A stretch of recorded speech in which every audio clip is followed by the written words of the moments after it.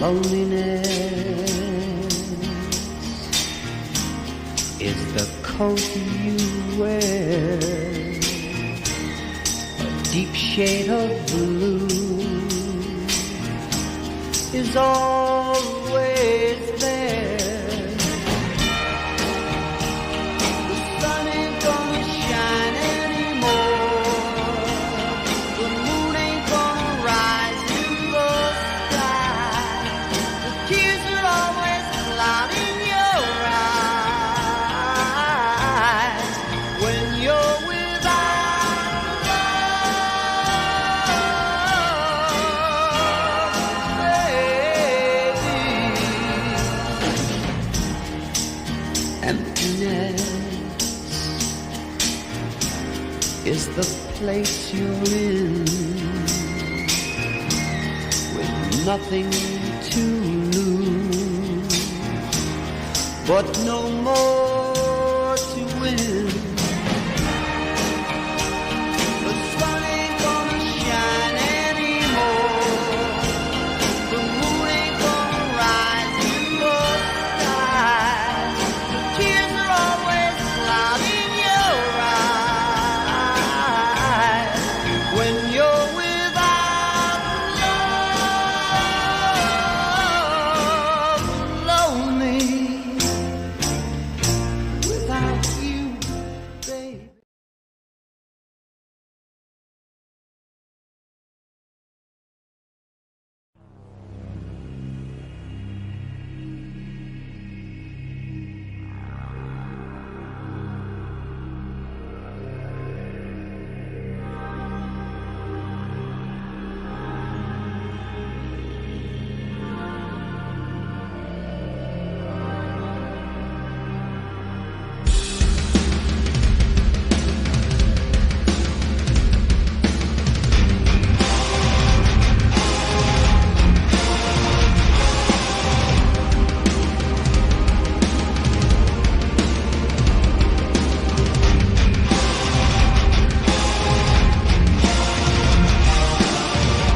All embrace me. It's my time to rule at last. 15 years have I been waiting to sit up on my throne.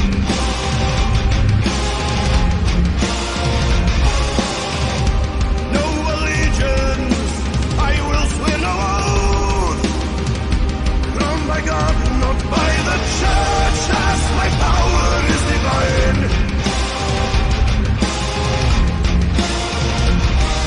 They thought I was too young to rule the land. Yes, as they failed to understand how to rule. My time has come. I was chosen by heaven. Say my name when you pray to the sky. Seek our role as Christ. With the Lord my protection.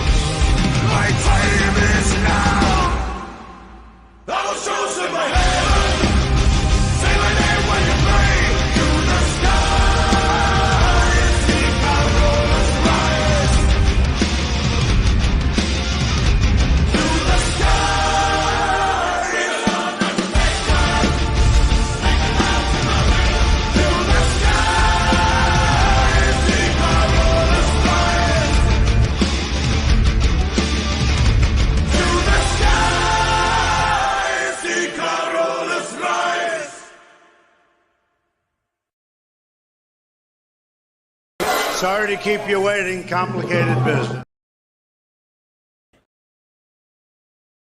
It'll be soon, but not tonight, Eric July. I'm not quite ready. Though my nights are sleepless, I still dream, Eric July. I dream of that ass. I won and lost many things in my career. Championships, blood. I lost many things in my career. Championships, blood. I never, ever main evented at San Diego Comic-Con. This is my chance. My last chance, Eric July. In my way, there's a man. And that man has my gold. My ticket to the Eisner Awards. He may be the game. You may be the champion. You may be the best in the independent comics industry today, Eric July.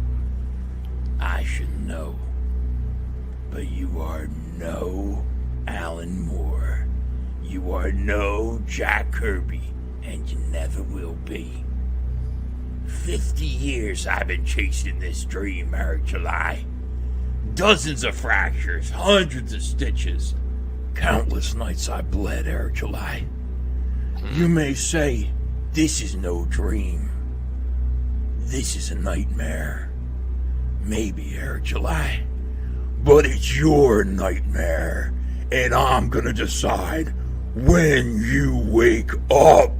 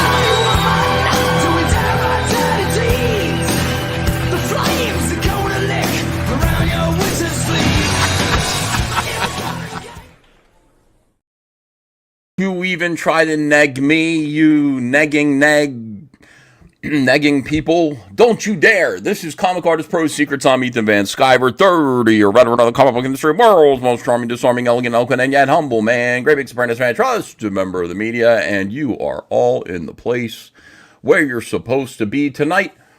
Right here joining me on a very special Comicsgate Live. Each and every single one of you are more loved than the next.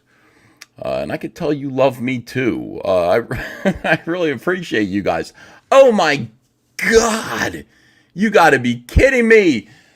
Kyle Ritter! What a hero! Kyle Ritter is joining us tonight. Thank you, Kyle Ritter. Amazing. How nice to see you, and thank you for the wonderful job that you did on that cover. And I haven't paid you yet. I usually pay you immediately. I forgot. Kyle, don't worry. If you're looking at this in closed captions, I will pay you at some point during this show here. Apologize. My goodness. Great to be with you tonight. This is, like I said, a very special... I'm buried under copies of Cyberfrog Wreck Planet, Salamandroid Death Stings. These are the line art edition of Salamandroid Death's Sting. This is the regular glow-in-the-dark edition of Salamand... Look at this. Triple... Actually, it's not a triple gatefold. It's just a gatefold. Look at that. Isn't that glorious? And it glows in the dark. That's very nice. Not since 1992 have comics this glorious been produced. On the inside and the out. I mean, you look inside. Beautiful, beautiful artwork. Compelling writing, excellent story. That's what it's all about.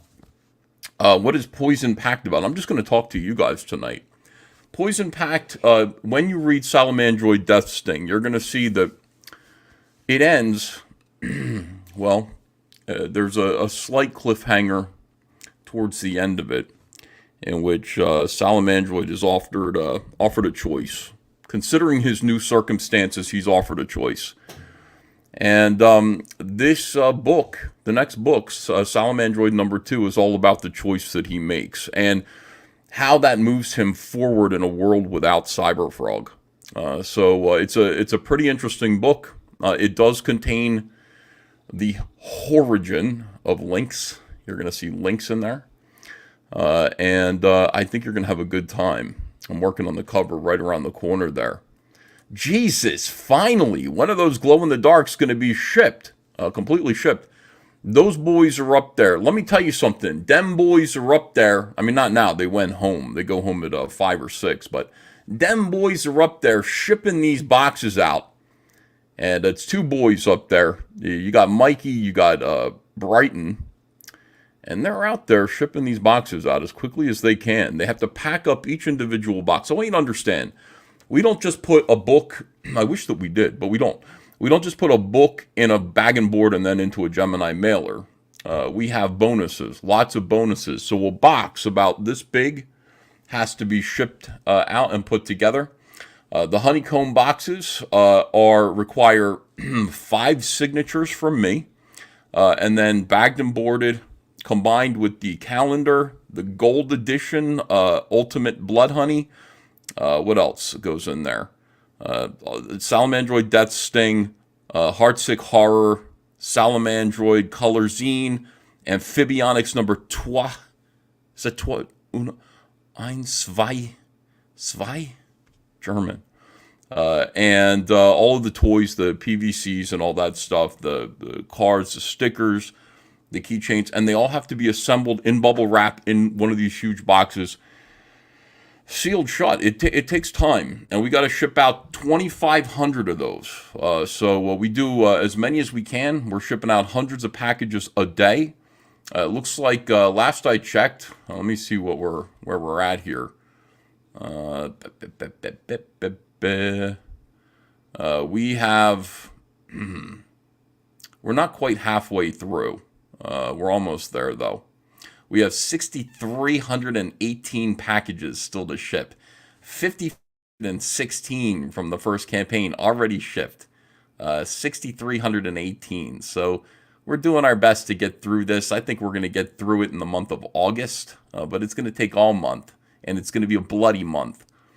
Let me see this. Hopefully I should get Cyberfrog 2 before Christmas 2024.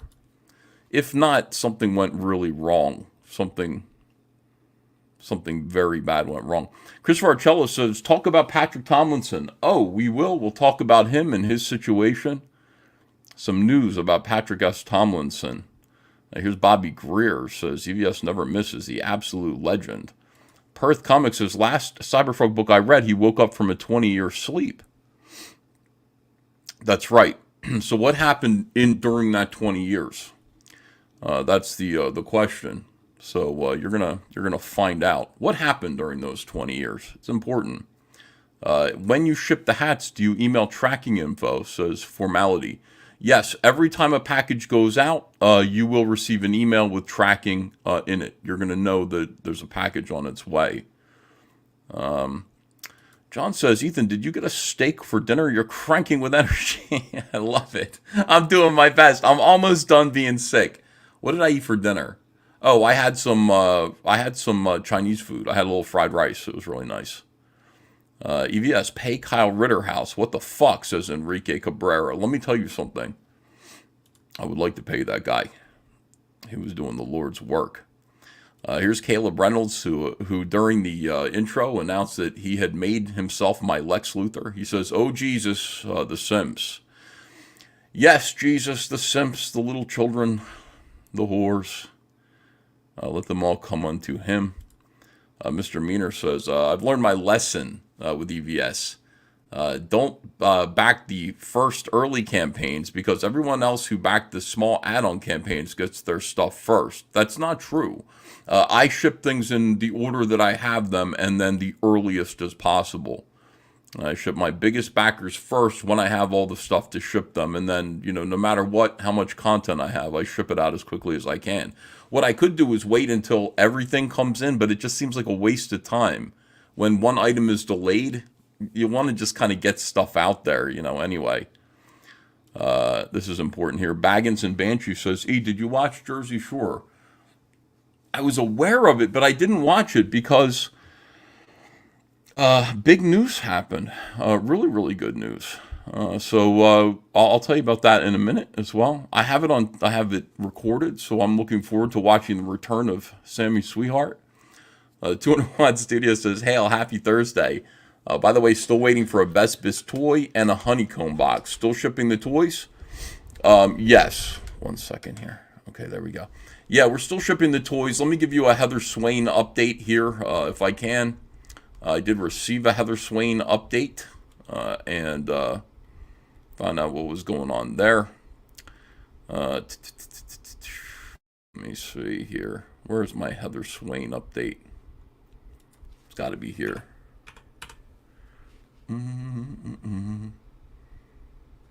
Is it here? Yeah. All right. Heather Swain, the container was offloaded August 1st. It cleared U.S. Customs, and the container is going to go directly to the terminal and wait for pickup by the trucking company.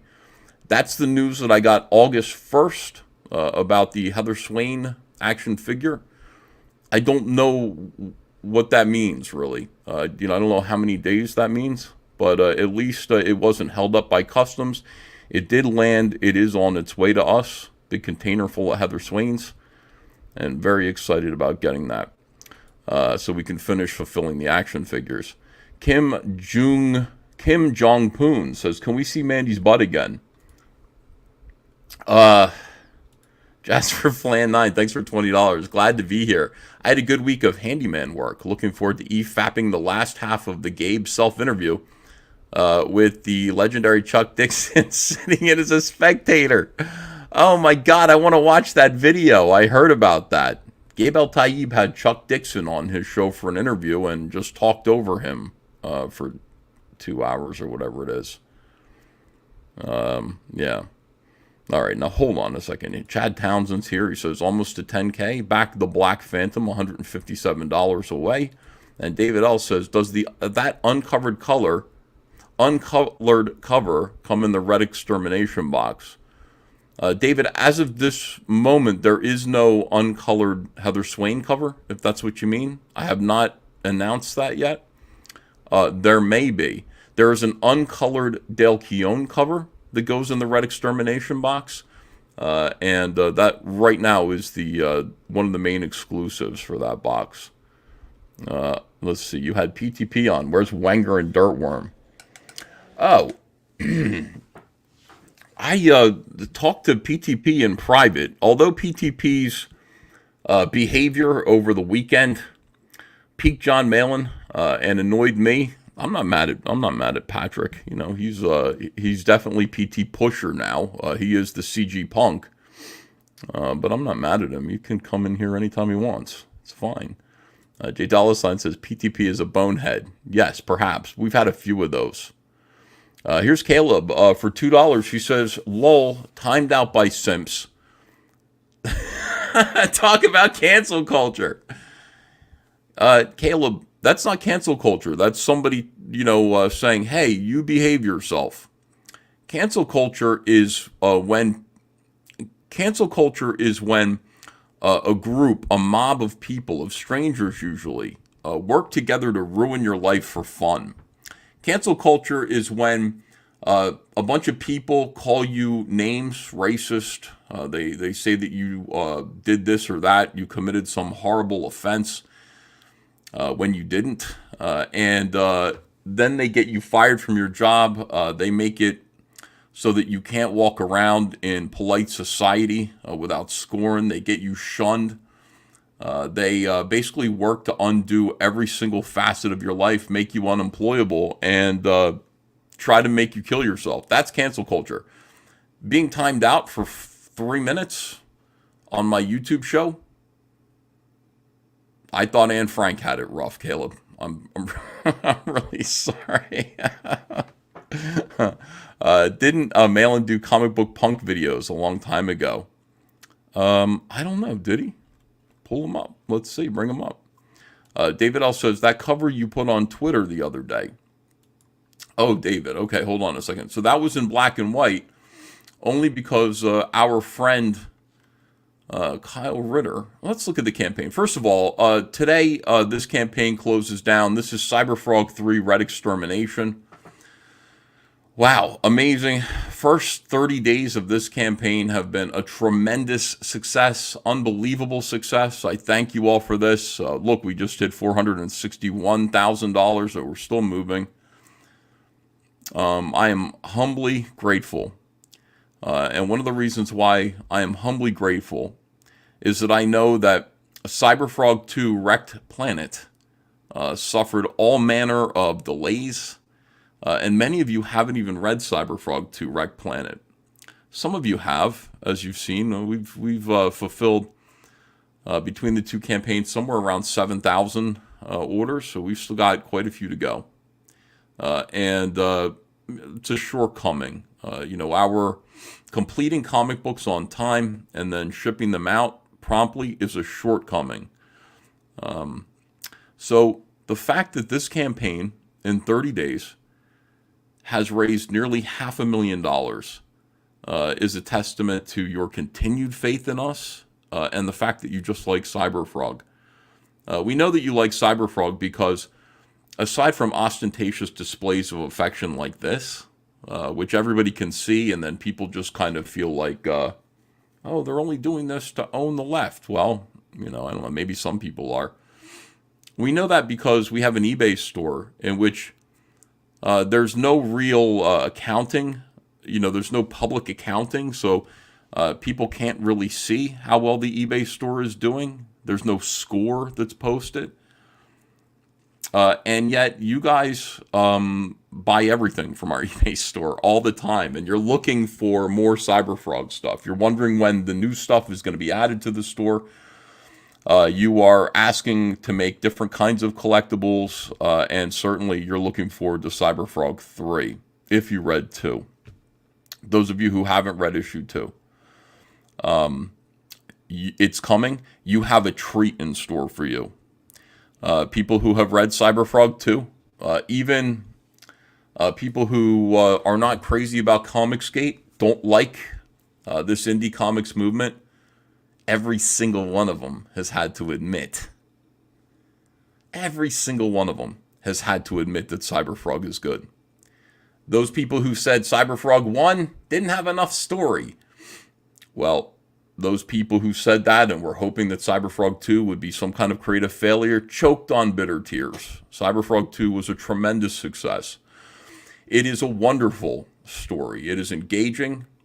I made it twice as long as I promised you I would.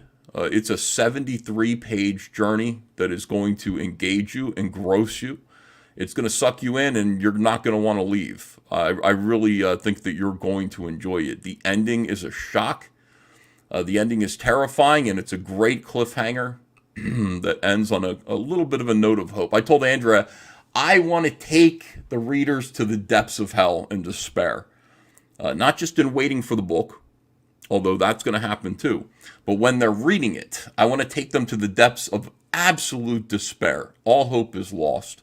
And then I want to lift them up. I want to lift them out of the muck and show them a glimmer of hope. That's what I want to do as a writer.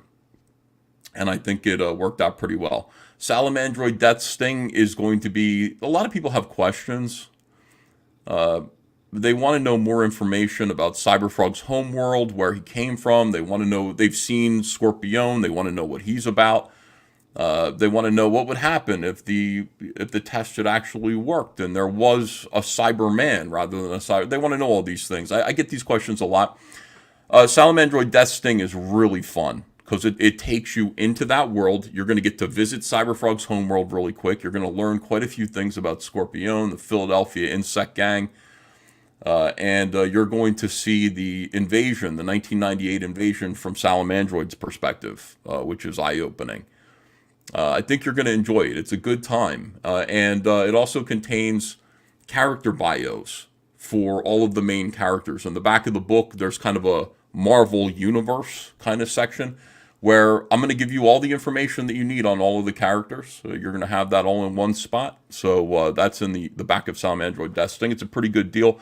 All wrapped up, 3 different variant covers, plus a limited edition line art variant here. This beautiful Salamandroid line art variant, which was only available for my Subscribe Star backers, limited, signed, and numbered to 200 copies, sold out. Subscribe Star bonus. You're really going to have a good time. I promise you that. You're going to love your PVCs, you're going to love your toys, your extras, all the bonus comics. You're going to have a terrific time. Heartsick Horror. Don't just leave that in the bag. Please read these comics. Heartsick Horror has a 10-page Kanan White story and an 11-page E.J. Morges story. Shows you Heather Swain's marriage, how it fell apart, and tells you a couple of very dark secrets about Heather that go backwards and look at her time during the 90s, what Heather Swain's story was in the 90s. Let you know about that. Plus, it has a really great, really fun Kanan White story featuring the return of classic Cyberfrog villain Grizzly. So, and Kanan did such a good job, man. Kanan's funny. Like, he left Comicsgate to go work in the mainstream. And I don't know if he's had much success in the mainstream, but he's like, I'm not going to be calling myself Comicsgate anymore. I'm like, Kanan, you did a 10-page story for Cyberfrog, Kanan. Your name is going to be in it. I'm not going to be using any code names. It's going to say Kanan White right there. Right on the front cover, Kanan White. You're going to have to take accountability for having worked with me, Kanan White. That means some eventual Nuremberg-style trial. So be it. Hiroshima Taru says, PTP still believe you and John conspired against him. Listen, why are we talking about Patrick? I talked to Patrick in private, and I think in public too, about all of this stuff. And I don't know what he believes. All I know is he's making good comics and toys right now. So good for him. But yes, I'm sure he does believe that John conspired against him in private. Me and John do conspire against Patrick in private.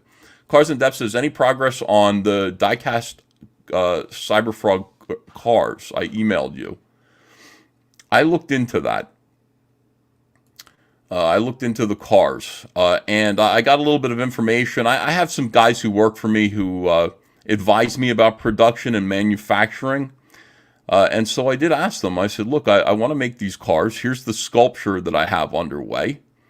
And I want to know what you think of this and, what I should expect, what I should do. Could I make these die cast? What do you think? And I did receive a note that said, Ethan, from what I see, this design would be too complex for die cast. I've not done a ton of die cast, but there are too many fine details, undercuts, etc. Even if we decided to do it in plastic, we would need to either break it into parts or modify from what I'm seeing, but that would be the only way to get close to this design. So you can already see we're going to be facing a few design problems here. Two options going forward. Number one, plastic body over sourced existing metal housing with rubber wheels, like a Matchbox or a Johnny Lightning car. We'd source the undercarriage and then modify the top sculpt to fit. I don't think that we can afford to make a custom chassis and wheels at our quantity. So that's the key thing there. Remember, minimum order quantity. Like I want to order 20,000 of them. So if we can source a chassis that'll fit the design that we already have that's already made, that's going to save us a lot of money at our quantity. See all the thought that goes into this, guys? Number two, all plastic body, chassis, and wheels. This gives the most control over the design, but it's going to feel cheap. It's going to feel light and cheap. We want metal. If we want it to go this way, we should consider adding a dead weight to the inside to help with the feel and the roll of the car. So those are that's what I'm hearing so far. Yeah, it's everything is a challenge all the time, but these are problems that we will overcome. My concern is that we have a great looking vehicle. If it, like my idea about it when I saw it was it's going to be a mixture of different parts. It's going to be metal.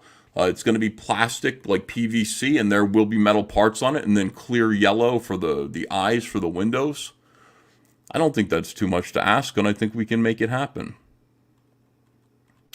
All right, so there we go. I'm answering your questions. Philly Humor says, Uncle E, I can't wait for you to blow past that 500K mark. Neither can I. Let's get these cars underway. Right now, it's just an idea, right? Right now, I haven't really put too much into play. I've just got the sculpture. Once we get moving, we're going to have to answer all of this. Dr. Metalblood says, what does it look like?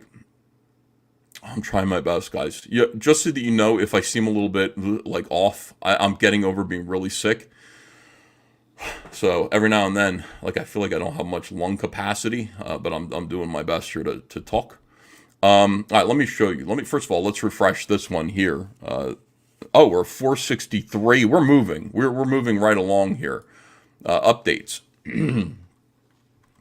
So here it is. By the way, this is the current 36-hour variant cover, Heather Swain cover. This was going to be chromium. This is going to be off the market tonight at 3 a.m. So you can get one of these, and you can add one on if you want to get two of them. There's a 5-pack, and there's a 10-pack. For those of you who are investors and like to buy a few extra copies to sell, just know that, when this book comes out next year, this book, nobody's going to be able to get it. This is the only time. Just think about same time next year when this book is shipping. People are still going to be able to get the main cover. People are still going to get there's going to be a hero's cover and a villain's cover by me. Those are going to be common. This one will not be available. People will beg and plead for me to make this available again, and I promise you, I am not going to make it available again. There are 2,500 of these that are going to go into the Red X boxes, and then everything else that people order, this is going to be the lowest quantity cover. So, if you want to get one, if you want to get more than one, now is the time. All right, here's the car. Let me see here. This is the Cyberfrog car that we've proposed to make. Oh, screen share. I'm sorry. I'm not sharing the screen. Oh, whoops. My bad. I thought it would just follow along. This is the Cyberfrog car right here. This is the model that we have. And this is exactly perfect. I love it so much. I like it because it looks like a tree frog. It looks like a tree frog perched up, like with its legs and its arms, like underneath itself, the way the tree frogs are. So it really makes Cyberfrog look like a tree frog. And that's great. And he's on wheels here. I knew when I looked at this that this couldn't be die-cast metal. I knew that. But what I thought it would be is like plastic or PVC over a heavy die-cast metal chassis. Rubber wheels, them mentioning rubber wheels is phenomenal. I was not expecting rubber wheels, but if we could like have rubber tires that you can actually peel off, the way I remember doing when I was a kid, that would be phenomenal. This is not the final design. Obviously, adjustments are going to have to be made, but this looks really, really good. So yeah, I'm thinking metal and then a PVC overlay. Leave these eyes, cut them out so that we can put yellow translucent plastic in there. And that's what we're looking to do. Now, the idea is to keep these inexpensive. So, I mean, you know, my guys are talking. They're like, boy, if you want to spend a little money on this, I'm like, I don't want to spend money on this. You know, these are freebies. I want to make sure that these are as low cost as possible because I want everyone to be able to get one. I want to add them to every order. Every $25 order should get one of these. We have to produce the car. I got to make a bubble, and I got to make a blister pack for it. And I got to do the design on the blister card, and all that stuff. There's talk right now. There's conversation about, you know, getting other comic skaters involved in this and letting them make cars too, and then having matching packaging.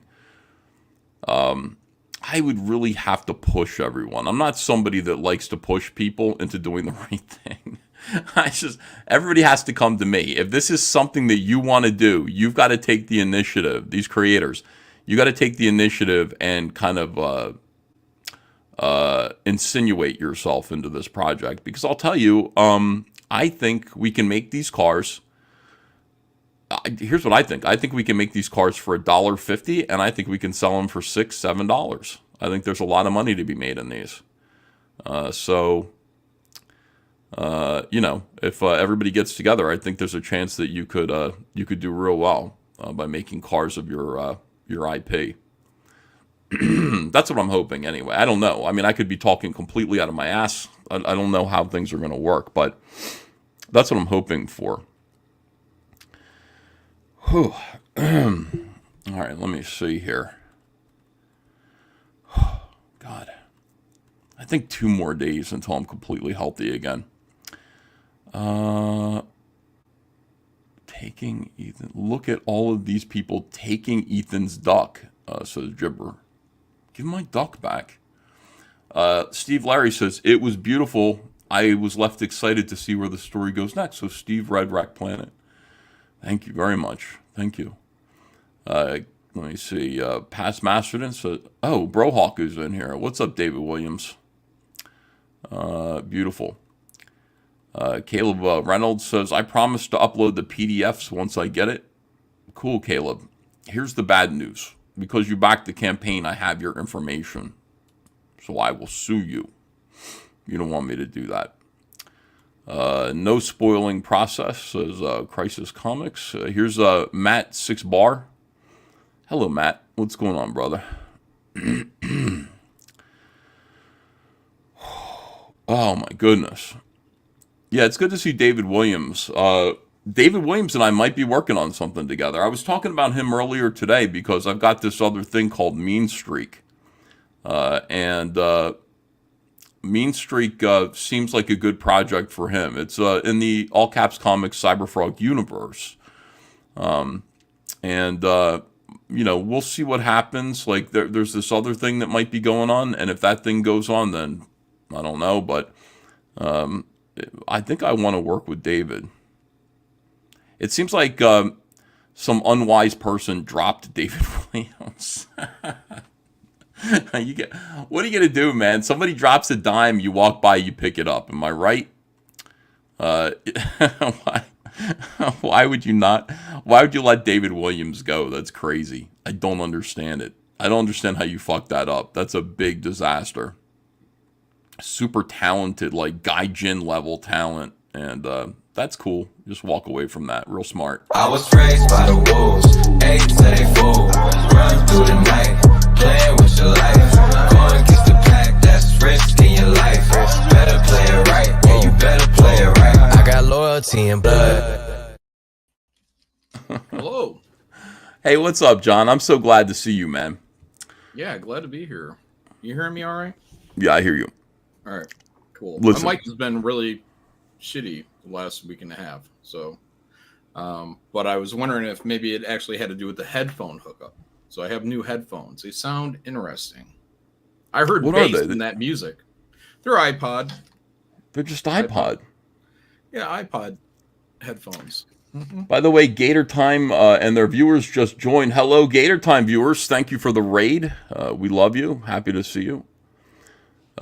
Here's David Williams. He says, Kanan, middle name ain't white. Is CG like it or not? Just saying. Oh, my God. Okay, hold on. I got to get caught up with the chat here. Patrick T. Hold on a second here. Patrick T says, why wouldn't a Cyberfrog vehicle be off-road capable?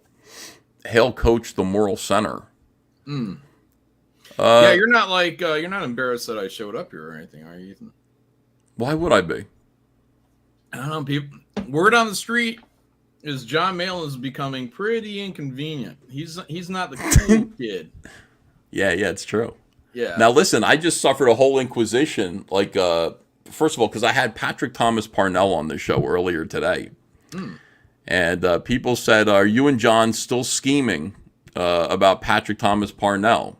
Now, yes, of course we are, but it doesn't mean Patrick can't come in here and join us and talk about stuff. He's more than welcome to. My only thing about Patrick is first, he's got to stop being a pervert and taking kids to the sex club, the sex dungeon. And by kids, I mean Vaughn, who is 21. Oh, yeah, Vaughn. He's 21. He's a Child. kid. A little child. Number two, stop giving everybody mushrooms and hallucinogens all the time when they have to work. Stop doing that. Yeah. And then stop flipping off the camera when everybody's getting a picture at dinner. Well, I mean, they had to sit there for more than 30 seconds or maybe 30 seconds. Go back and join Ballers. That's where you belong. Is that going to be happening?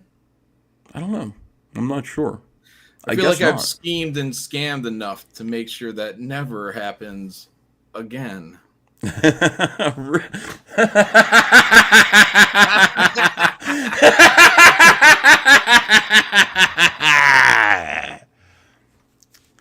Really? Scheming and scamming our ways to the top. Excellent. Hold on. Answer this question. Why wouldn't a Cyberfrog vehicle be off-road capable? It could be. I mean, if he is transforming into a car, he can transform into a car with four-wheel drive. Okay. Yeah, I just thought, I don't know, off-road? A frog? I would think, do I think of frogs as kind of off-road vehicles? If a frog was a car, what would it be? I think it would be, if a frog was a car, maybe it'd be a dune buggy in a way. But then you're doing the spider buggy. You know what I mean? It's okay. I don't know. Your sound is a little low, John, says Zachary. I mic'd up a little bit, so hopefully that makes it better. Here's Caleb Reynolds, my enemy, who says, take my money, Pie Man. How's the diet going? Diet? What diet? Yeah, well, he means my beard. He's asking, when am I going to... My beard. Your beard. When are you going to diet? Actually, that's Tuesday. Tuesday, I do have an appointment to take my beard and diet. I do plan on doing that. All right, people say your microphone sounds better now at this point. Okay. Yeah, I got it up pretty loud, so hopefully I'm not blasting anyone out. All right. So here's the news. News. Yeah, here's the news. Dale Keown. God bless him. Love him. We did. I know. I love him too. I'm really happy that this happened. I'm looking forward to him showing up here, so that we could show him that we sold his cover tonight, which is extraordinary. Yeah, huge $20,000 cover. Yeah, I put it up there, and I just thought to myself, first of all, it's worth every penny of that, But it's hard, selling original art of Cyberfrog is a little less easy than selling original art of the X-Men or Batman or something like that. Because Cyberfrog is Cyberfrog is a more niche character. One day, obviously, he's going to be the most popular cultural icon in the world. And if you don't believe that, the fuck, he will. But for now, it's a little bit more difficult. Even still, this cover, like, I wanted to keep it. I wanted to put it in a frame. But I put a $20,000 price tag on it because I figured, you know what? If it sells, I'm going to give Dale Keown half of it. Yeah. Remember in the early days when we were like crowdfunding, like we would give $10,000 bonuses to people who were working with us? Yeah, I gave some pretty good bonuses out. I gave a nice meaty bonus, if you know what I mean, to Kyle Ritter. Twice. Meaty? A meaty bonus. Yeah. I gave him a meatus bonus. You know, for $10,000 for both of the first two Cyberfrog campaigns. I was just like, if we get to a certain point, Kyle's going to get a bonus. Like 2 or 300K, I think it was. I think that might have been what it was. Yeah. That's not the bonus. Like, I gave him 10,000, but it was like once we reach this point, like Kyle's going to get a bonus. I might write something like that in there again, but like at a ridiculously high price. Like once we beat ISOM #1, Kyle Ritter is going to get, and I will. Like if we do beat ISOM #1, Kyle Ritter will get $10,000. $10,000. I promise. I feel secure in that promise. But this time it's Dale Keown. Dale Keown is getting a nice $10,000 bonus for doing this incredible cover. Paid twice for it now.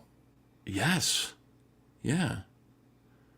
Good for him. So very excited about that. Also, his poster campaign paid out today, which is cool. So I'm going to cut him a nice check for that. Dale's going to be, if Dale's wearing new clothes next week, a new suit, what would Dale buy? Did that.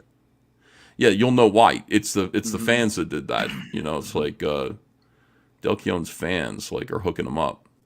So appreciate that, everyone. Thank you for supporting the poster campaign, and thank you to the gentleman who purchased Dale Keown's original art.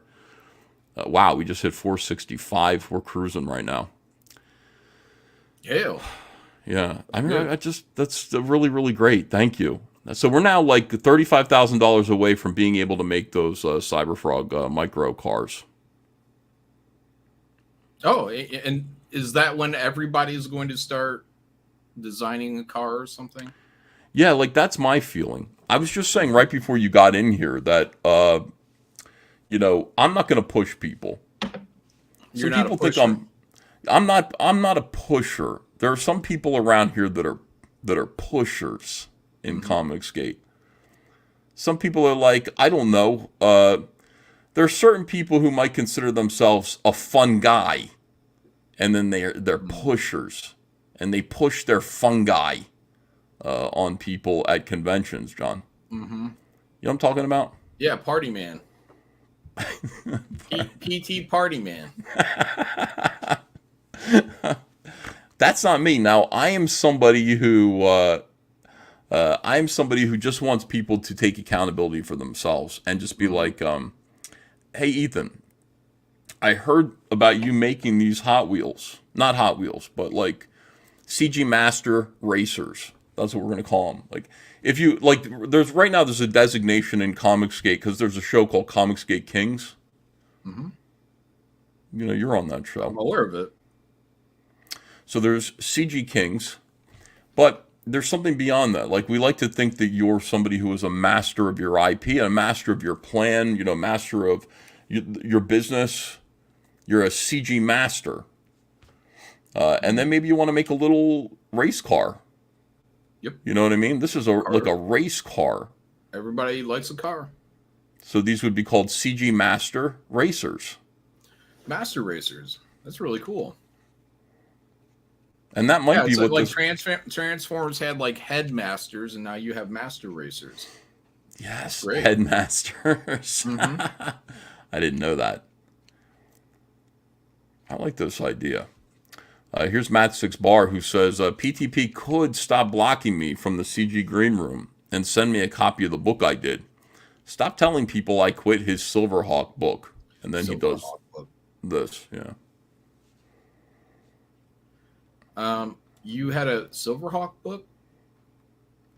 No, he's saying Patrick could tell him to stop quitting.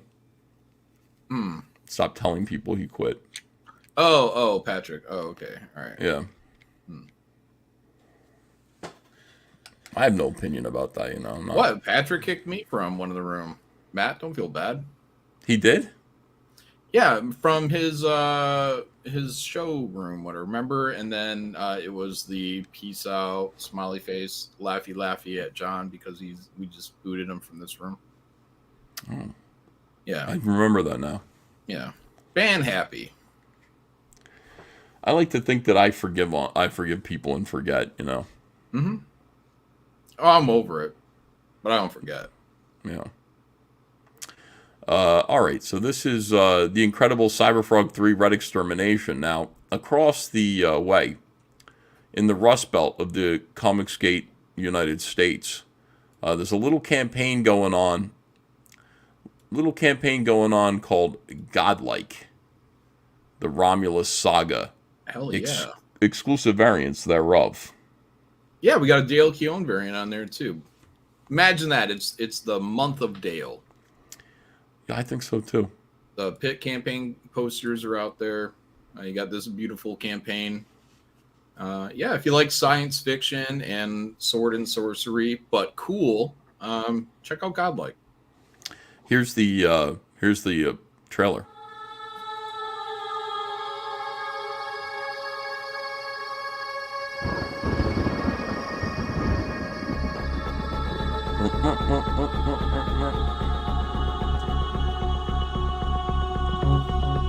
Wow, I can It really sounds hear like that Depeche bass. Mode.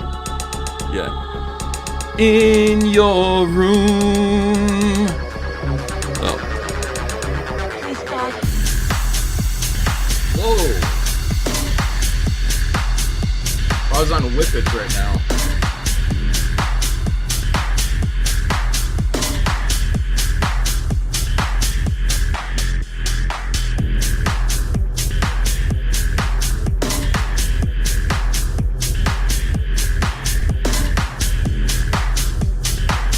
Oh!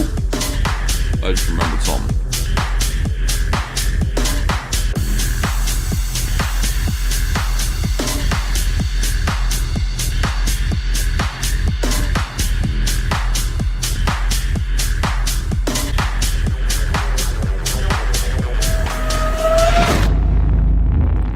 Nice. Wood Chippy said that was dungeon music. Really? Yeah. What'd you remember? I remembered why you thought you were persona non grata or people were mad at you. I completely forgot, dude. You know why? Because, first of all, I woke up to hearing about it. Everybody back Godlike the Romulus saga while I talked to John. So I woke up, right? Mm-hmm. And I got, this message in my DMs from somebody who was like, yo, Ethan, did you see John Malin on Rumble last night? And I said, no, I was sleeping. I don't even remember being on Rumble last night. I don't know what they're talking about. Let me see if I can refresh your memory. So according to this guy, what happened was you were on Rumble last night yelling at Kelsey. This is just what he said, mind you. Yelling at Kelsey. Why would I yell at Kelsey? I think you were calling him a layabout or something like that. What? Hold on, let me find the exact terminology. Now, I could be wrong. I don't want to... Sounds made up. Oh, I know. That's what I said. I said, there's no way that's true, but somebody else, decided to go ahead. This guy was like, no, Ethan, it is true, and gave me a little bit more information about it, which I was happy to hear, or at least curious. And then I asked this person, I said, hey, where's the link? And they said, he took it down. John Malin took the link down. Lies. I was sleeping last night the entire time. I was at a sex dungeon. Oh, you were at a sex dungeon? Yep. All right, hold on a second here. Now, this is shocking to me. Join my... Norin Rad said it wasn't him. He ain't no rat.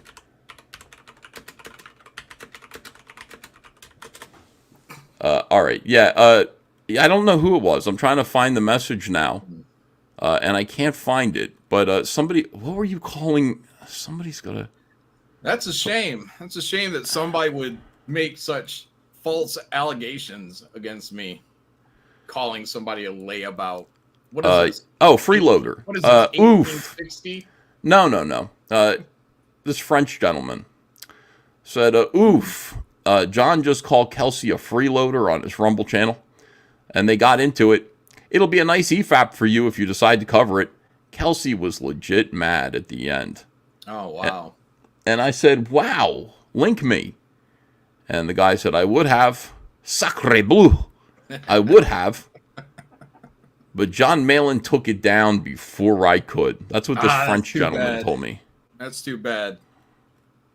If Yeah. only somebody would have made a copy and sent that copy to you, and then you could spring it and prove me right or wrong. I don't know. Well, that's what I said to that. I said this to everybody. Listen, when somebody in Comicsgate does something like this, don't make this only happen to me, because usually what happens to me is that, I'll do something embarrassing and I'll be like, oh, fuck, I got to take that down.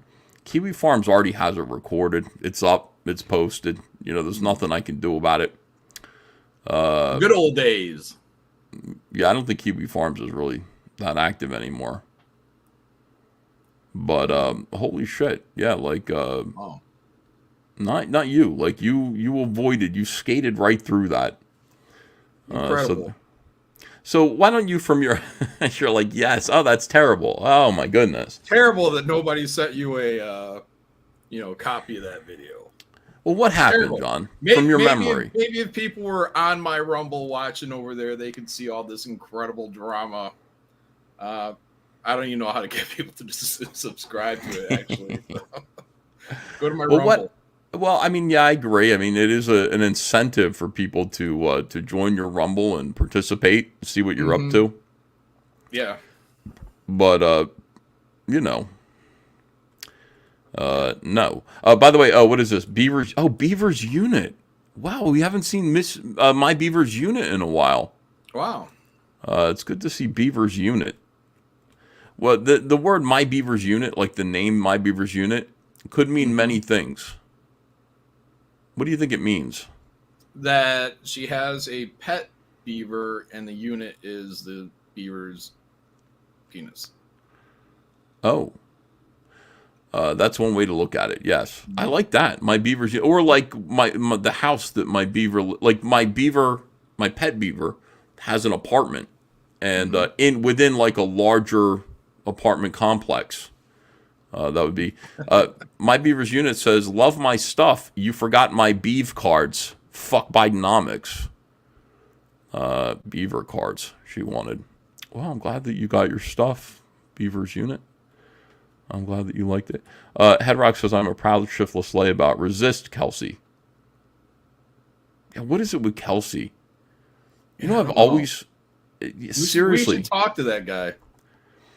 I've always thought that Kelsey was a freeloader. What do you think of that? I don't know. Thought never crossed my mind.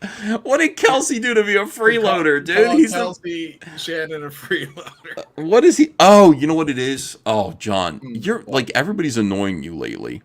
Yeah. I know why. Because Kelsey's like, Kelsey did a whole video where he was trashing the Jack Show. Yeah. And all that stuff. So he's a freeloader. All right, hold on a second. So let me build up a case against Kelsey. Let me think about this for a second. I think I got it. I'm formulating a case against, like, if we're going to persecute and prosecute Kelsey Shannon for being a freeloader, I think this is the way that it might go. Kelsey's got the link if he wants to come in too. Get in here, Kelsey. Yeah, where you laze about. I hope you enjoy all this press we're giving you, Kelsey. Doing no work like a freeloader. Just take the benefit of our work. That's a good example of what somebody might be talking about when they're calling him a freeloader. Yeah. So he got drunk and started hitting on Anna, and that was the birth of the Jack Show. Mm-hmm. Just happened to be you and Cecil and Anna and Kelsey on a stream. Yeah. And yeah, it became one of the most famous Do people remember this? Yeah, I think they do. Okay. He was This yelling at everybody. Yeah, it went like this.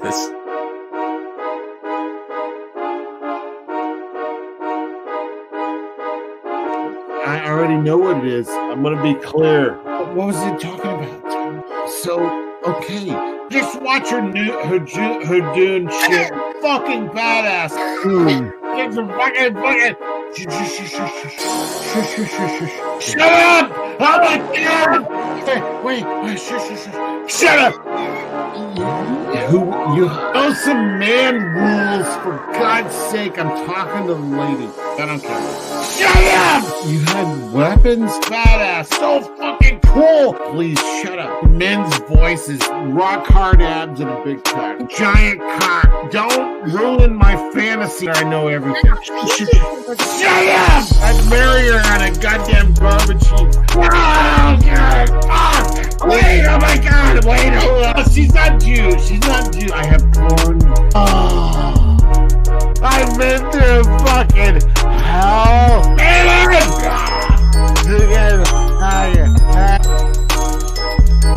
I know. You evaded your piracy. Shut up! I don't care. I just want to see the kind of jeans you're wearing. People, what is this thing called sex? And I gotta try it. Sure, you were molested. You were probably. Gosh, man. Her doing shit. Feel like you're a little creeped out by me. Shut up! They're gingers. You're weak. They're fucking thing. I can't get to the gun. I just want to fucking suck a dick. You're Whoopi Goldberg. Because I haven't had sex in years.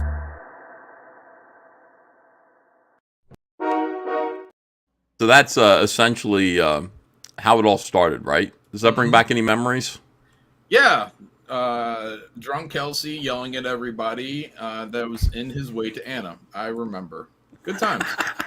Everybody was in his way. Started the Jack Show, essentially. Yeah, thank God, right? Because the Jack Show has been good for everyone. I mean, people really enjoy the Jack Show. Most people. It's been good for most people. Right. Not everyone. Not Kelsey. Right. Not Kelsey. Well, wait a second. It has been good for Kelsey, though. How do you figure?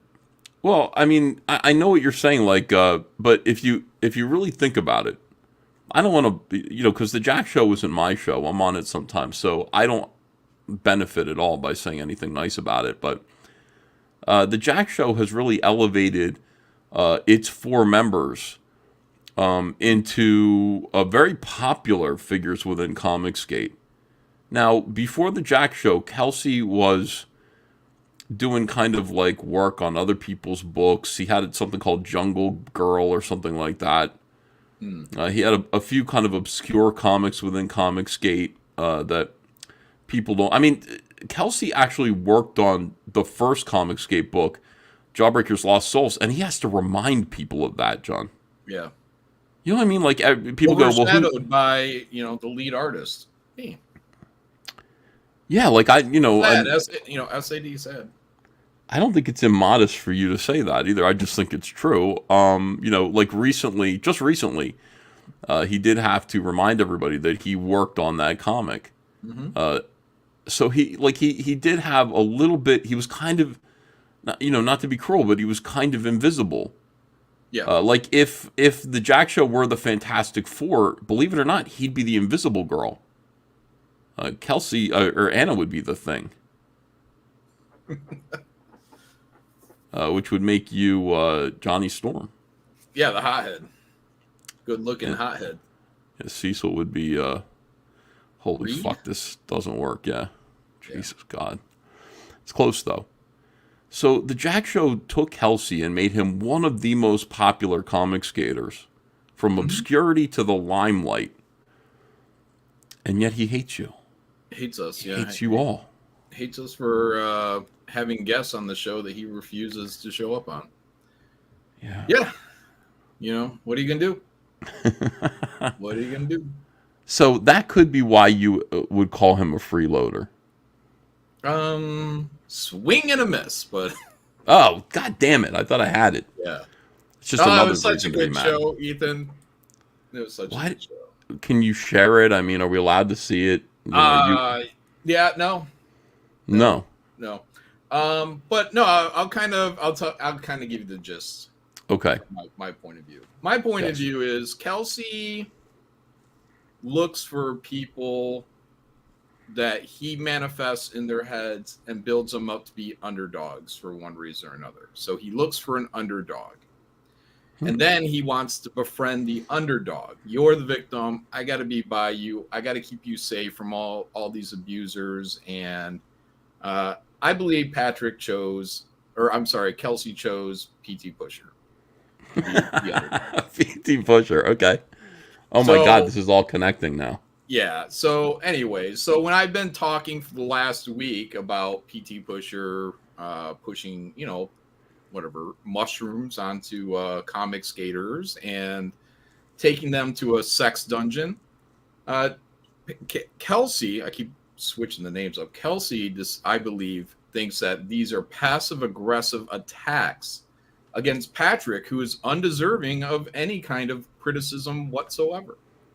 And so I think that's Kelsey's point of view from where he was thinking that I was going. Whereas my discussion, the broader discussion, was actually on the idea, and I was actually, if anything, I was defending Patrick in that I don't know how many comic skaters were at Patrick's booth. It sounds like 50 artists were all crammed in this 10 by 10 space.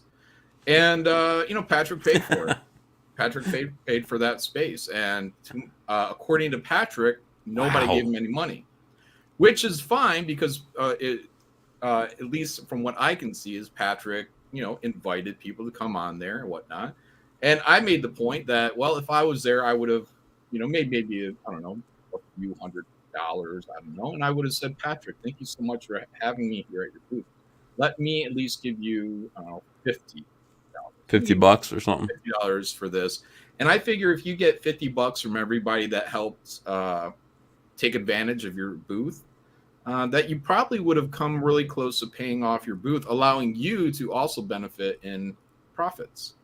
Because once you zero out that booth, I don't know how much travel or hotel expenses he had, but once you zero out that booth, it makes it a lot easier for that guy to turn a profit. And I don't know if Patrick's rolling in the money, but my guess is Patrick would probably feel really good about making an extra $300, $400 just by giving away that booth space. So, but whatever, he offered. Did anyone pay him for the drugs? I don't know. See, that's another question. Look, I mean, he's party time, party time Patrick. So let me get this straight. So, now what is Kelsey? Oh, man, this is way heavier than I thought it was going to be. Like, I thought it was just a flimsy kind of, Kelsey, appreciate what you're being given. Yeah. Kind of a thing. But you have analyzed Kelsey. And by the way, if Kelsey heard what I said, Kelsey would be like, nah, yeah, well, shut up. But what you said would piss him off. Yeah, it did. Yeah.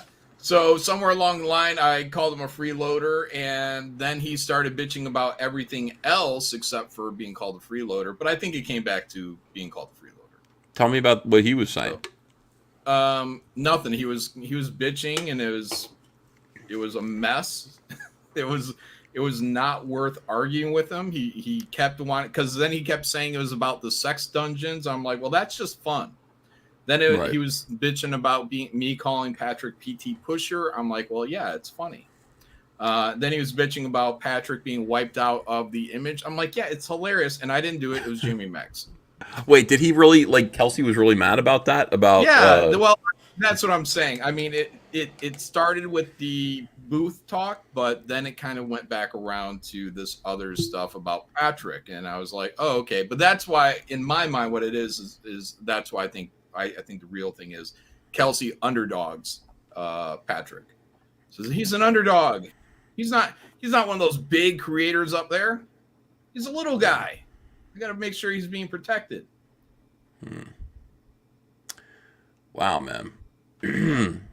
So that is pretty heavy. So yeah, you're calling him like somebody who is creates a feeling of underdog in people. By the way, Patrick Thomas Parnell, would you call him an underdog in any way? Like, do you think he is an underdog? He might be kind of a dark horse kind of situation. No, I don't think so. I don't think he's an underdog. I think he's done very well. I think he has access, all the access he could want. He's been on Ballers. He can monetize that to his heart's content. Yeah, I don't think he's an underdog. Okay.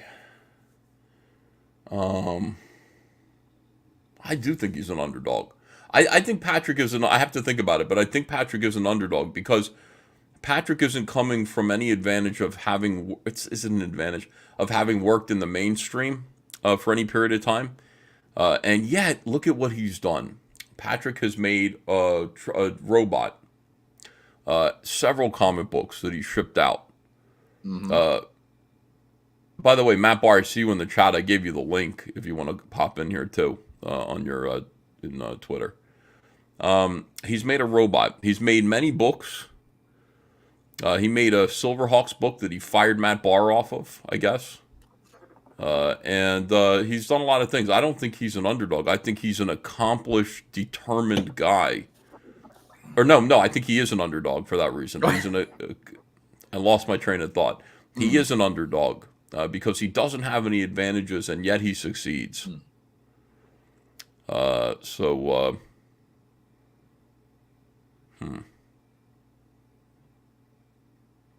Now, having said that, I will still make fun of him, and I don't want him to feel like a victim. I also don't want to stay at his booth. I'd rather spend time with John Wilkes' booth than spend time at Patrick's booth, to be frank. Mm-hmm. But that's just me. Kelsey, I guess, needed a place to kind of chill. And Patrick didn't have a booth per se. Patrick paid for his booth. It's not like he was a guest of the show. Patrick was somebody who probably had to pay $300-400 for that big, gigantic booth. Mm-hmm. So I see what you're saying. Kelsey could have done that too. Yeah, and Kelsey's point was that I shouldn't be worried about whether or not anybody goes there and makes money, just that everyone's having a good time. And I said, well, my thing is that everyone has a good time, but also that they make money because someone has to pay for it. Someone has to pay for the good time. Let me see. 200 Watt Studio says, John's right. Anyone who used PTP's booth to sell their comics but stiffed on the booth costs are wrong. I'm not going to say they're wrong. I'm just saying if I was in that situation, and others might have. They might have said, Patrick, cool, thank you for hosting me. Here's $50. That's what I would do. That's what I do. I'm not saying it's wrong. But if I'm selling merchandise, I'm going to chip in a little bit on the booth. If I'm just there to sign something, then whatever, off it goes. So, Caleb Reynolds says EVS is a liberal and he fooled you all. Yes, thank you very much. It's true. But anyways, I think that point when I was talking to Kelsey, I think that probably pissed him off, and then it just became this avalanche of 10 other things. So what were some of the other things that he was saying? Well, that's what I was saying. It was the stuff regarding Patrick. Yeah, it's the PT Pusher nickname, the disappearing in the photo thing. That was funny, man. That was all a good bit. Apparently my crimes, and I said, if these things are, slights, then the slights against me are monumental. So. Absolutely. By the way, Godlike the Romulus Saga variants is about to hit $51,000. Thank you, everybody, for backing it. By backing it, you're really showing your support to John during these times when he's being persecuted, misunderstood. Times. I would call them trying times. Mm-hmm. Considering what you've been through. Think about me, guys. for once, can you guys just think about John? All that good reporting, all that good debriefing that I've been doing for the past week, letting everybody know exactly what's going on at the Sex Dungeon. You've been intensely interested.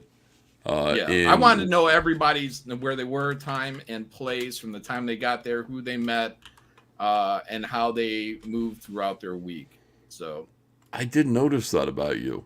Yeah, you were very you really were interested in finding out what everybody was up to. You said, I need the gossip. Did Yeah, you use the I word want to hear. goss? I want to hear about the good times. Tell me about the good times. It turns out several of these people's good times are in a sex dungeon, and then that kind of takes over the conversation because it's a sex dungeon. Sex dungeon. All right, hold on. People are saying, oh, look at this. Vaughn Coleman. Renee offered to pay half, and Patrick refused. She tried to pay. He was being generous. I was there. Good. Great. That's good. Did Kelsey offer to pay half? Here's the thing. If Renee offered to give me money, I would look at her big eyes and I would say, that's okay. Renee, it's okay. It's my pleasure. It's nice to have you. I'm not taking your money. I would have said, let me give you a receipt for that. Patrick T says, read my super chat. Do your job, victim. Okay, I will. Yeah, I didn't. Mr. Joker says, John, that Hellraiser piece was awesome. We got so much to talk about. We really do. We're getting behind, held up on this Kelsey thing. By the way, did you see this beautiful Texas Mofo video based on this piece here?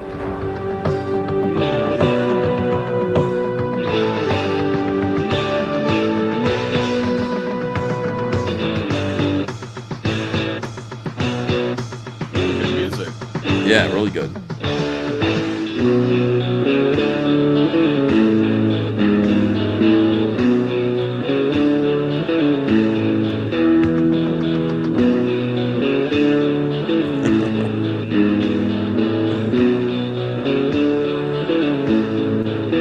Here I sit with a cigarette burning, all alone, and you're not here. All by myself and no one to talk to. Thinking about you, well, it's all I can do.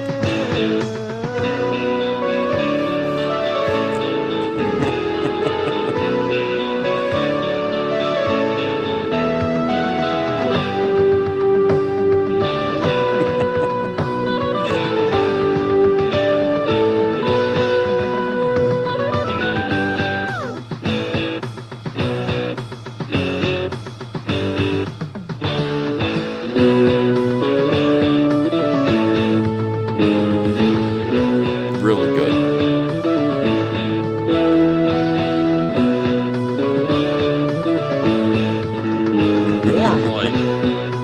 It actually is pretty good. Like, unironically good.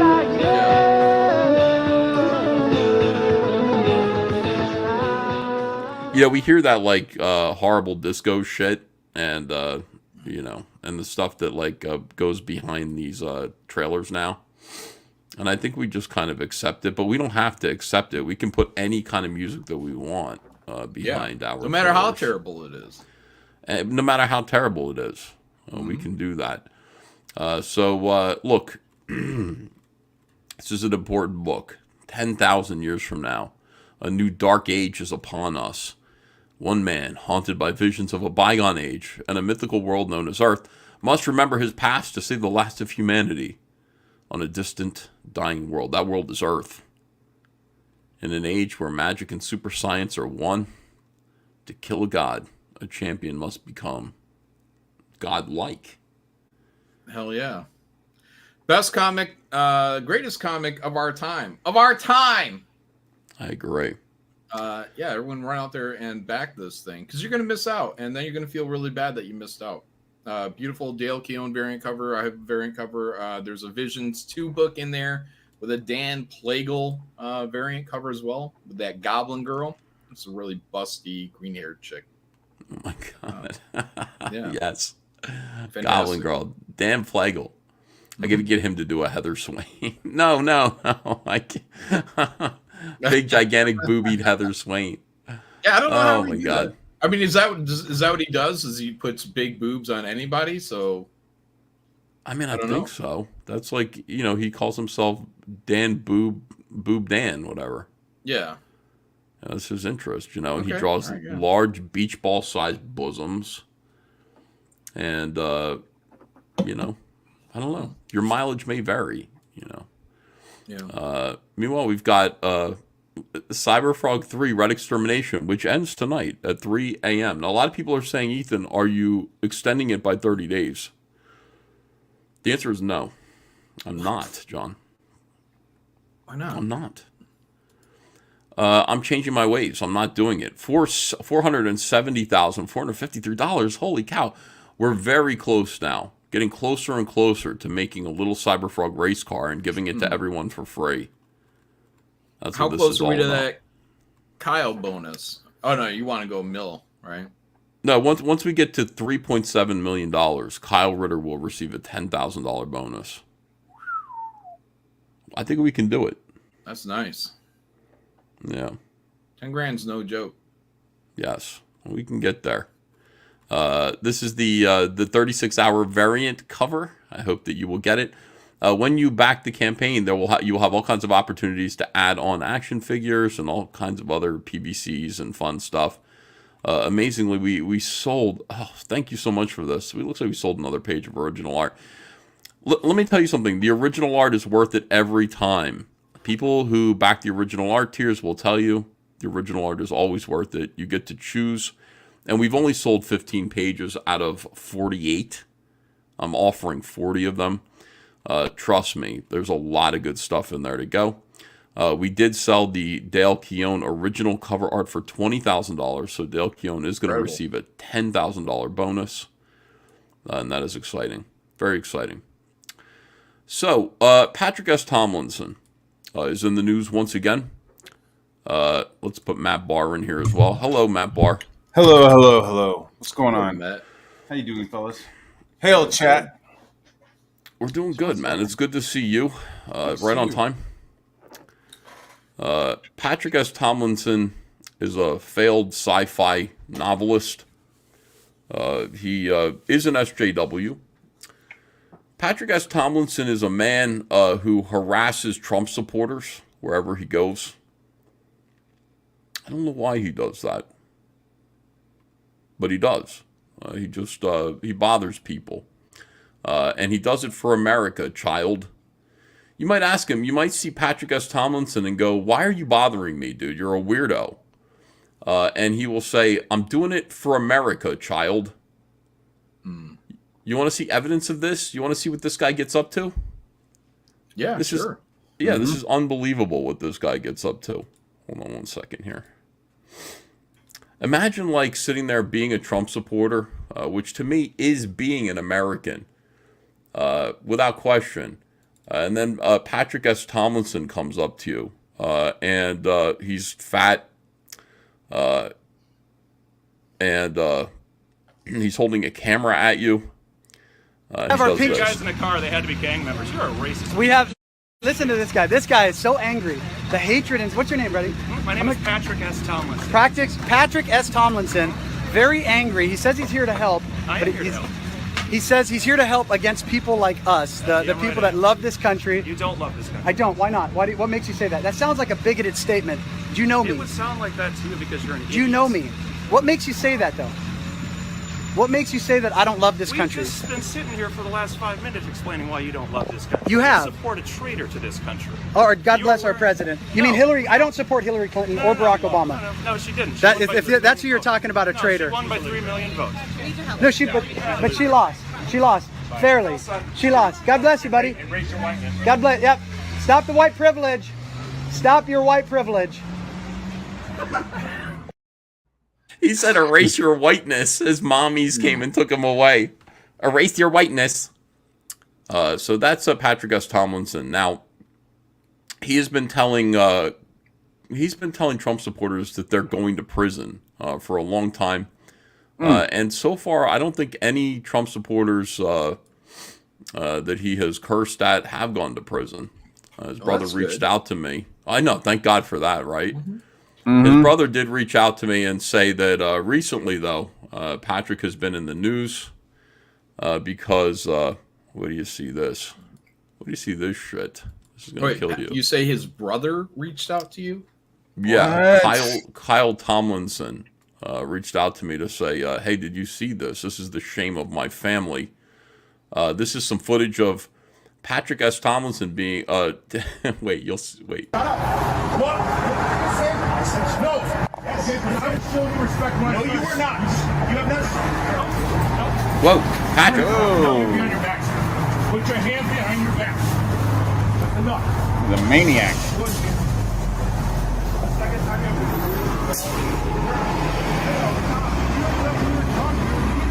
I'm trying to explain it to you, but you're not being reasonable right now. Are not, okay? Reasonable. Yes. You came up here telling me you're not. But sir, I'm not the one that. Stop. Just stop. You're hands up. You are not trying. You are putting me under false arrest. Nobody's false arrest. You are putting me under false arrest right now. If you get all of your hands off with me. Wow, props to the cameraman. This is really stable. Yeah. Yeah, it certainly isn't Shane Davis filming this, is it? No, like this thing's not budging. It's great.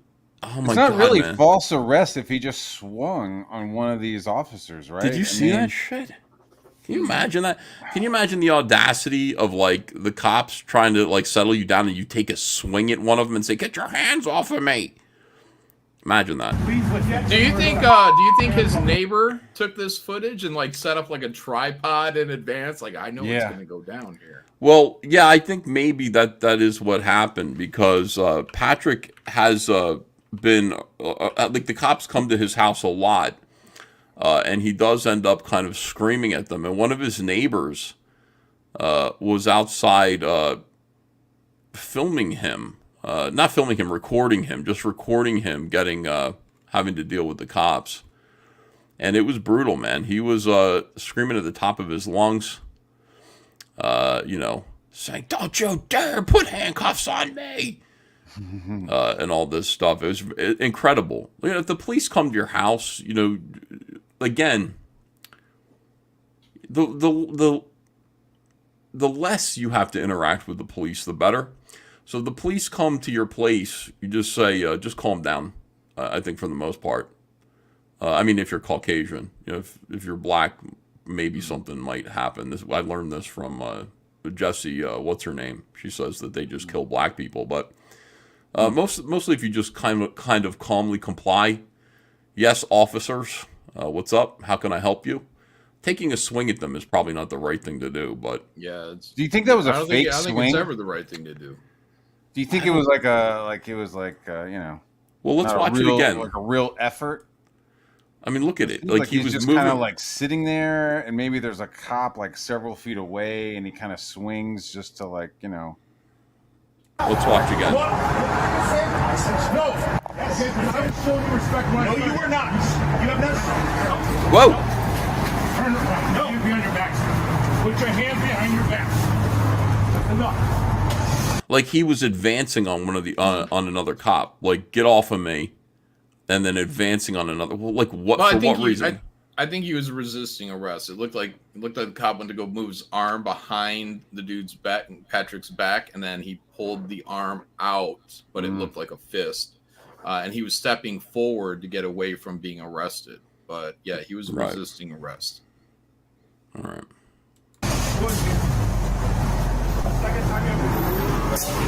I love seeing this.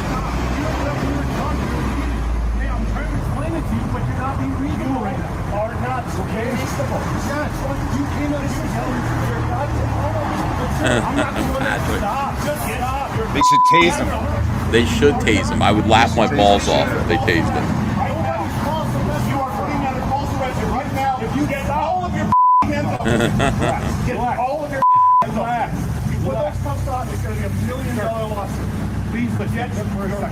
He said, if you don't all get your hands off of me, this is going to be $1 million lawsuit. How often do they hear that? How often do cops hear, like, get your hands off me? Nightly. That I'm going to sue. I'm going to sue.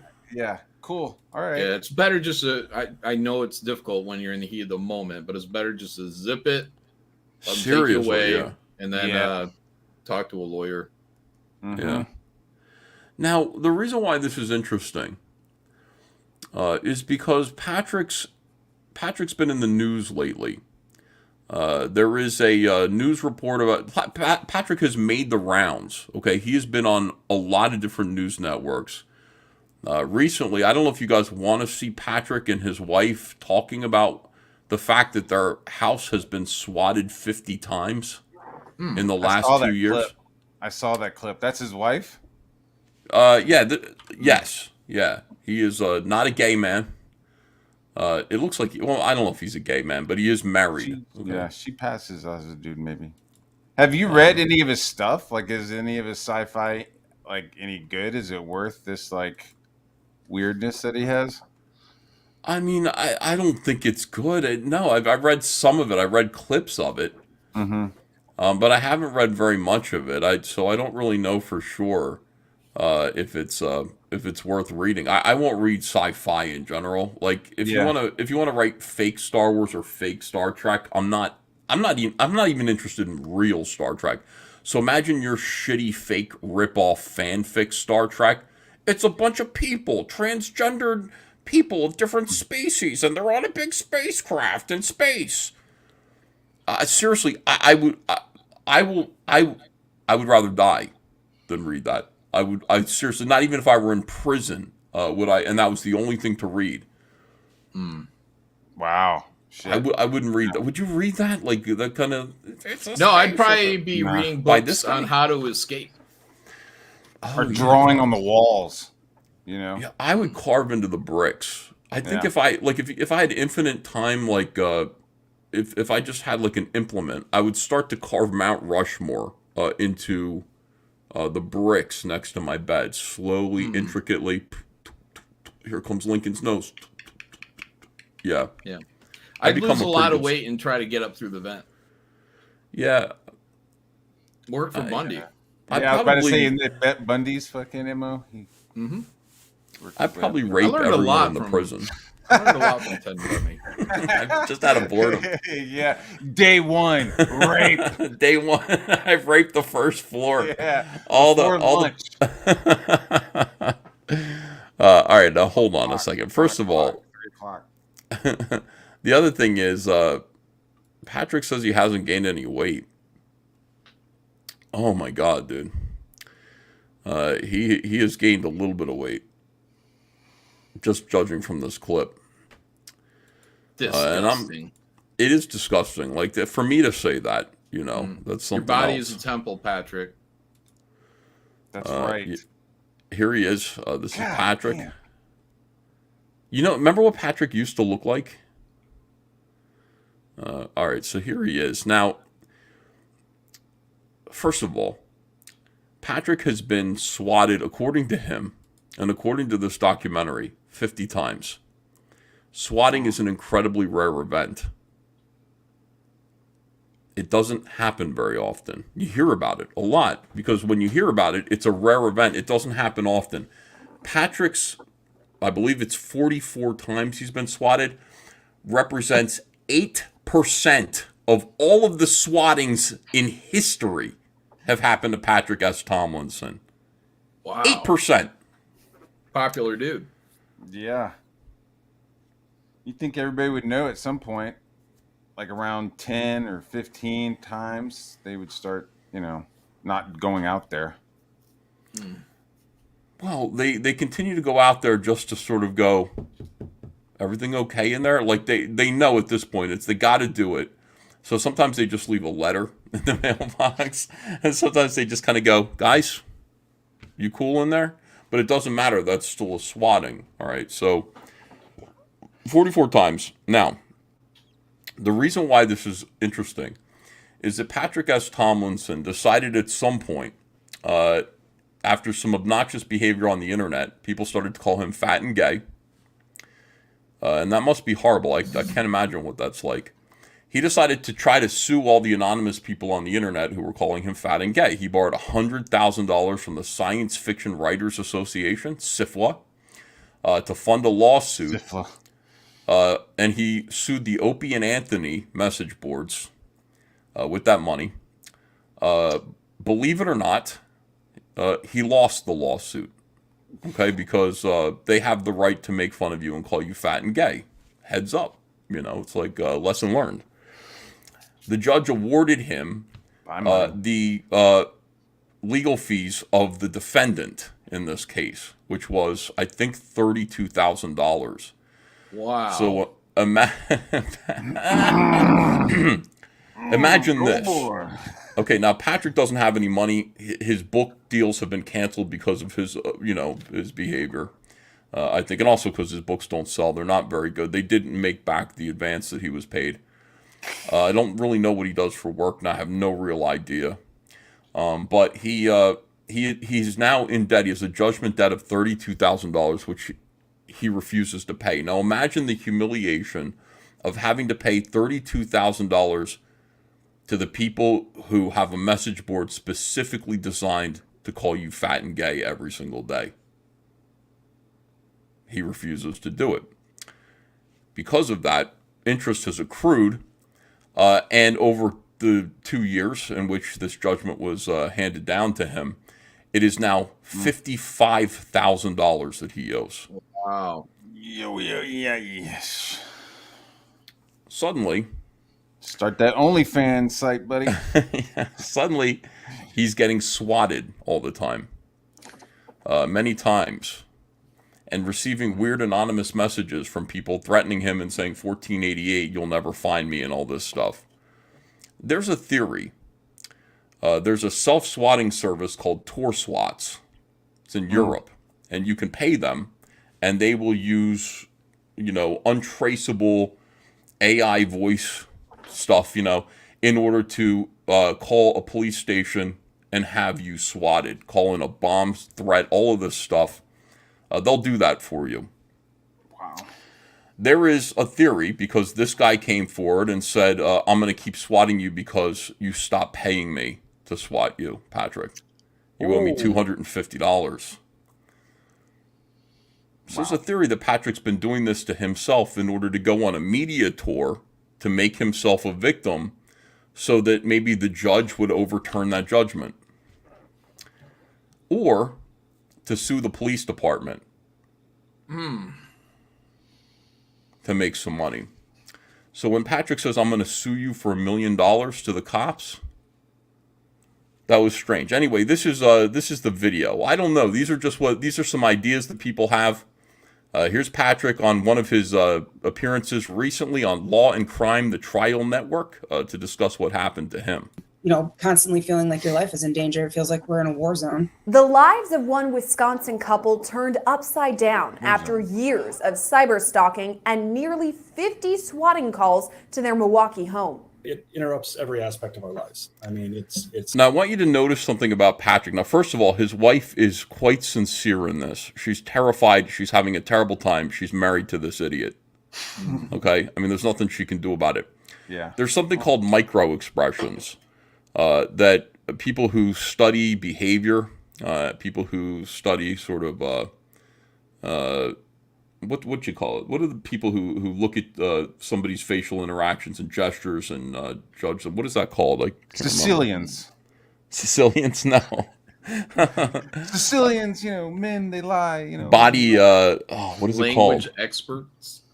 Neurolinguistics. There's something else. Body language experts is what I was looking for. They would look at Patrick and they would notice that when he's describing his victimhood, he can't help but smile. It's a really creepy thing. Now, you'll never see Nikki as she's talking about how terrified his wife smile. Watch Patrick, though. It's disruptive to our sleep because sometimes these calls come at 1, 2, 3 o'clock in the morning.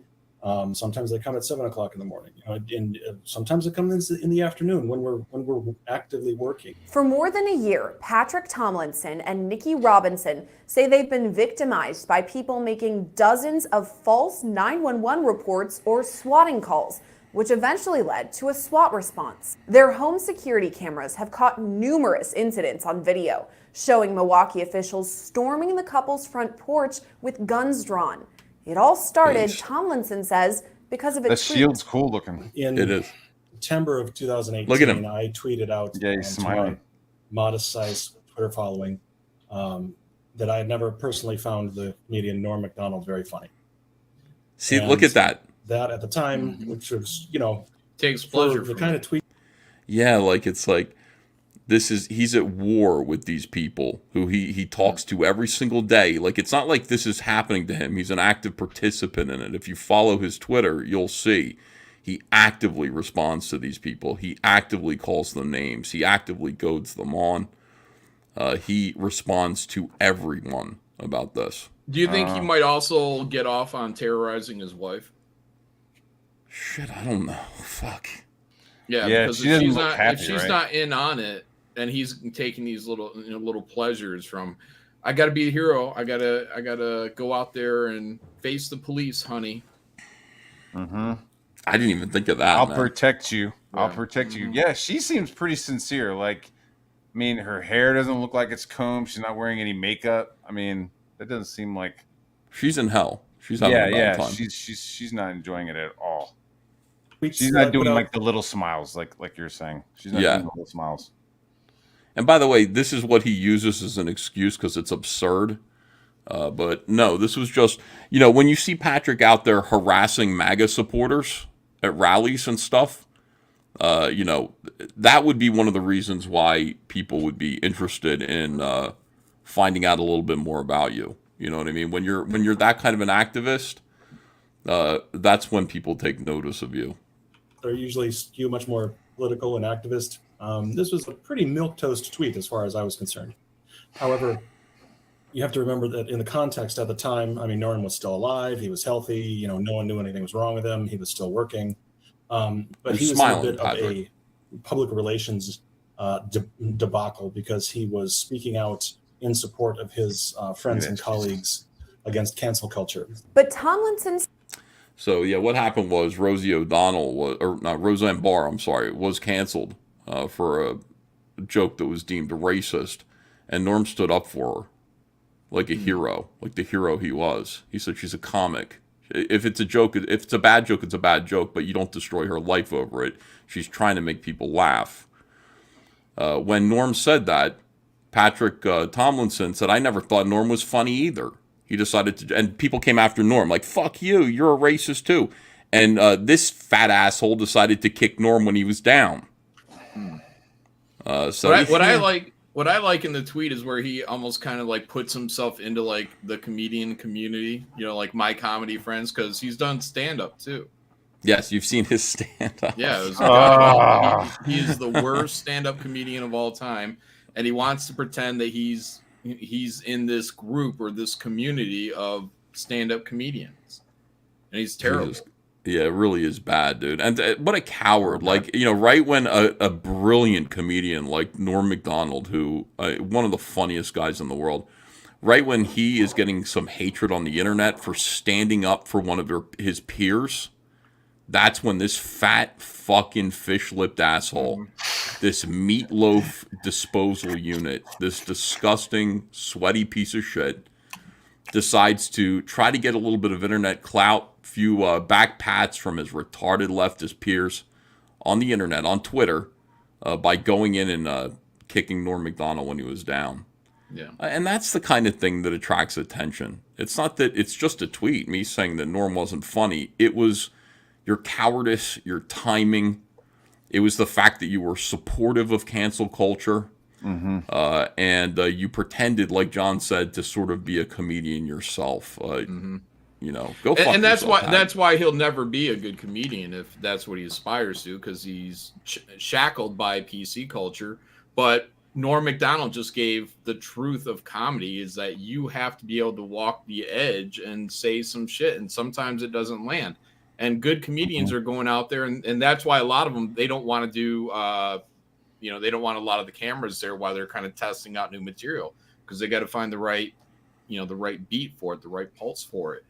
Dude, none of this shit lands. Trial and error. And someone like Patrick S. Tomlinson, he is so milquetoast that nothing he could ever say could ever be funny, because he's afraid to say anything that might offend people. Anything that's un-PC.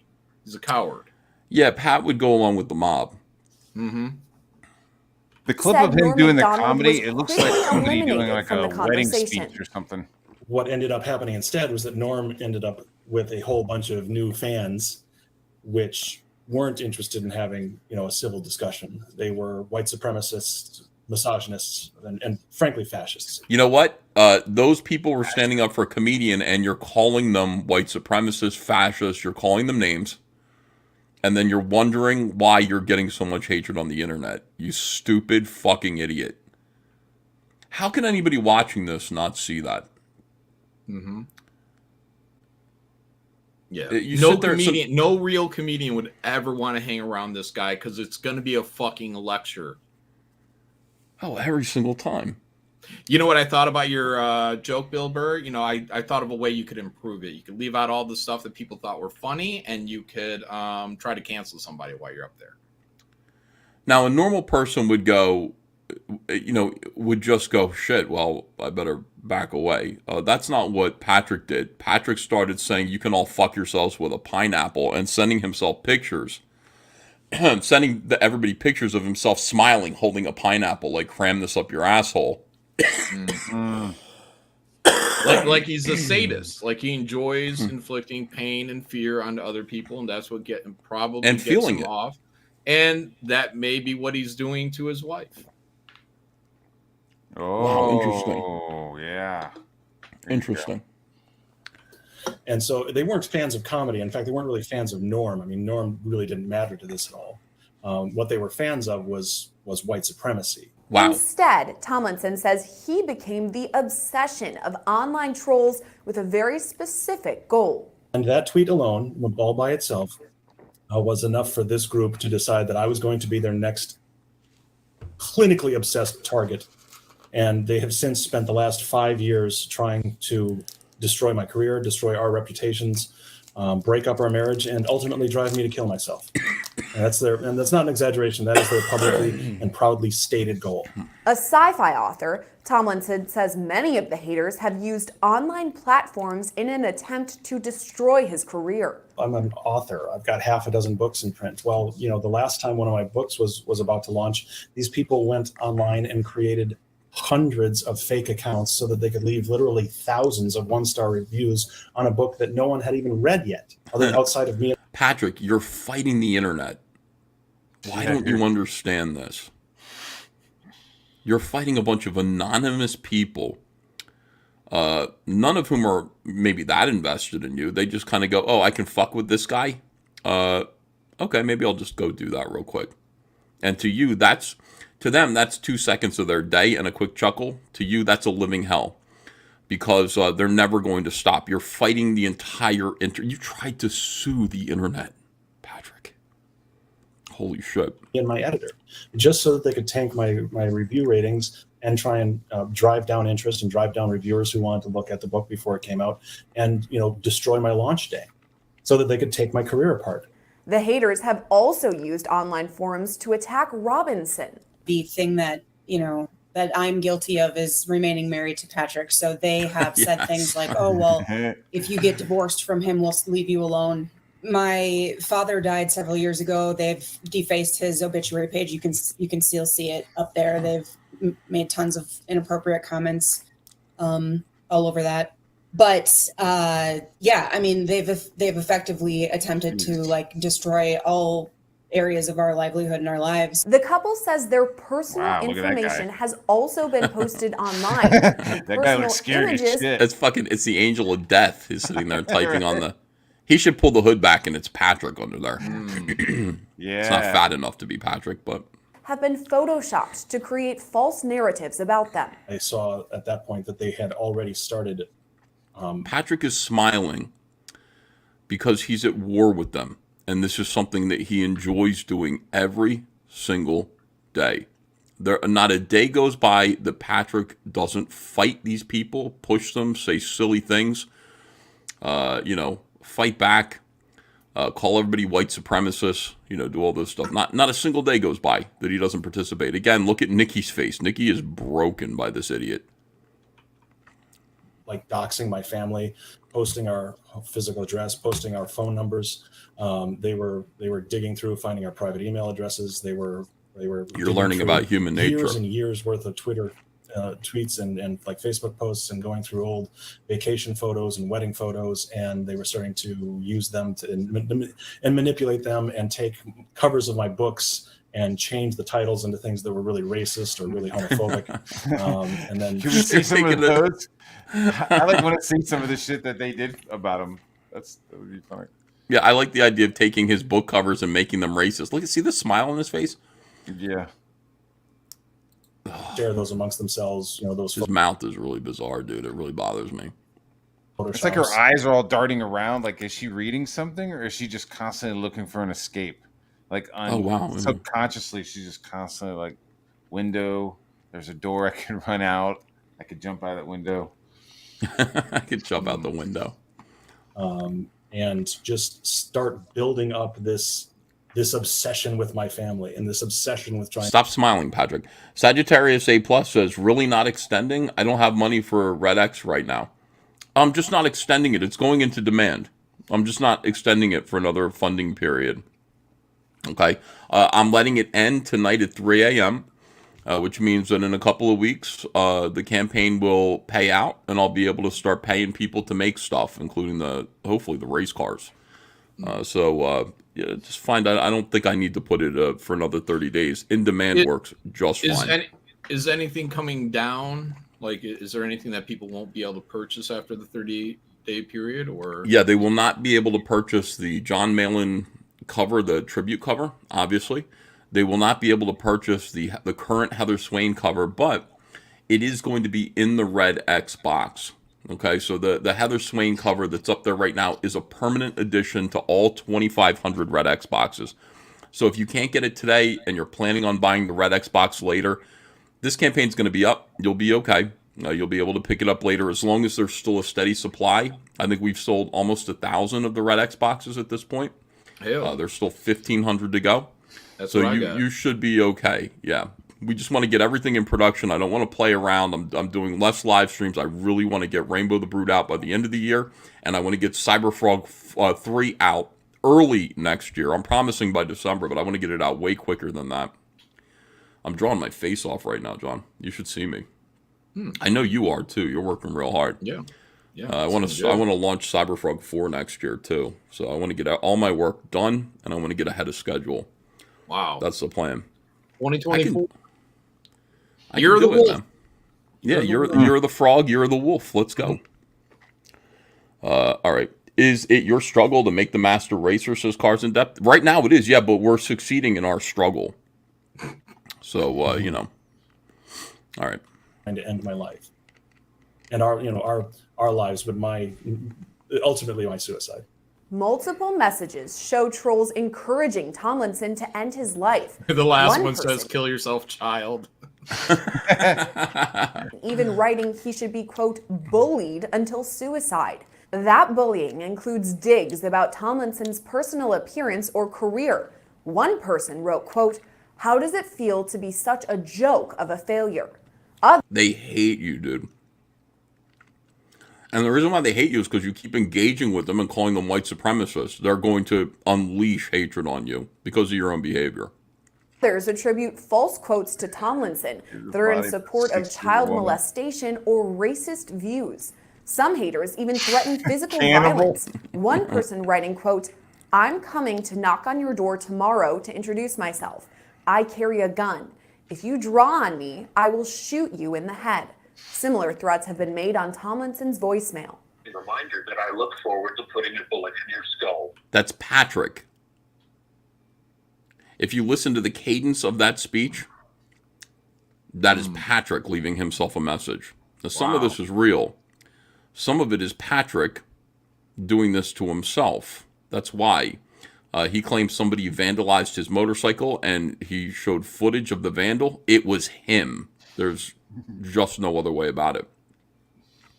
And they matched his handwriting up to the handwriting on the motorcycle. It's unbelievable. Yeah, handwriting expert matched his handwriting, a sample of his handwriting, to the handwriting, the graffiti on his motorcycle, which, by the way, was like lame. Like, it didn't call him like a fat git with bitch tits like they normally do. It said Patrick is a gay virgin. It's like, nobody calls you a gay virgin, dude. You were just afraid to write fat kid with bitch tits. Face it. All right. I look forward to skinning your pets alive. I look forward to strangling your life. That is you, I look Patrick. forward to burning down your house. Patrick, that is you. Something to ponder today. Today sounds like a good day to murder you and Nikki. You useless pieces of serve one another. Killing your entire family would be doing a duty. But the alleged stalking goes beyond just texts and voicemails. Tomlinson shared with Law and Crime Network multiple photos that trolls posted. Wait a second. Oh my God. That is the most bizarre photo. What is this?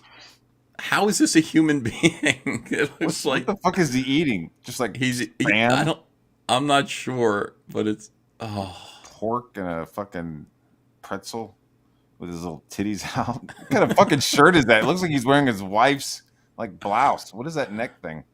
I don't know, man. It's from like 1982. It is pretty interesting. But yeah, that's a bizarre photo. Posted, showing them in the same locations as he and his wife. I mean, they have stalked us across multiple states physically over the course of several years. They've taken spy shots of me at conventions in Washington, D.C. You're at a convention, Patrick. You know, you can't say it's a spy shot. When you put yourself out at a table in a convention, you're in the public. And anybody can take a picture right in your face, or they can take a picture from 30 yards. Okay? It's not a spy shot. You're in public. You're making yourself available. Don't do it. I would say to you, don't go and be in the public. Patrick, I'm here to help you. I'm somebody who I really don't like you. In fact, I've learned to really hate you just from the things that I've heard you say to me and other people. But I'm here to tell you, when you're at a convention, you're in the public, okay? You're making yourself available. People can take pictures of you if they want to. They can moo at you. They can do whatever they want. In Detroit and in Chicago, they've come here and filmed themselves trespassing on our property and vandalizing our property. That was you, Patrick. That was you that did that. That's why you're looking away right now. I got to show you this footage, John. It'll piss you off. The footage of the vandal, it's him. He's even wearing the same sneakers. Let's see it. I got to call it up. I'll find it. For the last two and a half years, something like that. Tomlinson says the swatting really ramped up last summer. But the swatting started, like I said, almost exactly a year ago, after they'd been after us every day for 4 years and had not managed to destroy us. Look at that smile. Hadn't managed to destroy us. That's when you do that, Pat, when you make that face, you're daring people to keep going. You haven't done it yet, guys. You haven't managed to destroy us. Look at you. Look at your wife.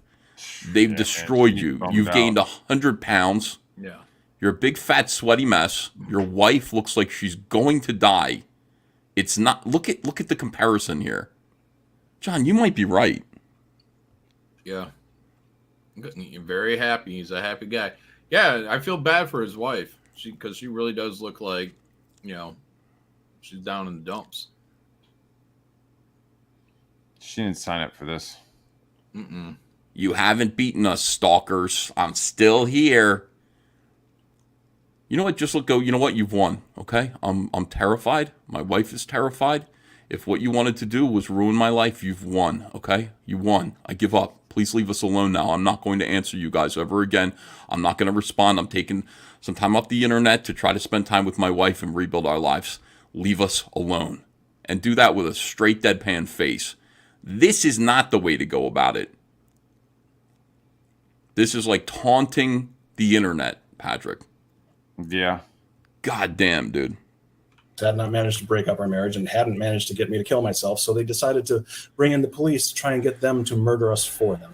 Home security video shows multiple occasions when officers stormed the couple's home, even putting Tomlinson in handcuffs at one point. What? I said no. Okay, but I'm showing you respect. No, you were not. You have not. Okay, this should. I can't believe this is in this video. I think you're right, John. I think you're right. I think the guy was like trying to put his hands on him, and he's pulling his arm away from one of the cops. That's like starting to arrest him or whatever. Yeah.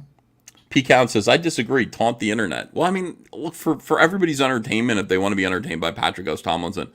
But, I mean, if Patrick wants real advice on how to make this stop, it's not funny. Stop bringing attention to yourself like this. Stop drawing the attention of bored, anonymous people on the internet.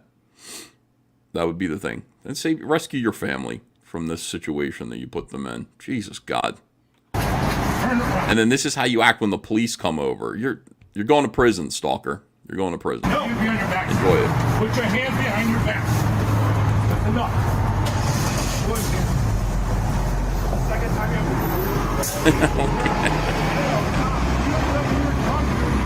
Hey, I'm trying to explain it to you, but you're not being reasonable right now. You are not, okay? Reasonable. Yes. You came up here telling me you're not. But sir, I'm not the one that stop. Just stop. Your hands up. You are not trying to are putting me under false arrest. Nobody's false arrest. You are putting me under false arrest right now. If you get all of your hands off of me. Relax. Get all of your hands off. You're not under arrest, Patrick. They're putting handcuffs on you because you're swinging at them. They're for your protection and theirs. That's why you're handcuffed. By the way, again, I'm really helping Patrick, John. Mm-hmm. The police that was my takeaway. Yeah, the police are not your enemies here. Your enemies are, if it's true, the people that called the police. The police are being jerked around too, just like you are. So you acting like this when the police come over, you fucking idiot. Yeah. Oh, I hate this dude, At man. this level, I mean, he should like be having a cup of coffee, a cigarette, sitting outside, like fuck you guys. Yeah, I mean, and plus at this point, if it's been 50 times, like, hey, what's up, Pete? Hey, Yeah, they did it good to again. see you again. You know Everything's what I mean? fine. Yep, we're you want to cool. come in and see Nikki? Yeah, we're having a Yeah, not on. like losing his shit. Like these guys don't want to come over there. Like they want to do like real police work too. So yeah, the calmer he is, the quicker the situation. The quicker they leave. Yeah. You put those cuffs on, it's going to be $1 million loss. Please get your hands off. You drunk fucking idiot.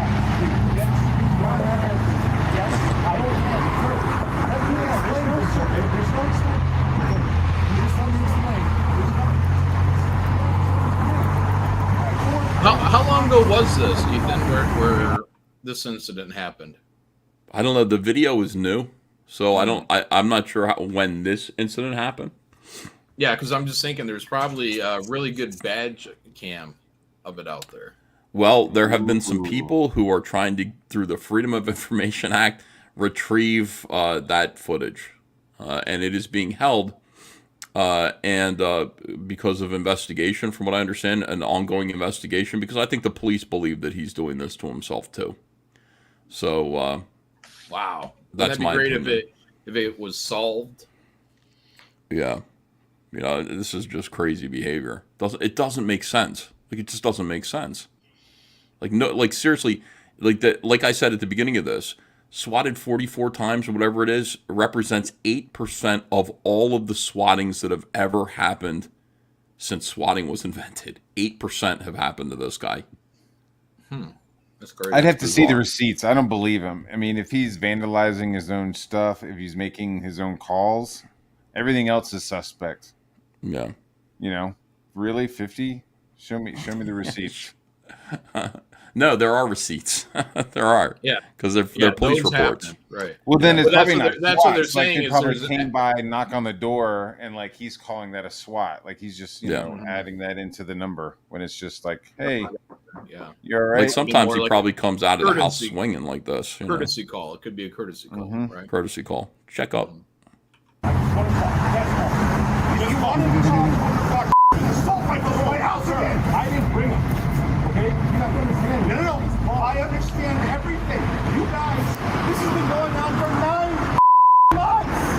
You're still bringing assault rifles to my house. You're still traumatizing my wife. The police are not quiet when they arrive at your house. They pound on your door. And by the way, scream where your neighbors can hear it too, because his neighbors got outside with a tape recorder and recorded one of his rants. And that's up on YouTube if you want to hear it. I mean, it's insane. It is unhinged. I've had to look at my security cameras to make sure that it is in fact the police, because I don't know who's actually coming to my house to try to kill me. It could be one of these crazy this people. Poor woman. So I have to check the security cameras and then come down with my hands up, and make sure that they can see that the house has been searched numerous times. And I mean, with several times the police, basically forcing their way into the house, because when the police already knew that it was a fake call, they were still showing up and attempting to do these full sweeps of our house. And You can imagine after so many times, it's exhausting. He does look like It's Joe Don Baker. You're right about that. Like, he has become a dead ringer for Joe Don Baker. Holy shit. Who's that? Who's Joe Don Baker? Look him up. Look up Joe Don Baker. Oh my God, man. Mitchell from Mystery Science Theater 3000. Also, he was in Walking Tall. Okay. He played Buford T. Pusser. Absolutely.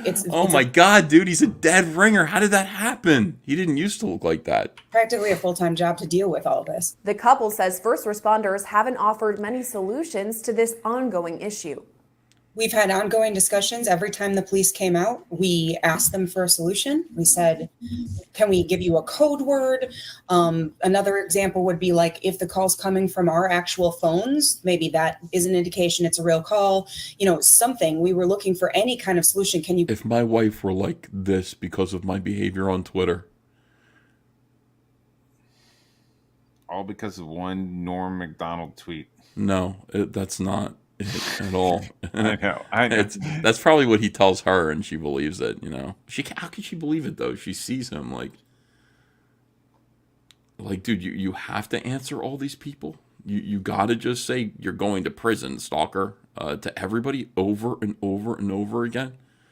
You have to do that. Child, calling everybody child, little baby child, little honey baby, sweet summer child. You have to do that. Why? Why do you have to do that, dude?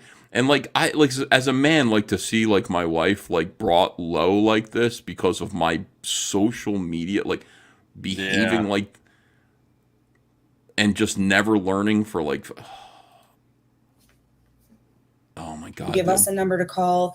And every single time it was, we're working. Well, for a while they weren't working on anything. They said, well, have you just thought of moving?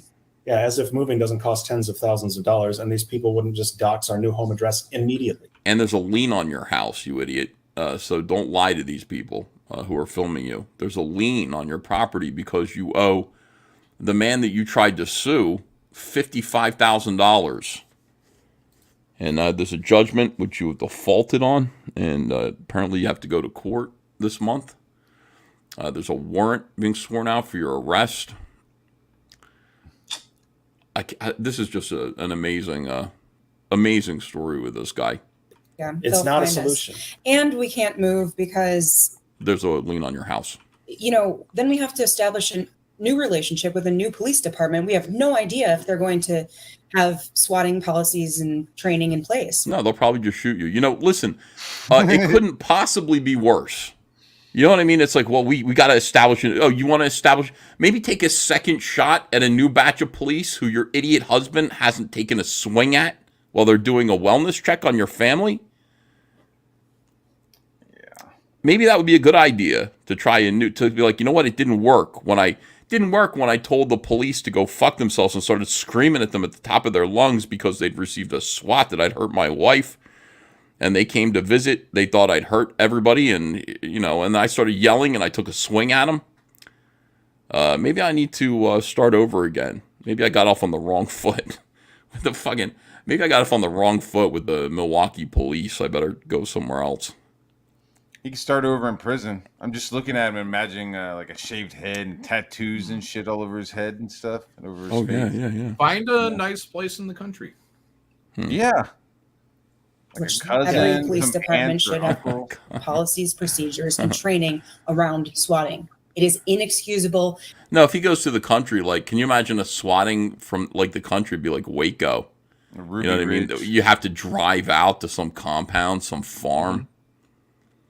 There's some kind of sense of security about the neighbors aren't flipping out right now.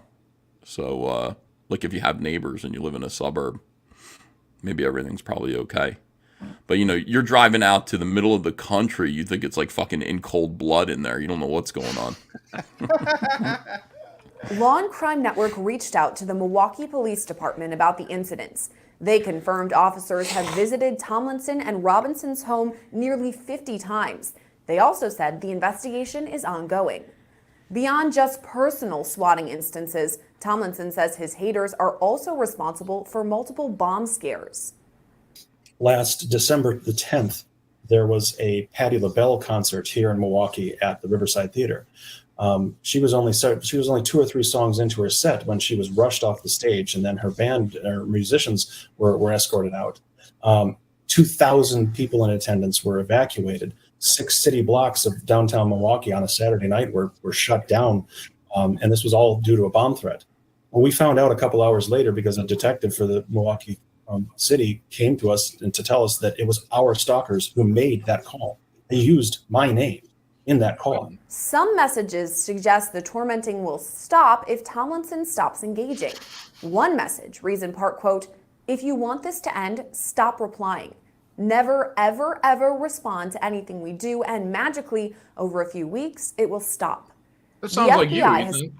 Sounds exactly like me. It sounds like anybody giving him sensible advice about how to deal with anonymous trolls on the internet. You just kind of go, I'm going to ignore that shit. I'm going to ignore that. It doesn't benefit me to respond to that. I'm going to ignore that. You can do that to whole countries, like Chile. Yeah, look what I did to Chile. The entire fucking nation of Chile came after me and said, this is going to be the rest of your life. Hey, Chile, where the fuck are you now? Gone. It lasted 2 days. I shut it down in 2 days. Yeah. So Moonbat. Listen to me. I know what to do. Started to keep tabs on the incidents through a national swatting database that allows departments across the country to share information. Meantime, Tomlinson and Robinson have taken matters into their own hands. We launched a lawsuit a couple years ago to try to identify the owner of the website. By the way, my circumstances were very similar to his in that situation where I made a tweet about a celebrity, right? I called what's-his-face from Mandalorian a big fat idiot, a coward. Same exact thing that he said about Norm Macdonald, even though I was right. Because, we're on the opposite sides of cancel culture? Holy shit. Yeah, I called what's-his-face a coward. Pedro Pascal? Fat coward for not standing up for his co-worker. Jesus Christ. Gina Carano, when she was being canceled. I am so righteous. I am so goddamn righteous. And the entire nation of Chile decided that they were going to try to bat me around like a toy. All they did was write articles about me in the newspaper, which were hilarious. And then I got them to stop in 2 days by ignoring them, by not feeding them. And that was it. Like, if this were Patrick, Chile would, like, he'd have Argentina after him now. Like, he'd have all of South America.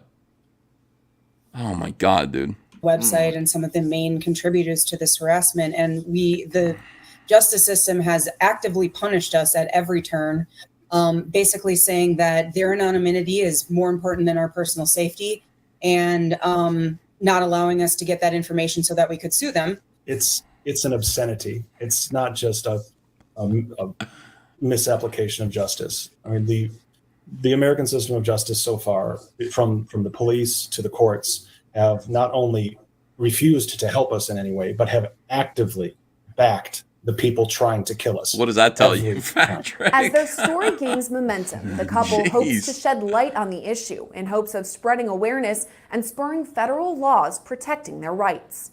We're trying to educate and advocate for other people because there are certainly many other people that this is happening to, perhaps not to the same degree, but they're dealing with this alone. And I mean, this type of activity has caused. This is an attempt at a big lawsuit with they're going to sue the city. Suicides, because it's impossible to deal with this level of harassment, and constantly feeling like your life is in danger. It feels like we're in a war zone. Because people have died from swatting actions. So, yeah. Not that I know of. Somebody's dog died once, but I don't know if anybody has actually died in a swatting. If I'm wrong about that, let me know. Yeah, I'm not sure. Yeah, it needs to be illegal on a federal level. The law needs to catch up immediately. Yeah, mostly pets die. All right, so that's the Patrick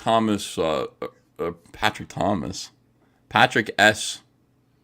Tomlinson situation. Yeah, right now, not Patrick Thomas Parnell. This is Push him, man. Yeah. The likeness is uncanny. It really is. Mm-hmm. For this guy. That's what's his face there? Buford Pusser. That was a good movie. Yeah, he was man. in James Bond too. He's been in a ton of stuff. He's one of those faces that you know what I mean? And then you don't know what his name is until you watch Mystery Science Theater. All right, hold on a second. People are saying, no, somebody really did die. A guy did die.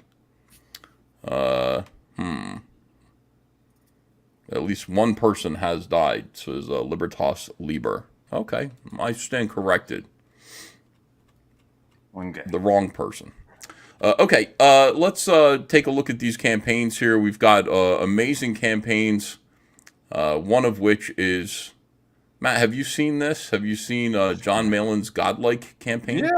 Yeah. It's- Show it to Wow. me. Show me Hold some on more. a second. Here it I'm is, trying to guys. find it.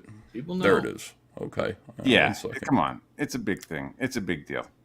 It is Everybody a big knows deal. about it. John Malin's Godlike the Romulus Saga exclusive variants. Amazing. You were able to finally get your Dale Keown cover.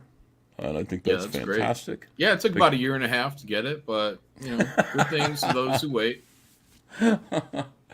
Oh. Dale said, I'm going to start working on a Salamandroid book for you. A book? Yeah. Yeah. Uh, Yeah, I know. Huh. Could You you, know get what Mandy to write it? See that? Would that help? No, because she's got 4 pages for Mandy, and I don't even know if they're done yet. I don't think he needs. I don't think it's a matter of getting the writer. I think No, I might be able to- Mandy is the bait. The bait. Yeah. Yeah, if you can the carrot on the stick, if you can dangle that out in front of him some way, you're gonna get that field plowed. Here's Trent, still worldwide, mailing an E on the panel. Hail, what's up, Trent? How you doing, man? What's up, Trent? yeah. Flat I Earth. hope you're in. Flat Earth is real. I hope you're enjoying your summer, man. Godlike the Romulus Saga. Now, also, we've got my campaign, which is closing out tonight. The funding period closes tonight. Thanks, everybody, for backing this and making it a huge success. We got 3.5 more hours to go. Holy, $476,814. Wow. Cruising. We're very close to. We're very close to getting to 500,000. And at 500,000, we are going to make some race cars, which I'm looking forward to. I just thought of that. I was like, how come nobody's made like a Hot Wheel yet? Now we can do it. Why does everything have to be complicated? Why can't we just make a Hot Wheel? Master They're Racers. coming. That's funny as shit. Yeah, right here. We've got the Cyberfrog Hot Wheel design. Cyberfrog micro car. We're thinking about calling them Master Racers. Yeah, I think it CG looks Master great. Racers. Super detailed, and that thing just came together in like a week, man. Yeah, I mean, when you're working with people who know what they're doing, that's the When you don't have to hold their hand the whole time. Yeah, and you just kind of they go, look, I can do this. Like, just let me, let me do it. What is that on the undercarriage there? Oh, Well, Cyberfrog, is that what it says? Yeah, it says Cyberfrog in the copyright. He's basically letting me know, like, he's going to carve in the Laughing Man symbol here. It's going to go here, and then the the Cyberfrog is copyright, trademark, all caps comics, blah blah blah. Will be under here, so we've got to do that. And then anything else that I want to put on here, and I'm not sure. Like, I could have I can have a cockpit in his back and have Heather Swain like little Heather Swain driving him, which would be really creepy and weird. But we could do anything we want like that. I'm working on a Vespis car as well, so Cyberfrog can be chased by the evil Vespis. Vespis would be cool. I'm working on a D-Man card, so he can be chased by D-Man. Yeah. It'd be funny when it's like a traffic jam. John, you got rid of his little butt. Yeah, I did. Oh. I said, look, you can't have Cyberfrog does not have a butt crack. Mm-hmm.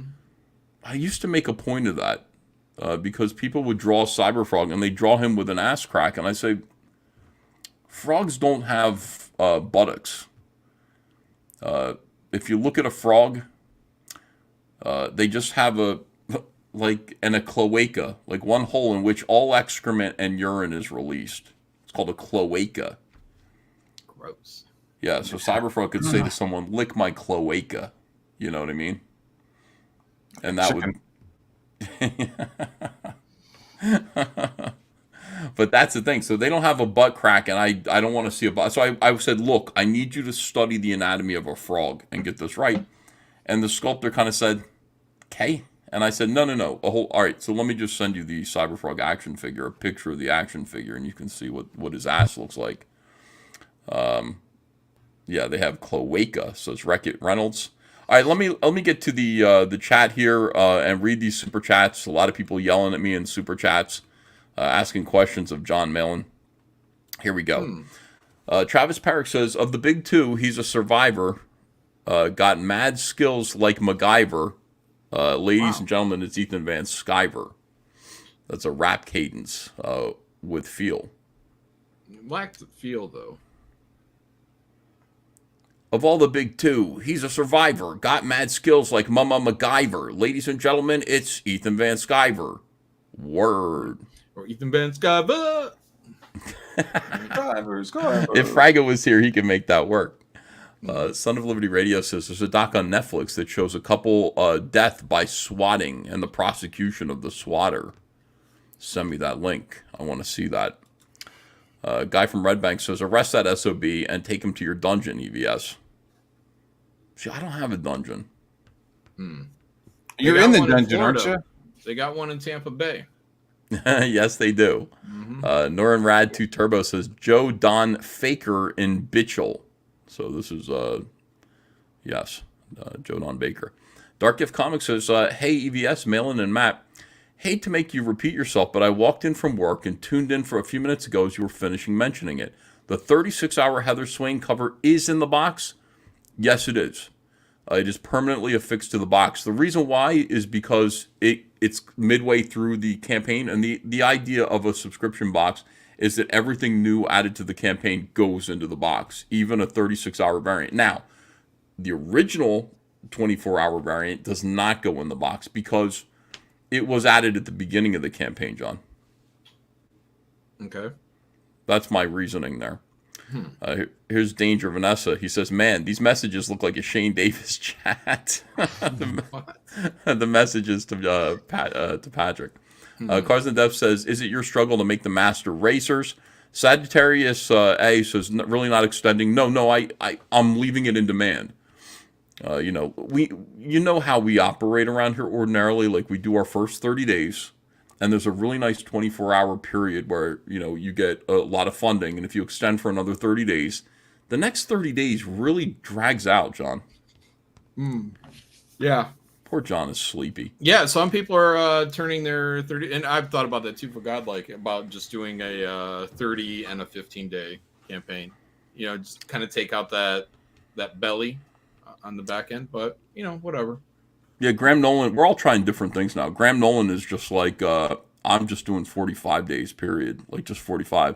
But I think he misses the point of having the two close-out 24-hour periods where Indiegogo really promotes the campaign and, people look at it and go, oh my God, I've only got a day left, and they back it. Oh, he's doing a straight 45, no break, right? Okay. Yeah. Gotcha, I think he's missing the point of, he could do a break in between there if he wanted to. Yep.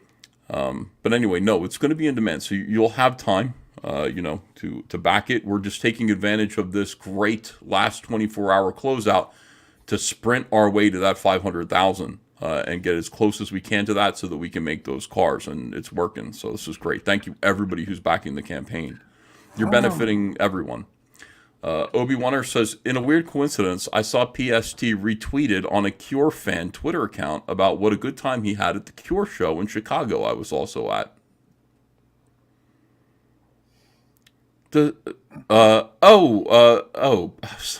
PST, Patrick S. Tomlinson. Yeah, he did go to that show from what I understand. I saw him talking about it. Judge Smales says, will there be another chance to get Red Xbox? Yes, there are 2,500 of them, and we've sold almost 1,000 of them. There are plenty, As long as they're around, you can get one.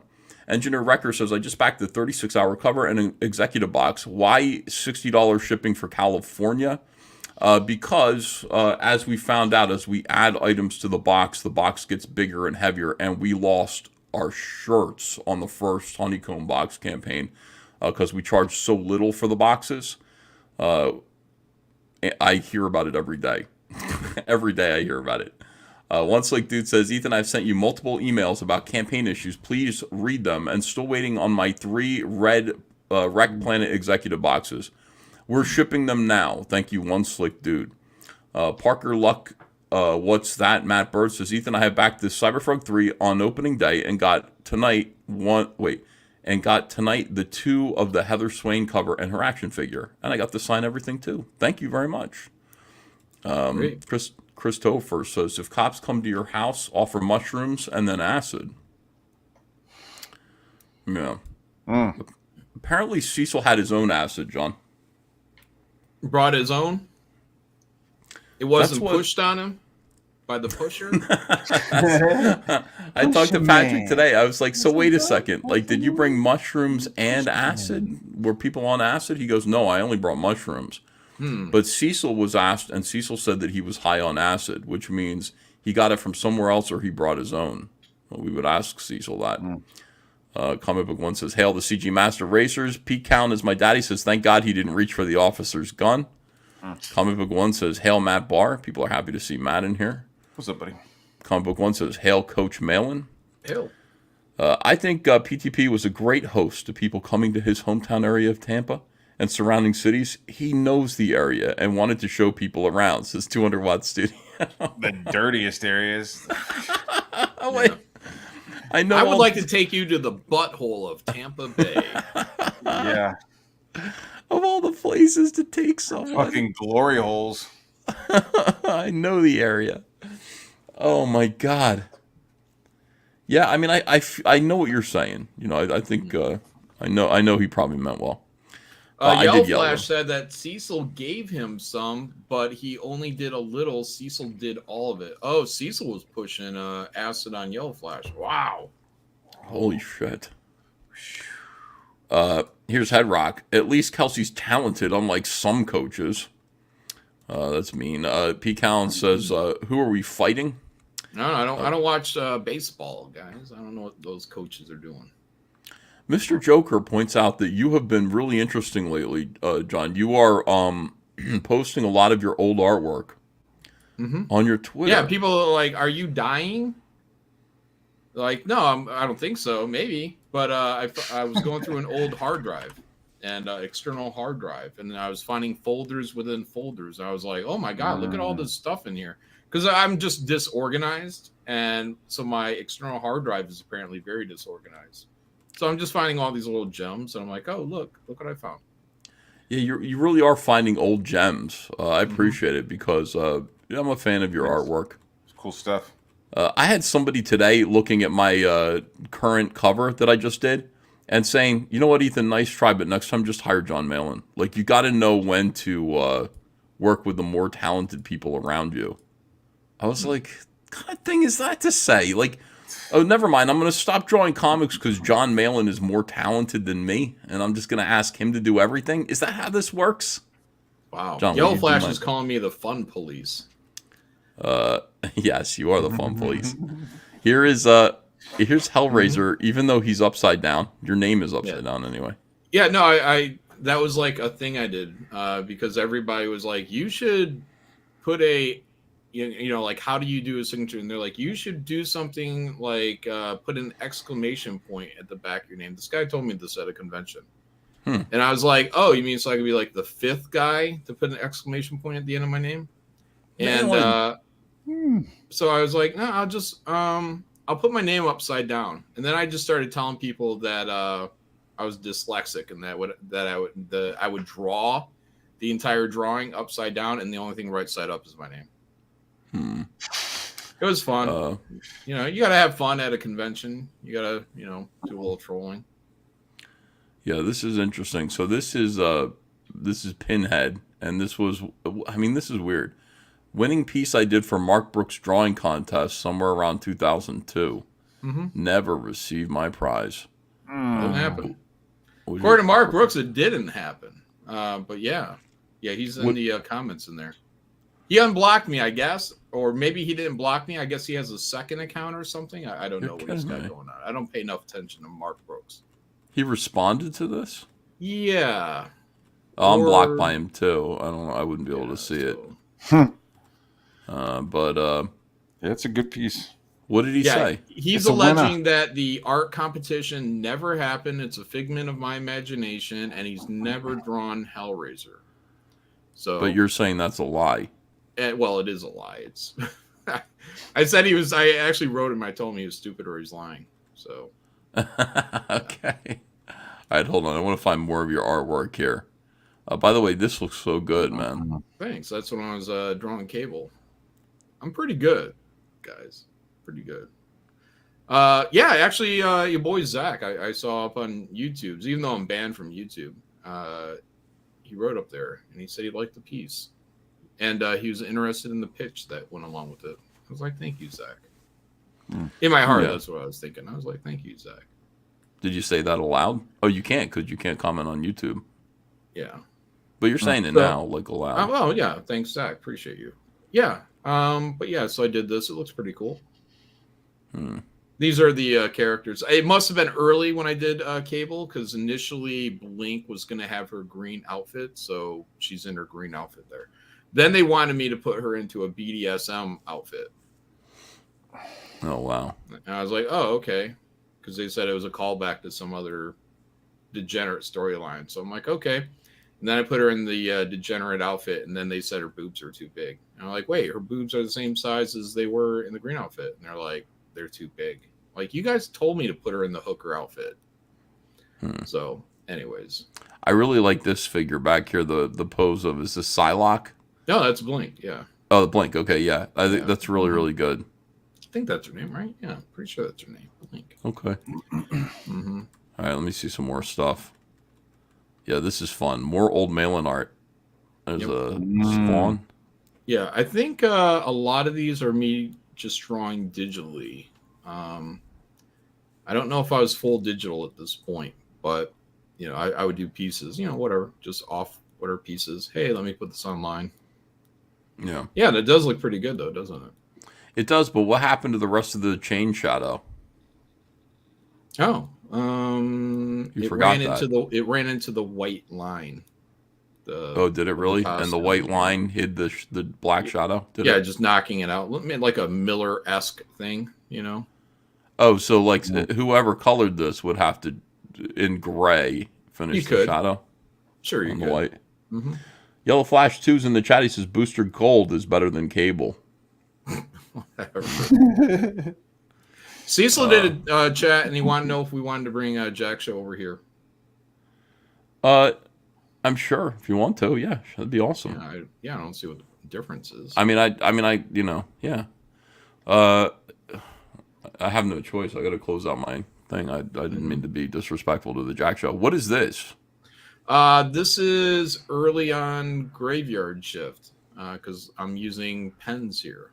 So I was like, oh, look at that. This is when I was still drawing by hand. So I'm using a little pen to draw a little figure. Very little. What's this turtle doing? He's swimming in the water. Oh, it's his home. Okay. Lives in the water. I see. This guy's like underwater welding. Yeah. It's a good looking turtle. Thanks. This is crazy. I love this. Yeah. Mignola-esque. Yeah. Look at the audacity of this white streak across his face here. Audacity. Yeah. I mean, that is brave. Thanks. I like the little rock it's just fucking around at the bottom. That stuff. Yeah. Fucking around. Messing with the blacks. That's what I do. And then this, I'm not crazy about this. It's okay. Yeah. Luke Skywalker. I think that might be the only time I've ever drawn Luke Skywalker. Yeah. I don't like his nose, dude. It looks like mine. Huh. That's the only thing. Yeah. Does he have a big nose? Mark Hamill? I don't think Yeah. so. Oh, wait. No, he did until he got it all busted up, right? Oh, yeah. Maybe that's what I need to do. Yeah. Get in a car crash. Fix my face. Oh, look at you with the That's a Green Arrow. Green Arrow, DC guy. You don't draw DC characters very much either. No. Yep. Was this a commission? No, I think it's just sketching. That's pencil. Look at that pencil. Yeah, it's interesting to see. Again, brilliant, absolutely brilliant. John Malin panel to panel work here. Yeah, dude. Thank you. What's this for? The What was it audacity from? of that shadow on Doctor Doom's face. Panel 3. Yeah, that's audacity. Pretty dope, dude. Yeah. Yeah. Using black as a shape and moving you through the page. It's pretty dope. Mm-hmm. Yeah, there's another page that I didn't like. I as know. well. The next page? No. No, Oh, I never. sorry. I didn't bring it up. I was like, it looks like ass. I ain't gonna show it. Youngblood. Yeah. This is probably around the time I was working on Youngblood. Yeah, this is so much better than Rob Liefeld could ever dream of doing. Like Rob Liefeld, if he ever drew something like this, I'd be like, "Whoa, you're pretty good." Rob Liefeld is the best Rob Liefeld, and no one's ever going to be better. Oh, no, you're pretty good at it. More DC stuff here. The Batman looks nice. Superman not so nice. I just don't like the colors because nobody filled in your blacks. Yeah. I think I colored this, so yeah. I think I'm not 100%. There's no signature on there. I think I colored that. Then why wouldn't you fill in your own blacks? I think I'm just what's the word? Experimenting. This isn't for publication, Ethan. Yeah, I know, but that's even more strange. Like, why wouldn't you? No. Look, it all got washed out. Genius is what some people are saying. No, I mean, I would say, John, I would say that. Like, I'd look at this and go, yeah, really good, man.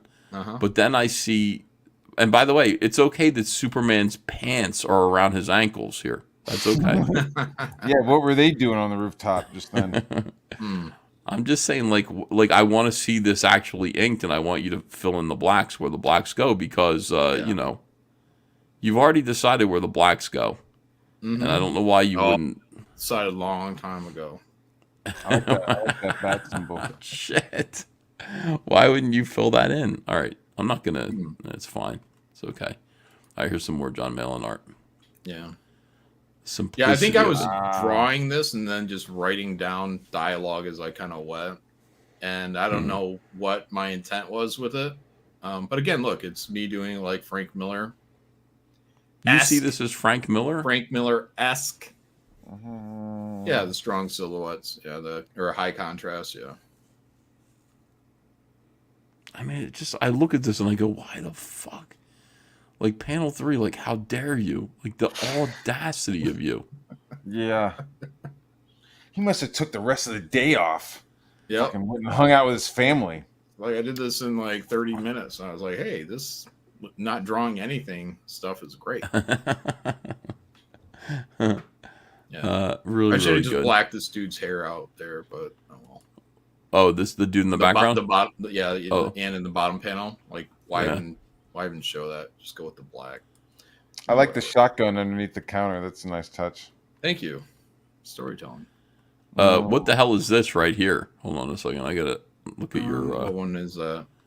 I don't know. Texas Mofo is really busy. His stuff is still. All right, so here we go. By the way, I see what this is. This was what drove Dale a little bit nutty the other day. Is this isn't the swimming pool thing, is it? No, it isn't. Okay, good. This is Shane getting busted at looking at Mandy's butt. Okay. I think.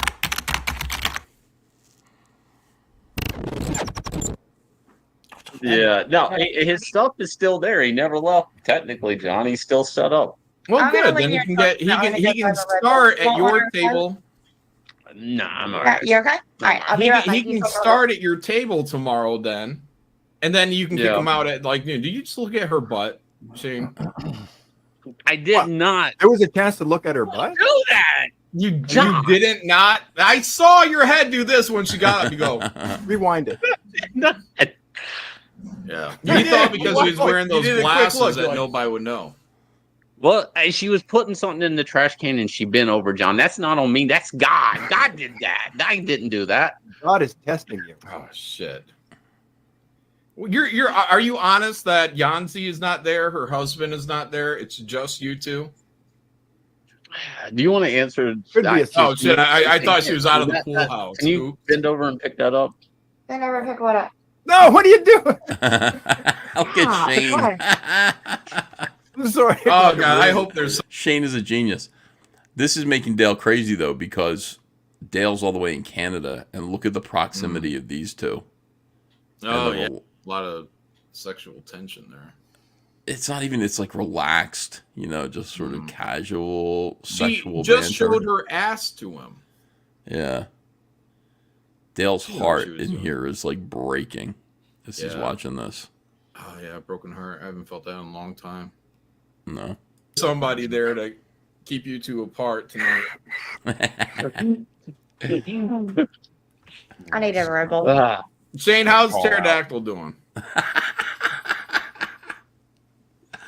Reminding him that he has a family. You have a family at home, yeah.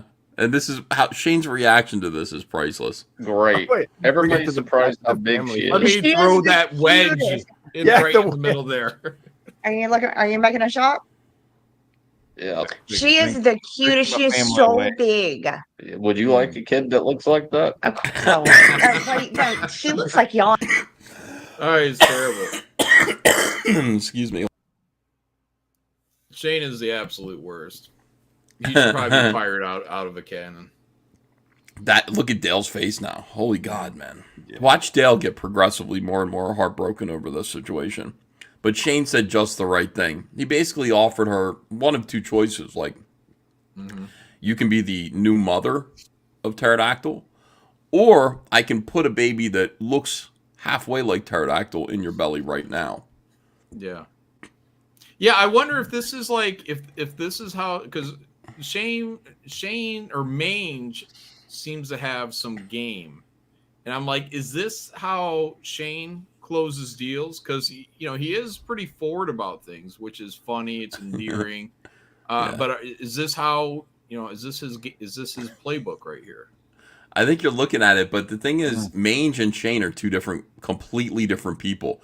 When Shane is not dressed like Mange, he hates himself. Yeah. Like, it's hard. You can't get him to play around like this. He's just like, yeah, and he's pinching at the top of his nose, and he's like, well. But when he's Mange, like, he is somebody who will absolutely flirt with Mandy. Yeah. He's at his best when he wears a mask of some sort. Like, remember when he'd wear the tiger mask and all that? Like, some of the best moments were him wearing masks. Yeah, I agree. Cecil said for $2, rename this Jack Show. Be there soon. Okay. I will do that if I can. Jack Show. Except without... All right, hold on. Jack Show.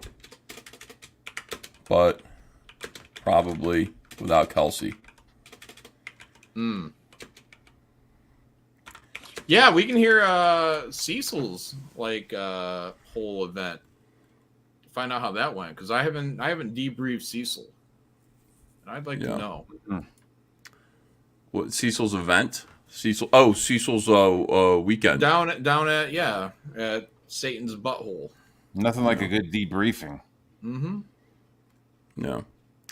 Malin is trying to suppress Kelsey's sales on Jack again. Yeah.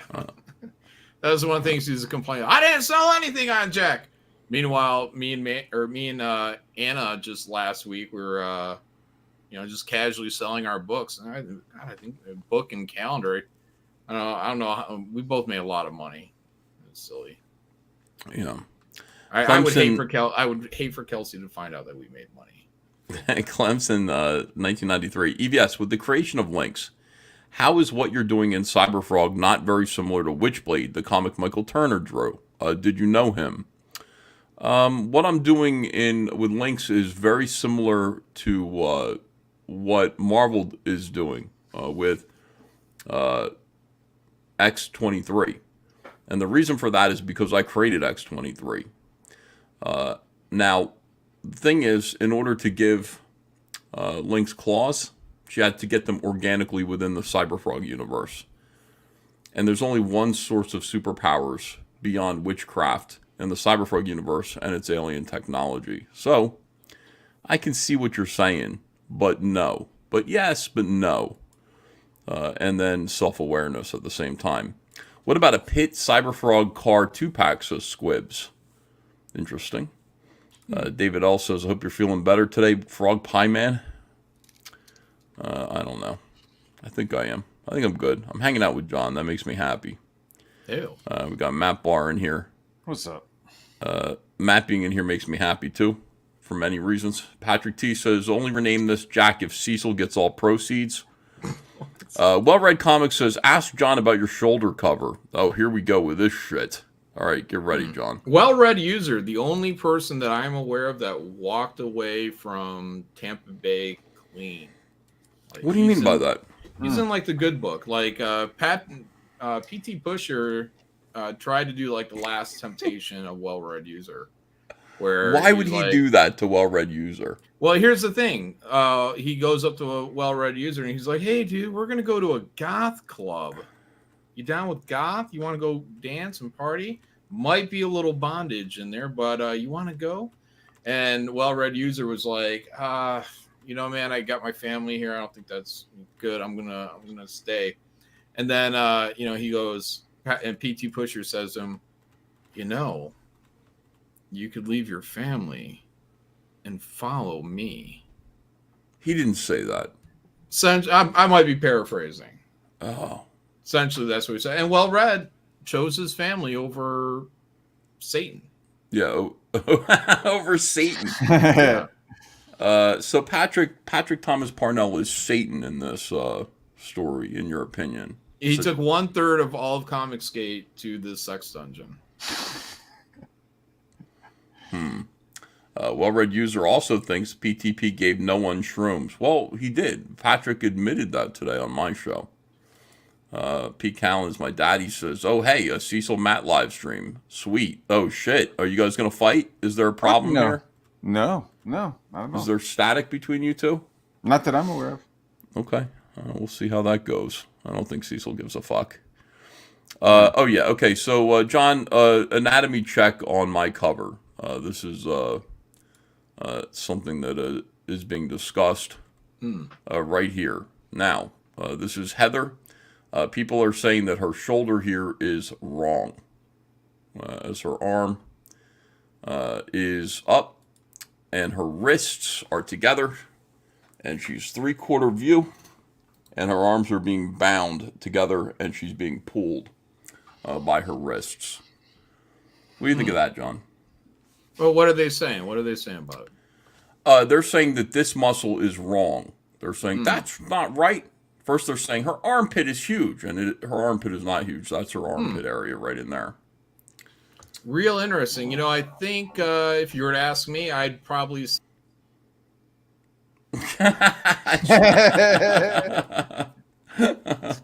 You could do a redraw on it if you want to, and see what you think. No, looks good. Looks good. Yeah. Everybody loves armpits around here too. Like that just, it's weird. It's becoming the new thing. Like it used to be that people like skinny chicks, now they like fat chicks. Now people are getting into armpits, and I think that's because they see all these women on streams, and they get minimal amounts of their body. Maybe they'll get a little boobage, but never going to see much of like butt or crotch or whatnot. But girls yawn, some excessively and intentionally yawn to show off their armpits. And since they see that as like the second vagina. Is that like what Rini does? Oh, that's odd that you. Now that you meant, I didn't. Yeah. But now that you mentioned that, I'm kind of thinking maybe. That's funny. Super chats. Hold on, we'll get to super chats in 1 second. Let me refresh the campaign here and see where we are. And thank you, John, for your discretion there. Whoa! Holy shit! Holy wait! Can you see it? It's not sharing. Is it sharing? Yeah, 490. How'd they go up so high? Did I sell a cover? Must have, right? Was there hold another? on. Oh yeah, more of your interior. Someone may bought a bunch of pages. Nope. Look at this. The Heather Swain cover art sold. Wow, $10,000. $10,000. Holy moly! Beautiful. Yes. Amazing. You just Thank drew you that. very much. The ink on that is still wet. I know. I just drew it. This is one of my favorite covers I've ever done. I really love it.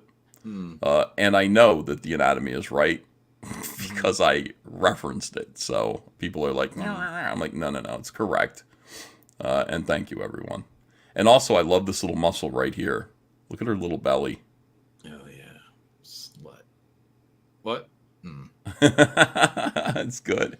Yeah, it looks great. Oh my God! Thank you, whoever bought it. We're like $10,000 away from cars, everyone. $10,000. That's like fire tonight. If we get to $500,000 tonight, how could we? There's only 3 hours left. But if we did do that, that is like fire tonight. Hell yeah! Unbelievable, unreal. Beautiful.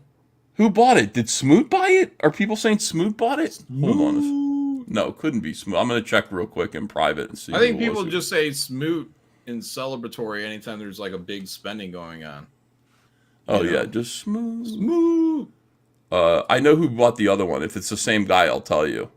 Yeah, I got like a really nice like a whale, as Mr. Biggins calls them. All these guys whales that are really. Let me see here. Where is it? Eric says no. Maybe it was Biggins. Okay. If the guy, no, he's he's one of my fans in England. Thank you so much, man. Oh, I really appreciate it. Oh, Jake bought. No. Oh man, I really appreciate that. That is wonderful. That's very kind of you. Yeah. It was not Biggins. Biggins is like, I backed all your campaigns. It's like, yeah. I'm just kidding. Oh my gosh, dude, we're gonna get cars made. Thank you, Biggins. Thank you, everyone. Thank you, everyone who supported this campaign. It's phenomenal. All right, hold on a second. Let me get back to the super chats here. More people bashing me. I can't believe that. Holy shit. Patrick T says Heather's a superhero for looking that hot post wall. Ahem. Yeah, she's 38 years old. Holding it together in that piece. Survival will do that. Yeah. Yeah, some people, like, I would think that some people would do really well under those circumstances because they'd become like pioneer women who are just like hairy, exercising, working hard, high protein diets, right? Lots of meat. Yeah. By the way, I always wonder, like, I guess I'm saying that they're using 20-year-old toothpaste. You go ahead to Walmart. I wonder if you could use 20-year-old toothpaste. You don't think they're using like charcoal and shit at this point? Maybe. Like, but they go to Walmart. Maybe, but they go to Walmart and they go to these places and all this stuff. See, the thing about the invasion is that like 90% of humanity was wiped out like instantaneously. So a lot of like stuff is just there. It's not like people slowly died of a plague or something like that. They were just killed like real quickly. So a lot of these stores for 20 years still had a lot of stuff. And stuff that didn't decay, was damaged by water and things like that. It's still usable goods around. Some of the stuff, I wonder, like, how much would still be usable? Like, could you use 20-year-old aspirin? I would. Even though it would say expired, like, 10 years ago. I think it might work. Might lose some of the potency of it. Just, I don't know. Yeah. What do you think, John Malin? Would you use 10-year-old toothpaste? No. 20-year-old? No. Why? Hell no. It's old. So, but there's nothing else. You wouldn't just try it? Like a apocalypse Yeah. going on? Sure. Yeah, right. Use everything. Jack show canceled by EVS. Jack must kiss the ring, says Phil Moore. No, they said Jack show's going to happen in here. Cecil said he's coming in here. with Anna, I guess, and maybe Kelsey. Oh, hey, Kelsey okay. ain't showing up. Lieutenant Hughes says someone just bought the Heather cover. Wow, so he saw it first. Patrick T says, only rename this Jack if Cecil gets all proceeds. I read that. John's art is incredible. That's why I backed the creator's signature tier on the first and second Godlike campaigns. Malin's a genius, just like Lee and Liefeld and Kirby. Wow, thank you, Jarl. Appreciate you. Charles Tracosta. That was incredible. Thank you. Yeah, I agree with that. I've said that about you. Like you are, you're a modern Jack Kirby in a lot of ways. Wow. You know, except you beat up communists instead of Nazis. You know, I admire that. I'm like, listen, if John Malin, I tell this to like the SJWs, if John Malin could hear you, if John Malin were here and not dead, he'd punch you right in the face. I say that to a lot of people. GK1 says, just picked up 2 boxes. Thank you. Hail CG trying to buy Cyberfrog 4. Look up cover for Al Capone Vampire, says Ron Guerra. Cyberfrog 3. Yellow Flash, okay. Malin looks jolly this evening like Santa, says Strictly Jake. No, thank you. Appreciate that. An important call. Did you read my super chat yet? Hail Coach, hail Jack. Son of Liberty Radio. Documentary is called Web of Make Believe. Tagged you on X with link. Web of Make Believe. Should we have Jack in here? Not a problem, says Cecil. Lol catching up. E. Pill pusher. Is that a pill? What is that? E. Pill. John the Grinch Malin says Yellow Flash for $10. Rapid Evolve. Anus says someone's got to be the bad guy. Yeah. To me, you're not the bad guy. To me, you're the good guy, and everybody else is the bad guy. Just being real. Yeah, you were being really real about Patrick PTP. Very real about him. Let me see here. Toothpaste is mixed with clay, ding dong, says Patrick T. What does that mean? There's clay inside toothpaste that you buy? So? I guess you think it'd be hard? Longer? I don't know. I think there's like oils in it that suspends the clay, you know? There's got to be a website where people talk about what products are usable after 20 years. I know there's a website like that. Like, could you eat cornflakes after 20 years? Like, what would it be like? You know, a box of cornflakes, like, what would they be like after 20 years? Medications, soap. Would you be able to use soap after 20 years? I'm going to say yes to that. I think you could use soap forever. Sagittarius A says, military did a study on expired antibiotics and its storage and found that it was still around 60 to 70% effective 15 years after it expired. So maybe on other stuff would work also. See, that's the kind of information that I want. You know, for goodness sakes, that's fascinating. You'd want that because you'd be there and you'd say, well, how much of this aspirin can I take? Like, it's bad or it's not as good. So do I take like double the dosage? Do I take 3 times the dosage? Because you don't want to like fuck yourself up. Yeah. You know? Yeah, but if you're going to use aspirin for like a headache, you better have a really bad headache, man. Yeah, I mean, I'm using aspirin, but it could be like insulin or some sort of antibiotic that you need once you've like cut your leg on a fucking... Yeah, but if they're not making it anymore, is what I'm saying. Yeah. You're scavenging. You're picking up the remains of aspirin. Insulin, doesn't it have to be chilled or something? Yeah. Chilled insulin? It has to be refrigerated. It has to be a certain So that ain't lasting 15 years. No. So all diabetics are doomed. Yo, you're pieced out. There's a book that I read called 1 Second After about an EMP that strikes. And the main character is a dad, and he has a daughter that has diabetes. She eventually dies in the book because he runs out of insulin. So like one of the first things he does is he goes to the pharmacy and he tries to buy as much insulin as he can, but there's like other people in the same predicament. So, you know, he can only get so much. And so he has to like keep it in a cooler down in the basement, you know, and he eventually like runs out. Was she hot? I don't know if you're like choke out, maybe. I mean, in the book, she's like, she's like a 15 kid. Or, yeah. She's like a okay, little kid. right. Yeah. I didn't think about it like that. I was just like, holy shit, this sucks. Matt, I appreciate you. You're my friend. I'm going to exit you, though. Yes, sir. I'm going to exit you. I really appreciate you. I'm a fan, but we got to do the Jack show, and it's going to be the E-Jack show as best as we can. So thank you so much for supporting me here. Thank you for being here to be a part of the show. Thanks for having me. I will see you again soon, my friend. Later, Matt. Okay. All right, hold on. Now we got to get Anna and Cecil in here, and possibly Kelsey. Maybe Shane. You don't think Kelsey Kelsey doesn't have the balls to show up here tonight? Oh, I mean, we'll see I about gave him that. the what for. He will show up in probably 2 weeks, though. He should show up here for me. Eric July just see, this is what a guy, man. Eric July retweeted Cyberfrog, I believe. I gotta see that. That was to nice believe of it. him.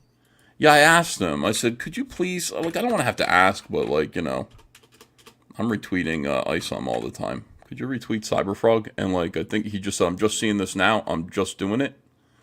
And let me see if he did it. He's hiring everybody, dude. Okay, yeah, he did. He hired this beautiful Italian girl to draw Yaira. Oh. And I don't know her work, but I'm looking forward to getting to know her work. Here's Eric July. This is closing in on 500K. Campaign ends in less than 5 hours. Here we go, and there's the link. Good, I guess. Yeah. What's this chick look like? Oh, let's find out what this chick looks like. She's really beautiful. A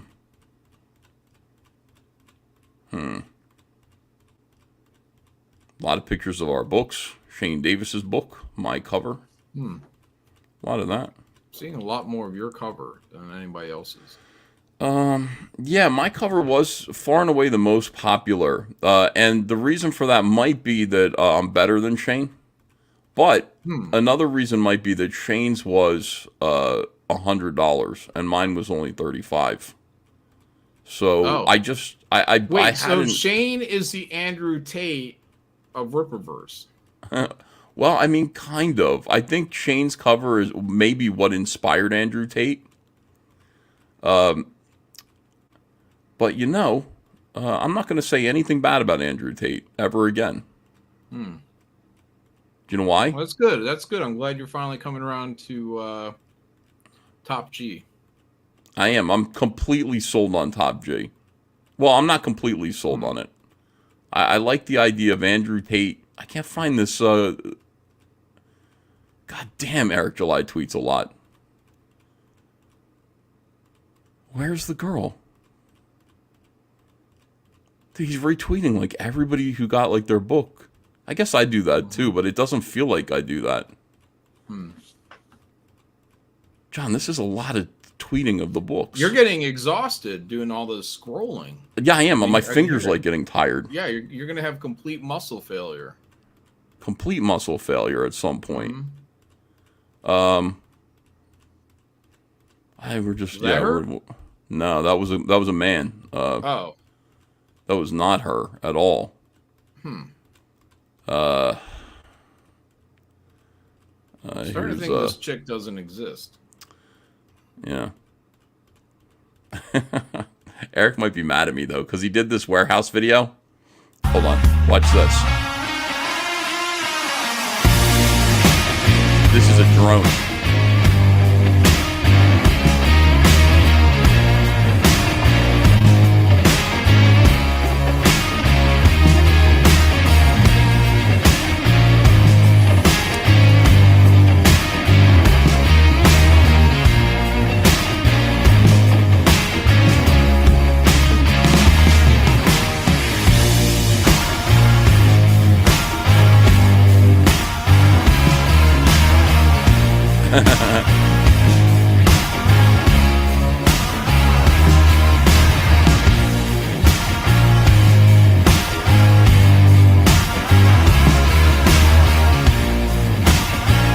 at this.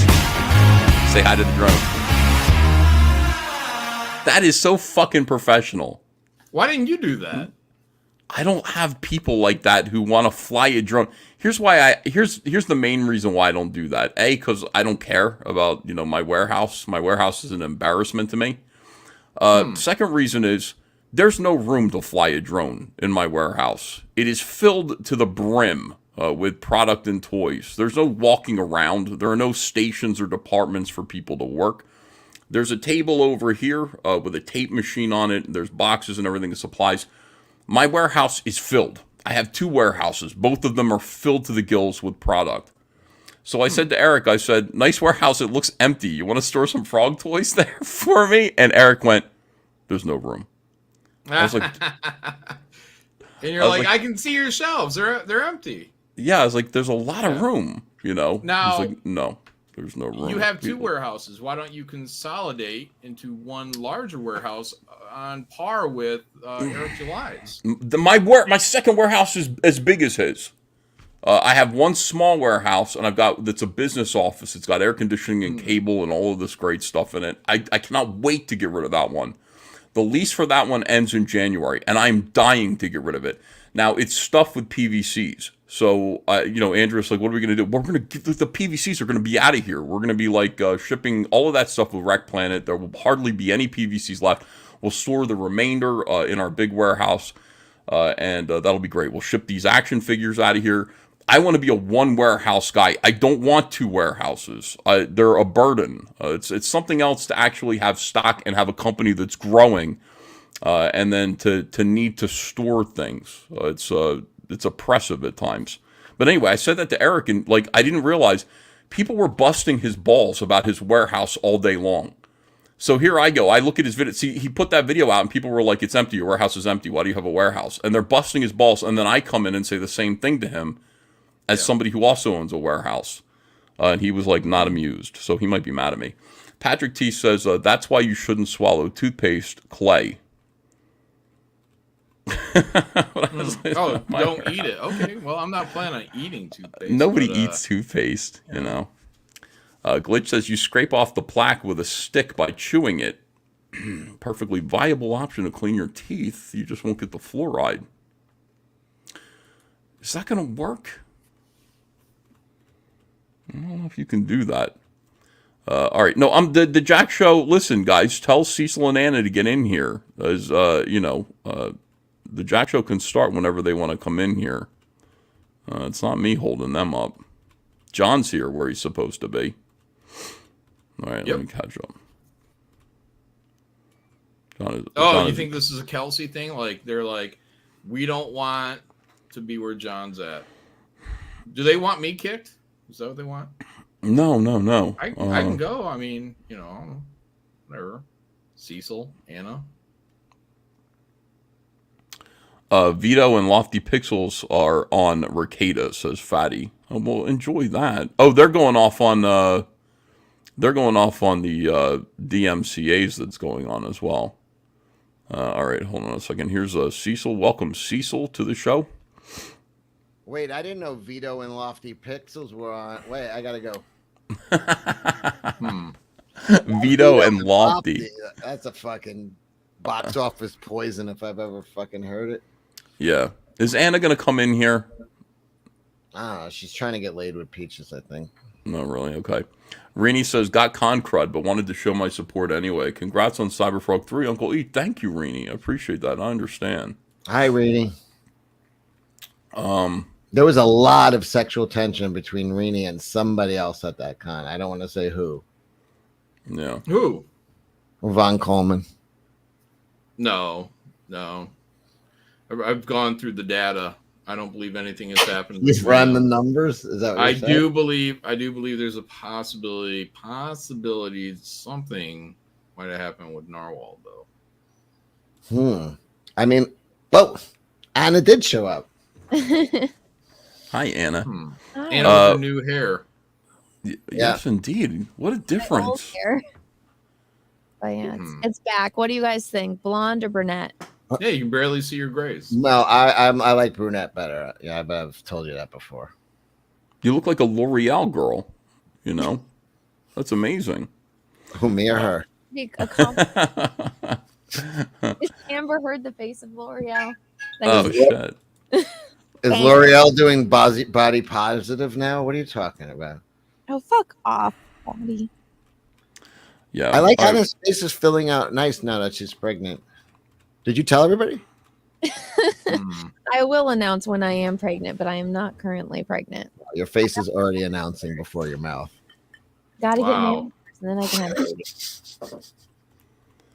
And are you thinking about having a baby? Are you going to have kids? Of Yeah, your I own? am, eventually. Are you? Yeah, but I have to be married to have babies. Yeah. Oh, good for you. You're so traditional. You're such a trad wife. Ethan was That thinking is- about having a baby for lunch. About things, but that's one value that I have is that you should be married before, or at least I wanted to be married before I have kids. What a square. I know. How come? Huh? How come? She doesn't want to burn in hell with the rest of the harlots and sinners. I just think that that's the right thing to do. If you're going to bring a kid into the world, you should at least be married to She's a person. anti-bastard. Building a family unit. Yeah. Yeah, that's pretty simple. I mean, the idea of getting married, I guess, is building a family unit, something safe, something secure. People need to have kids, or they get wacky. They become Vicky-verse. Mm-hmm. Yeah, I mean that's what waits for women. Like men can do it just fine, you know. Men can avoid having children and grow up to be, you know, men. They're a little bit directionless, but they just want to play video games anyway. Vicky-verse is the example of what happens to a woman who chooses not to have children. And I want to apologize to anybody in the chat who thinks they're not like Vicky-verse, who are in their late 50s, early 60s, and are spinsters, never had children. I don't mean you, and I'm sure you're way different. I'm sure you're a way different human being. But yeah, like there's something about having kids that changes your whole perspective. Yeah. It keeps chicks busy. Get them out of your hair. Otherwise, they bug you all the time. Well, no, did you guys see how like Anita Sarkeesian is quitting now? Like her feminist frequency is going to be done. And so I EFAP'd her whole stream where they're talking about it. And I'm like, she just wants to be a superhero to someone. And I'm like, so basically she just wants kids because she's literally tired of being an inspirational speaker to other people. She wants to have a kid and be a mom and be a superhero to a kid, like her kid. I'm like, so all of her problems would have been solved if she would have just gotten married and had kids. Yes. Well, here's the thing. Like, if you don't like it, you know, her whole thing is, I don't like the behavior of men. I want to tell men, you know, how to behave when it comes to their childish hobbies. That's what women do. They do that to their kids. The mom and tell her kids to like stop playing video games and get their shit together. Anita needs a strong hand of a man to redden her buttocks. For a while, I thought it was going to be what's his face? God damn it, Vito? No, not Vito. Lofty. No, the garbage human. Oh, Sargon of Akkad. Sargon of Akkad, yeah. Sargon and Akkad and Anita. Wait, Sargon is a garbage human? Why? He was the one she called. Was it specific garbage human? Garbage human, yeah. That's the first time I ever heard that term. Event. Yeah. Why was Sargon a garbage human? He was sitting with. He disagreed with her on some topic regarding video games, so he should be killed. Oh. Well, here's what happened. Like the best thing, it's like I've seen the whole thing in 3D now at this point. I remember like Sargon was one of the first guys I started watching on YouTube because I liked his voice. There's something about the British accent that's extremely soothing, and you go, yeah, I can trust this individual. They're smart. But I started watching him, and I started Choke out knocked that out of me. Yeah, I know. Then well, you know what? Choke out is wiser though than Sargon in so many different ways. No, I'm joking. I love choke out, but yeah. So Sargon, I love the like. I love him like. In it is so much better than isn't it? In it, yeah. It's quicker. Urash Matar says it is because she thought Sargon was Thunderfoot. So I don't know too much about Thunderfoot. Were you paying attention during Gamergate, Anna? No, I was in college. Oh, Worked. She wasn't Cecil, paying were you- attention to anything at that point. I know. Why should then be different than now? You know, it's like, but I'm kidding. But like, were you paying attention? Any of you guys paying attention to Gamergate? This generation of No, but I'm. I got introduced to Sargon of YouTube. Akkad and Thunderfoot stuff. Yeah. I got introduced to YouTube from Captain Cummings and Zach. Before that, I watched nothing. I was Cummings was adrift. the first. I was just dealing with people in real life like a weirdo, not online. Yeah, Cummings was like the first guy that I watched because he made a defense video about me when I was being called a Nazi. And I was like, what is this? Like, maybe this will make me feel better. And I watched his videos and I was like, well, that wasn't really a stirring defense, but I appreciate it. You know, what can I you liked say? him. He was so psychotic. He had a quilt like nailed to the wall behind him in a basement, and he's wearing a hunting hat. Who is this? Captain Cummings. And I was like, I'm gonna listen to this guy. He seems like he's got the finger on the pulse of something that's dying. Yeah. Why So, why did he take his whole channel down? I don't know. It's Like, just lost to history. you know what happens is you know, people, the spotlight's on you, and sometimes it's not comfortable for everybody, you know. Well, you But got called like back him. to service too. So He brought me into Comicsgate, so I always have a soft spot for Captain Cummings. I streamed with him a bunch of times when I first started, so I you know, he freaked out a little bit, but nothing's on. We forgive here. We're not the fucking SJWs. What did he freak out about? What was this thing? What did he freak out about? I forget. I remember? just no, I don't really remember. I think like in the early days of Comicsgate, like I think the Tim Lim and Doug Ernst fracture, like he went with them, and there was a time period where like you know, Tim and Doug and those guys were still hanging out with us, but they were silently seething and resented us. I remember. Headrock's got it. He's right. You're right. He was mad that pros were coming into Comicsgate. That's what it was. And I think Right. Tim Lim and those guys, what you're saying is like, no, this is the fans, and these guys are coming in here and invading our space. Like, pros shouldn't be in here. Even though it didn't make any fucking sense, because the pros that were on his side were being ostracized and kicked out of the industry. It didn't make sense, but that was, I didn't mean to cut you off, but I think John, are you seething right now? why think would John I be is- seething? I don't know. They're saying that you're seething about something. I'm not sure if No, Don't Call I'm Me thinking Junior about getting says some coffee though. yeah, definitely get some. Don't Call Me Junior says if you back the Godlike Gold Tea tier, John will buy you a beer. Unfortunately, the beer will be a Bud Light. John will be dressed like Dylan Mulvaney. He'll roofie your drink and introduce you to D-Man. I met Don't. That's Call in the Me- fine print. He was in Tampa. Don't Call Me Junior. Very, very fucking nice guy, man. I had a lot of conversations with him. Everybody was there. I wish I'd been there. It was a big crowd, man. It was like Graham threw like a party basically in a local park. And it was 51,000. like- Thank you guys. Taking a shot. Yay, congratulations, John. I'm going to interrupt fantastic. Cecil. I'm going to take my Well, moment. that's a new someone interrupting Cecil. That's a new twist. Yeah. Cheers, chat. Thank you. Appreciate it. Cheers.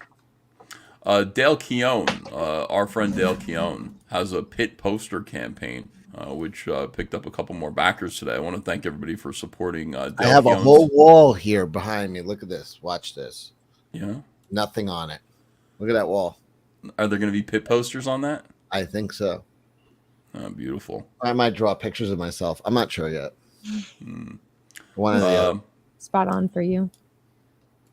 This is my campaign, Cyberfrog 3 Red Extermination, which ends tonight at 3 o'clock. So thanks everybody for being here to support me. I really appreciate it, guys. I didn't mean to hijack the Jack Show. I love the Jack Show. No, you're you know, you're like the fifth Beatle. Thanks. Who's the fifth Beatle? Is it like Martin? Yoko. Yoko? No one's ever called Yoko the fifth Beatle. He's either Pete Best or George Martin. Oh no, what is that his name? What's his name? Pete Best is not the fifth Beatle because like he was one of the first Beatles. But I would say yeah, George was it George Martin was the Was that his name? producer. Why is that? Boy, does that sound wrong? But I think that It is sounds right. wrong, but I think it's right. Yeah, Perfect Anna, Yoko. People are saying Mark David Chapman is the fifth Beatle. Oh man, brutal. Let me see. Ethan is going to pass out at 2 a.m. I might because we're so close to $500,000 on this campaign. So close. And I had no idea we were going to get here tonight. I knew we were going to get here. That's why I planned the cars, Anna. I'm making little race cars. Yeah, you're making the Hot Wheels, right? Yeah, they're going to be called No, CG. Master Racers. Yeah, they're CG Master Racers. And yeah, they're going to look like that. I mean, Cecil. Oh my god, dude. Cecil, we could make you on that scooter. You know that, don't you? Let's do it. We could make a little Cecil on his scooter, Master Racer. Masturbator. That'd be amazing. God. All right, let me see here. Thank you, everyone. Thanks for all the super chats, too. I appreciate it. Very kind. Pete Callen says, Malin seems pissed. Anna seems hormonal. What the fuck is up? I think people think I'm pissed because I turn in my chair. Like they keep thinking this is a sign of me being angry.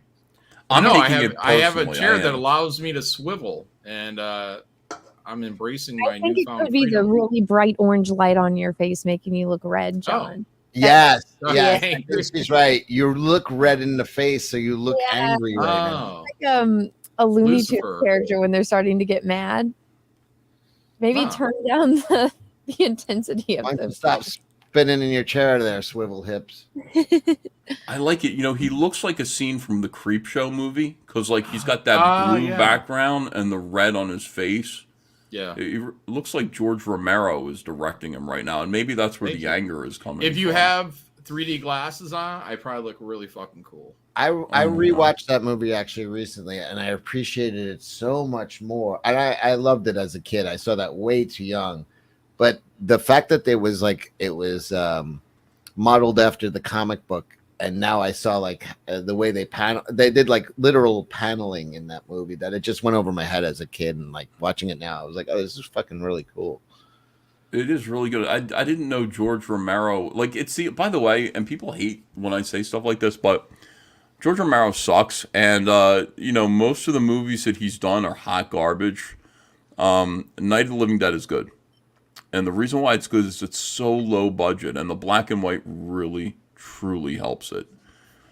I bought the Criterion edition of that, and I love that movie, man. I really do like it. Halloween stuff is, by the way, we have 1488 people in here. Ew. You know, that's right. Does anybody see Kyle in the chat? Kyle was in the chat earlier, so let me know if you see Kyle in the chat. Yeah, like it's Halloween stuff is out right now. We are going to have to watch Night of the Living Dead again. We're gonna have to watch that movie and do it in Celevision. It's worth it. It's a really, really good experience to watch that with other people. Bless you.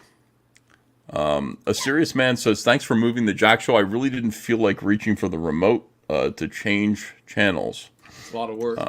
Sounds like a XXX CG right there. Russell Hall says, if we get to 500K, Cecil will eat a banana out of Lizzo's Brie Larson. Okay. All right. Very good. Why is it called a Brie? At least, because she's a cunt. I get it. Is she? Does everybody still hate Brie Larson? Yeah. I like her. She got breast implants and she bounces around a lot. So Smiles. Like I said, we're the side. We forgive. You know, I forgive. Doesn't take much for me. Yeah. All right. Let me see. By the way, I saw you in the chat on Tuesdays with Cecil, and normally I'd send you the link, Ethan. But Gino is such a motor mouth that like he's better one-on-one. Yeah, that's right. Gino Visconti was in there. I was like, oh my god, dude, you're hanging out with big stars now. It's wonderful. He's like so fat. It's like honestly, like I've been on panel shows with him, and it's like putting a you ever remember like in the old days when there was like a zoo and they'd put a tiger just in like a 12-foot cage that would walk back and forth? That was him when he's on a show with more than 2 people. It's like he's just dying to talk, and I'm like, I'm gonna let him go. And you're a talker. Yeah, well, he was just talking politics. Like, that guy was sitting there like being the right-wing equivalent of Patrick S. Tomlinson. He was just sitting there like furious about politics. I gotta say, I think my mental health has improved quite a bit since I stopped watching cable news. I don't know what's going on in the world anymore. I just have a sense that things are horrible, and that's enough for me. I don't really need to know why right now. I get like 90% of my news right now just from Anna, and I've never been happier. That's all you need. Like, just, Anna, is everything okay? Anna's like, nah, things are shitty. Okay, awesome. Yeah. Perfect. I'm the worst person to ask for news updates. Yeah, she has no idea. She has Anna. Name your senators in California. Name a senator from Alderaan. Bail Organa. Star Trek, she knows. What's Star Wars? Star Wars. Suckit says, had an awesome time at the con this weekend. Nothing like drinking and smoking in the park where you used to meet Santa as a kid. Suckit saying that. Did you guys meet Suckit and know who he was? Yes. Have you not seen the hold on a second. Have you not seen the new Marvels poster? Says Russell Hall. What's up with the new Marvel? Oh, is Brie Larson on it doing something offensive? No, it looks like a badge, asshole, and thing going into it. Wait, what? No, it doesn't. Yeah, Bring it up. I'll show you. Or I have to. It's in my video. Let me find it. You got to be kidding me. That's crazy. Yeah, the Iron Man wedding issue pissed me off, dude. Oh yeah. Who did he marry? Pepper Potts? Emma Frost, and took her last name. So he's Tony Potts now? Yeah. No, Emma Frost. Is that real? Oh, he married Emma Frost. Or he's going to, yeah, supposedly. All right, but don't you think maybe she's using mind control for that to happen? Well, why would you assume that, though? Like, because she's an evil mutant, literally, like she was in a group called the Evil Mutants. Yeah, but hasn't she? The Hellfire Club, and like. You just said you forgive everybody. What do you know? I don't forget unless I'm being forced to by a psychic. Yeah. So this is yeah. Of course, they're going to be able to say she forced them. So this is from my video. So this is the poster, and then I couldn't find the actual meme, but people pointed out the spacing and the way that it is, and yeah, I see what you're saying. Look at that.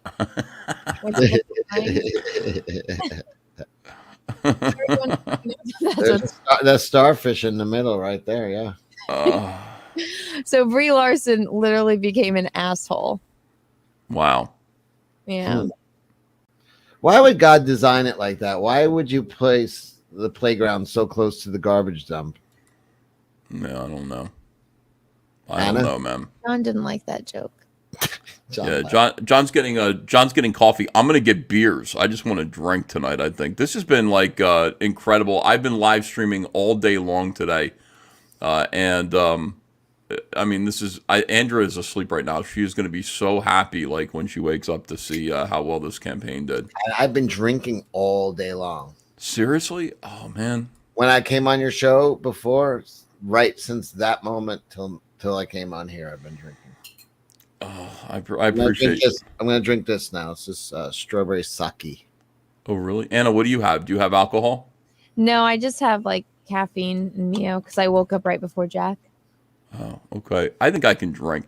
$492,813. I'm going to do what Anna does right here. You do this, and then you go 3,548 backers. We have 3 hours left here, or actually it's 2 hours and 20 minutes, and this is it. This is your last chance to get my Heather Swain cover. Anna, cosplay is this Heather Swain and put maggots around you like this, giant maggots. You know, I actually had this idea of because I want to do like a fan art contest, but so if I just have like a cutout PNG of me as a character and then have people do like the background and judge on like which one's the coolest, like, you know, the drawings and Oh, stuff. do like paper dolls. Just do naked pictures of yourself in different No, positions. no, I was thinking like, because you know, in like Mary Poppins, where she's with the where she's with like the penguins and stuff. So what if I just did that pose and then people can Photoshop your art around me? Oh, that'd be awesome. Yeah, guys, I'm gonna do a pose right now, and you guys Photoshop it. Beautiful. Here's the trailer, by I the way. bet there's gonna be 100 pictures of me eating a sub tomorrow.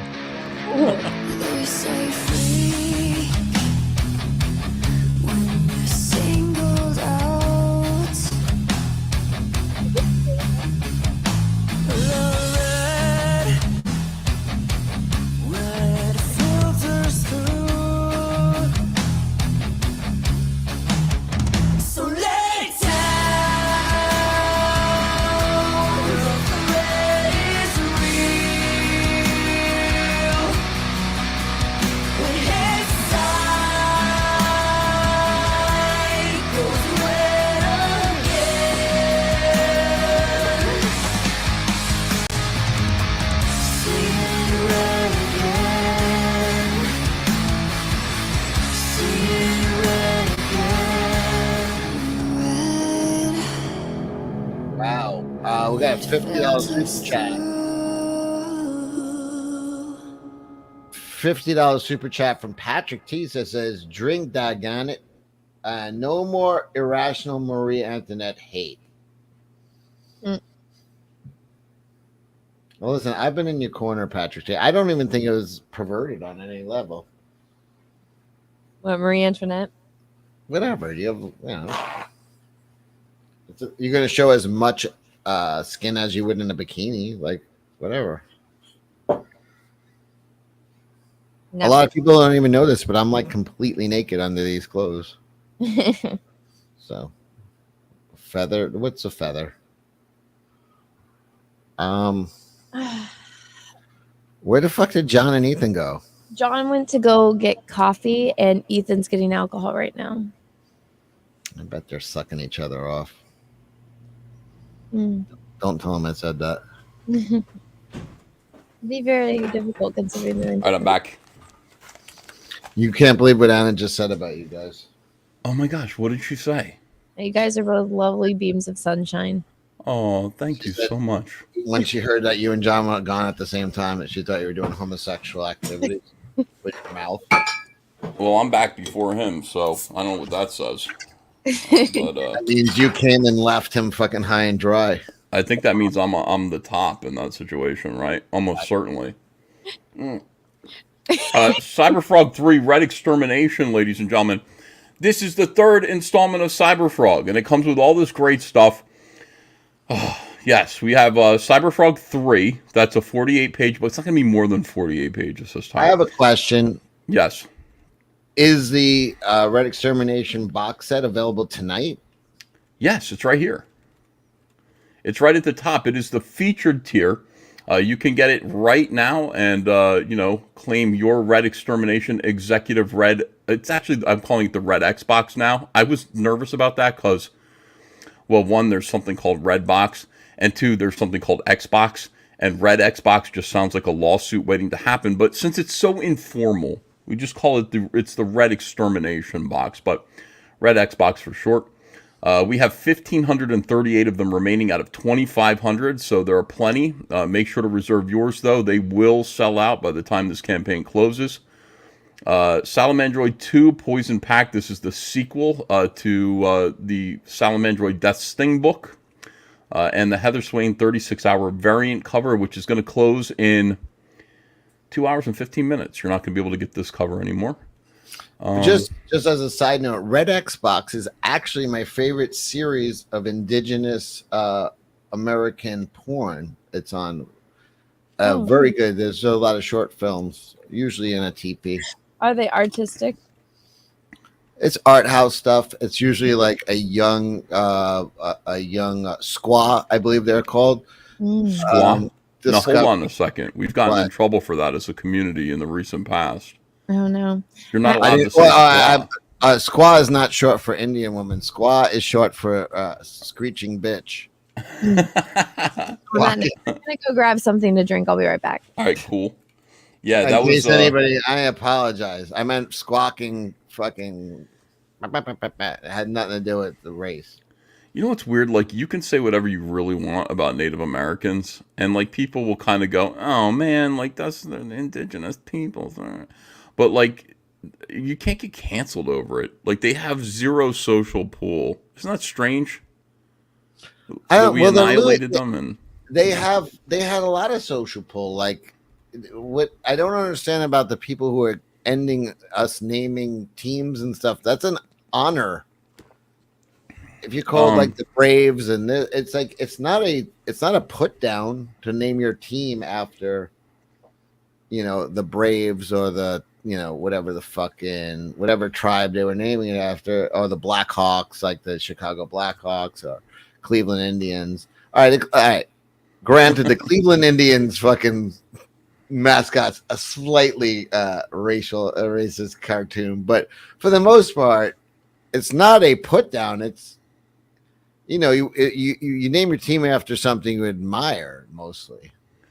yeah, John Malin has a whole comic book in his Godlike campaign. People don't know this yet. I gotta inform them. John Malin's Godlike the Romulus Saga has a book called Engine, and it's you're not gonna believe what John's doing. He's not here right now, so he can't hear us making fun of him. I'm here. Oh but I'm shit! eating. Yeah, these Indians are they transform into these motorized. You mean the engine? Yeah, they turn into these mechanized devices. Yeah, it's engine. It's a play on the word engine. The engine is not a word. It's a racial slur. It's not really like that thing. Right. And then you made that and like and once they transform, they go and they kill other Indians. Imagine that. You were a fucking genius, dude. Wait a minute. So Indians have mechanized devices? No, they transform into mechanized devices. But you understand that when the white man landed here, they didn't even have the wheel yet. So yeah, they didn't. What is their mechanized device? Like a stick, like rubbing against another stick? No, it's wires and motors. I mean, you can see it in the horse here. Well, I think John's right because basically they didn't call themselves engines. That was the white man that called them engines. And so the white man came from across the sea and brought them pain and misery. And it sounds very much like an Iron Maiden song. Yeah. He took our tries, he killed our creed. Somebody who's Indian descent in the chat said we had wheels, in Mexico and below, but not on the northern plains. You didn't have any fucking wheels, man. Yeah. Actually, I don't think there's any evidence that they did have wheels. I believe I looked into this a while back, and they got pyramids. They found wheels on like toys, but they never actually found anything that made them believe that there were actual wheels. That's why I said, like, wheels. All. If you talk to a liberal about like Christianity, they're like evolution. You got to believe in evolution, and then it's like, well, the white man coming over here and taking over is just evolution. Like we had gunpowder, they didn't have the wheel. That's just, and they're like, well, we don't like that kind of evolution. That's a different evolution. That's like that's not evolution. That's like human advancement. That's like civilization happening. Well, it's what evolution is advancement. No, it's not biological like evolution, though. I mean, this is the whole thing. Like, isn't survival of the fittest part of evolution? Yeah, definitely. That's what I'm saying. The more advanced is gonna crush. I'm not for it. I'm not for crushing out civilizations. Trust me. Right. Not all of them, just the bad ones. But yeah. Right. but no, I'm just saying it's like I'm not fucking cheerleading what happened to them, but I'm just saying like if a superior technologically superior race is going to come. I mean, that's what happened with Cro-Magnons and Homo sapiens, and it's just fucking. You're saying the Native Americans are much like the Cro-Magnon and Neanderthal. I'm not saying that. I'm saying scientists are saying that, not Cecil. If any, Racist yeah, scientists. trust the fucking science, John. Stop being a dick your whole life. Urashima Otaru says, Cecil, you bigot. The term is engine. Moromai says, happy Friday, everyone. Russell Hall says, Cecil would name his sports team the BBCs. Is that Big Black Cock or the British Broadcasting Channel? That's a good question. He doesn't specify. Patrick T says, well, I got news for him. I'm not going to tell you which one, but he's right. Patrick T says, Mormons get to say whatever they want about residents. For fuck's sake, with the disconnections. They like to fork a lot. Let me see here. And Headrock says they didn't have any domesticated pulling animals. Yeah, they didn't, did they? They didn't domesticate horses. The horses were, did they? They didn't have horses. I wish I had a domesticated pulling animal, if you know what I mean. The natives to the American continent killed off all the horses because they were brutal. Yeah. They didn't know how. They didn't know how to conserve nature till we came along. You're welcome, jerks. Christopher says, too bad they couldn't transform into a smallpox poke. And Urashima Taru says, survival of the fittest is evolution. It is. In a way, not in that, like, but it in is. a way. It's literally evolution. Um, Adapt or die. Yeah, but that's about like species adapting to their environment, you know, et cetera, et cetera. I don't think it's like Oh my God. Can you stop being an SJW for 5 fucking minutes? No, I can't. Patrick T, thanks for $50. Says you could call them American residents. Drank. Mm-hmm. Cheers, Patrick T. Thanks for $50. I'm an American resident. Mm. Not that I pay taxes or anything. Yeah. I don't know. All I know is this. John Malin's awesome. Here's Patrick T again. Drank, doggone it. No more irrational Marie Antoinette hate. Cheers. He's been trying to get Anna to wear a feather and a fan for years, and she's balking. He'll break her down. Yeah, I've been in his corner. She was just showing me her Rogue cosplay and her Psylocke cosplay. Very good, guys. Pick up the calendar. I mean, the Psylocke's a lot of ass out on it. I have to say, I've been a horrible influence on her, and it's really showing. I appreciate that. It's only a matter of time, you know. Let me see. Brie Larson is a cunt. Anna, they made the black chick above the bush, which I found to be kind of racist, honestly. Pearl says Diane Feinstein. And let me see. Change the title. I did. Just refresh the chat. You'll see that it's now called The Jack Show, but probably without Kelsey. John did a good job of, paving the way.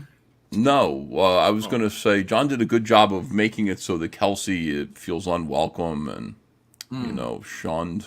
He did a really good job of that. Of Kelsey? Thank you. Yeah. I've kind of missed. Can you guys give me like a quick, like a 30-second recap of what happened? I know that you guys got into some sort of brouhaha, and I don't throw that word around lightly. Yeah, Kelsey's gay.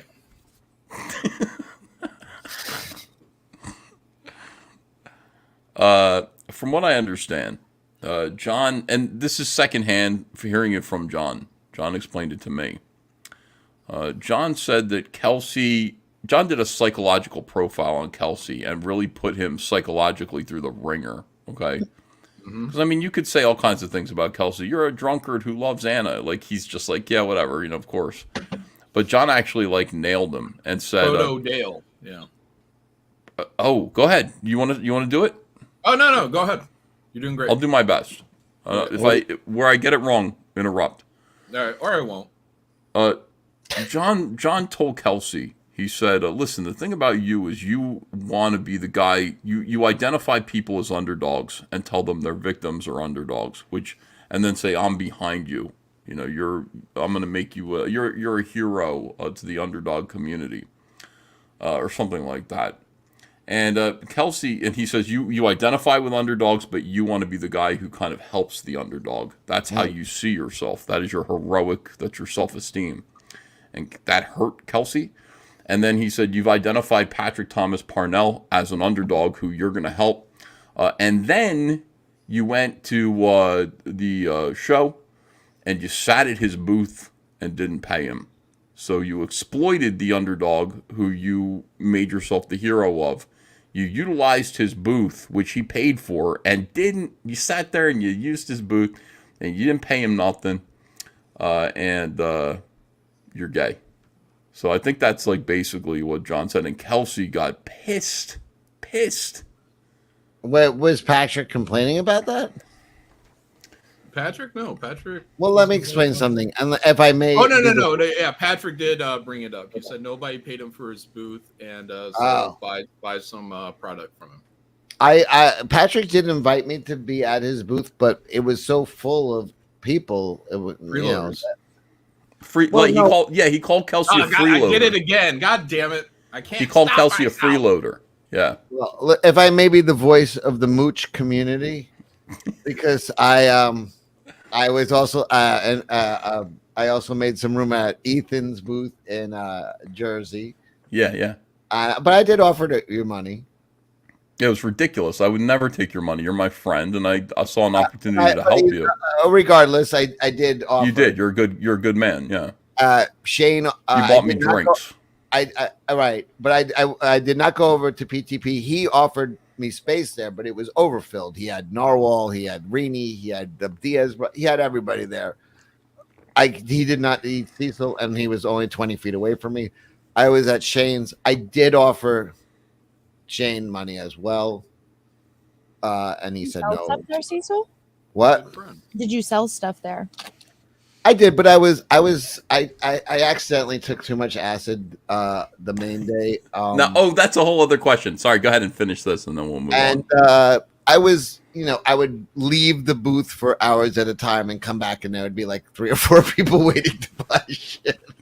And I was not the best salesman for myself that time, but everybody was very nice. But I thought I was committing the perfect crime, I thought nobody knew I was high, but people would come up to me and be like, "Yo, what the fuck are you on, man?"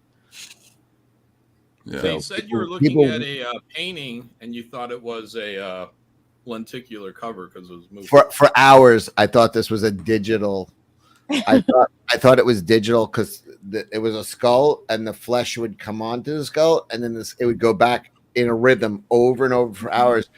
And I said to Patrick, I'm like, is that like on like a digital screen? And Patrick, who is no stranger to LSD, was fucking with me. And he said, yeah, no, it's a digital screen, So I'm looking at it, I'm like, yo, it's fucking awesome. I'm like, the skull, and then like a few hours later, I walk behind there and I touch the thing and it's just canvas. And I'm like, I look at it. Now that might include people in that you were on drugs.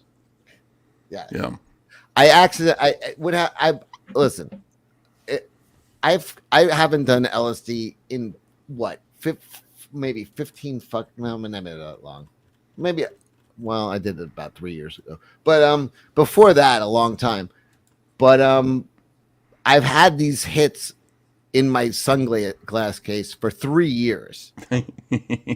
And then Flash was like, "Can I get a piece?" So I cut him the smallest piece. I was like, well, this will make you just like float around the con and you won't really actually trip, but you'll just feel like a tingle. And I did the same amount. And then I forgot something at the hotel. And I went back to the hotel, and then the rest of the tabs were there, and it's about 3 hits. And I just went like this. And I ate them all, and by the time I made it like 3 blocks from my hotel going back to the con, I was like, I made a fucking massive miscalculation here. Like this, like I was out of my fucking me level high. What? Were you like me level high? Yeah, I was out of my fucking mind. I was real, and that's my last trip. I'll never fucking. But I was completely out of my fucking mind. Like people were like demon face, melty face, lava floor, fucking everything was going on at once, and I'm just trying to have conversations with people, and there's just like a fucking carnival's going on, and I'm just like trying, and I'm thinking like no one knows I'm fucking but people knew. Like you're That's awesome, dude. Oh, I wish I We'll was never there, get man. a chance to see that. No, I'm done.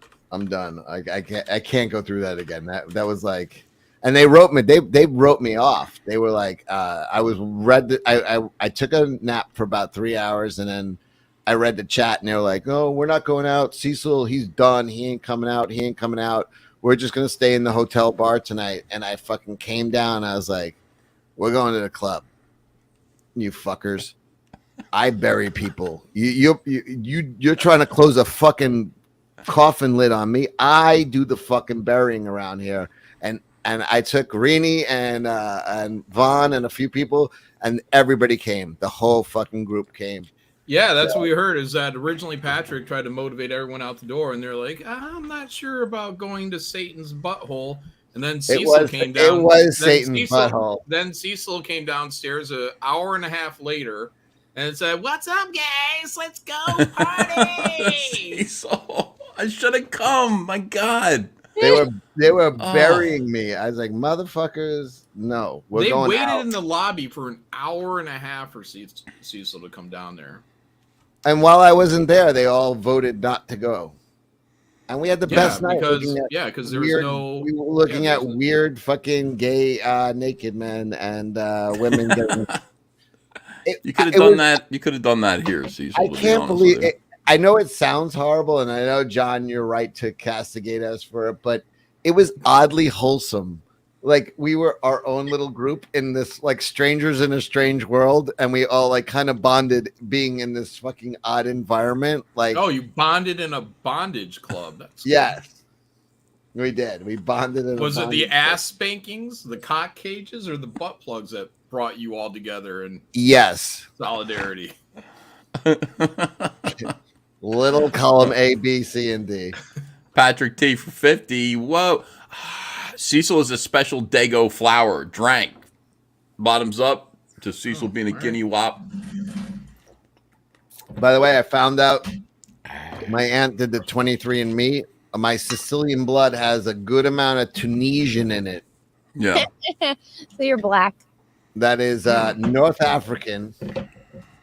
So I am peppering nearly every sentence with the N-word off air. Yeah, but it isn't though, because that's like Greek up there. You're like North African is not, listen, yeah, I know it's more Arab than but either way.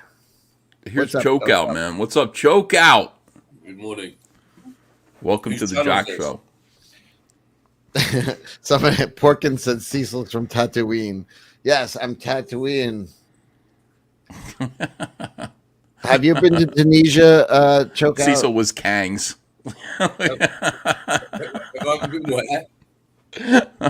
Somebody's got to make a meme of that for you, Cecil. Cecil was Kangs. I have Black Lives Matters in my profile. I'm all in. That's where have I been? Where? Tunisia? Yeah. Have you been there? No. Have you been to Africa? No. I have. You should have been in Tampa. Here's the fucking the travesty of it all is Choke Out was 3 hours South away Africa. from us the whole time. No. He fled. He decided he came down. He was with you guys in Tampa, and inexplicably he turned around and left. And he tried to explain it to me, and I only pretended to understand. I was like, you were with your friends. You could have spent the weekend at a fucking weirdo goth sex dungeon, high off your fucking kite, with Cecil and all of like Rainey and all these people, and you went home. We got into a love tussle with Narwhal. You would have. Oh my god! You really think that it's a tussle? I mean, you have a very big unfair advantage. No. Yeah, you have to handicap yourself with certain people. Narwhal needs to be like tackled and dragged into the bedroom. Like like she already said on stream, I think he's cute. Like to me, that's like full steam ahead. like, you know, a girl publicly on a Mhm. live stream said I am attracted to. But Yeah, he's but she also said that about me. She said Chokeout, yeah. She married Chokeout on a stream. yeah, but actually. were you there, Chokeout? No. So you could have sealed the deal if you would have been there. Keep You on could have wanting. cock blocked everybody that was orbiting her. No, you gotta just keep on dangling the old choke out carrot. Oh boy. Oh yeah. But no, the situation That was sounds disgusting. I'm dangling my choke out carrot. What's that? Oh, that's just me carrot. No, I left at 9 a.m. No, 8 a.m. I left at 8 a.m. You know, you can delay. Here's the thing. Here's what I do understand: is he went from West Palm to Miami to West Palm, then he'd have to go to Tampa. It's 3 hours. Every one of these is 3 hours, and it was everything in the wrong direction. So it's like a 3 hour, a 6 hour, a 3 hour, a 6. Like the problem was this. This was the problem. I had people. I'd organised cover for my dogs and stuff, right? And then I they're gonna die if you don't feed them for a couple days. No. It's not a case of they're going to die. But in 3 days, if I came home and no one looked after my dogs, it'd be full of piss and shit absolutely everywhere, and it wouldn't be their fault either. So the people that I arranged to cover looking after my fucking pets, which were fine with it, then made plans because I cancelled. So then I couldn't arrange people to look after the pets. Then my parents were also like, oh yeah, you got this and this to do Sunday as well. So I just thought, fuck it, you know, I'm just gonna have to just miss this one out. And then what do you do with Tulip when you have to go? She just breaks Tulip's open. a tiny dog that fits in a handbag, not a fucking. Do you understand that Vader? Right, listen, you please understand. Philip comes with me everywhere, Cecil. Vader, no one apart from me can walk Vader. He's a cunt, right? Like he's great with people. He's And great. he shits a sandcastle, Cecil. No, Like he that's don't. the whole thing. Like no, they're imagine. tiny. No, they're tiny. Because I feed them raw. They're on a raw diet, so they're Oh really? Yeah. Oh, okay. So this is another interesting point. I'm on the carnivore diet. I've evaded the diarrhea. I've evaded it. I've not had it. And What's the fun in that? They're doing the same as my dog. They're tiny little shits. They're tiny. But anyway, That's not good, man. I don't like that. no. Apparently it's because I'm using all the nutrient, and I was a really heavy meat eater before. So apparently that's why I've not got the diarrhea because I'm used to it. But I no, know honestly, way I've too been much about Cookout searching right it. I've now. been searching it. Why haven't I got diarrhea from carnivore diets? Because I'm a heavy meat eater prior to that. But yeah, no. So no one can walk Vader because, like, if he sees another dog, he is going to kill it. He hates all the dogs. He hates them like fucking. So back to the sex dungeon. Yeah, the sex dungeon. You know what I mean? Like, I love hearing about your dog's poop, Choco. Don't get me wrong. I mean, we can talk for hours. We about all sex do. and I've dog never poop. felt better on that carnivore diet. I've slept like I'm sleeping like a teenager again. Yeah, I carnivore am. diet's good. Yeah, it's true. Russell Hall says, "What does narwhal smell like in person?" That's a good question. Sex. The river. He's got the aura of love about him.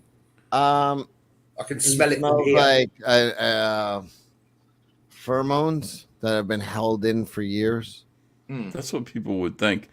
Cecil is 98. Tunisia is 98%. Arab is 1%. Berber, neither black. That's Yeah, wrong, Tunisia. Berber. Yeah, Tunisia is like fucking them kinds of regions of Africa. Stop They're taking more Arabs. Cecil.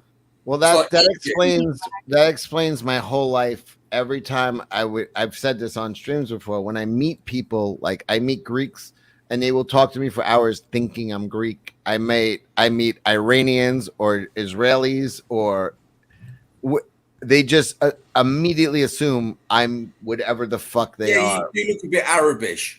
Right. You Yeah, do you a little fit bit. in. Yeah, definitely. So everybody but also Cubans in Florida immediately think I'm Cuban. Like they just are like, you're Cuban. No, you don't look Cuban, man. I don't think so, but I'm saying. I mean, I spent a lot of time in Cuba. On Cuba, and I spent a lot of time in Miami, and fucking, it has happened. So I'm one of those people that's just like, people just assume you are. But I mean, You maybe be mistaken for Cuban if you were wearing all the fucking stereotypical gear. Yeah, You know, there's certain ways like you can look at someone, and even if like from a distance, you're like, I was in obviously every time that happened, I was in full flamenco gear. That's Spanish, Cecil. Hold on a second. John Malin The is best sharing something there. flamenco. The best flamenco comes from where my family are from. These are Tunisian people, and the first thing I notice is one, they do look like Cecil, and there is some kind of gay action going on with this arm crossing. Yeah, definitely. And his face, look, like he's just been someone's just inserted himself in him. Ain't he? Look, they even have, look, the guy on the left has the same glasses Cecil has on right now. It's a Tunisian thing. It's a tell. Yeah. The one on the right kind of looks like a pinhead from a fucking carnival, to be honest. Looks like a family reunion, Cecil. Honestly, if you told me that was your family, I'd be like, yeah, okay, nice to meet them. Yeah, amazing. That's genealogy, man. I've never seen that many ancestry. good-looking men, and I'm assuming those are men behind those guys. No, those. I think those are women. Wives. What's that make-believe doodle on their shirt saying? Is that even real writing? Down with America or something like that. Well, unfortunately, I America. still have a little bit of Italian blood in me. I was disgusted to find that out. I thought I was completely Arab, but No, Italian. Impure. Minor Zircon just wants us to know that he soup chatted Rackets F Vito. So I think Nikki Rackets over there. He's got Vito on. I'm gonna be drinking with Nick Ricada 1 week from tonight. Where? We're in Texas. In Houston at Anime Matsuri. Why wasn't I invited to Anime Matsuri? You were fucking invited, you lying son of a bitch. We got big parties. Friday night is No way. Friday night is Chrissy's show. She's doing a stand-up comic. Critical Drinker's going to be there. It's going to be a big. That's a big to-do. That's 1 million plus. You got anything going on?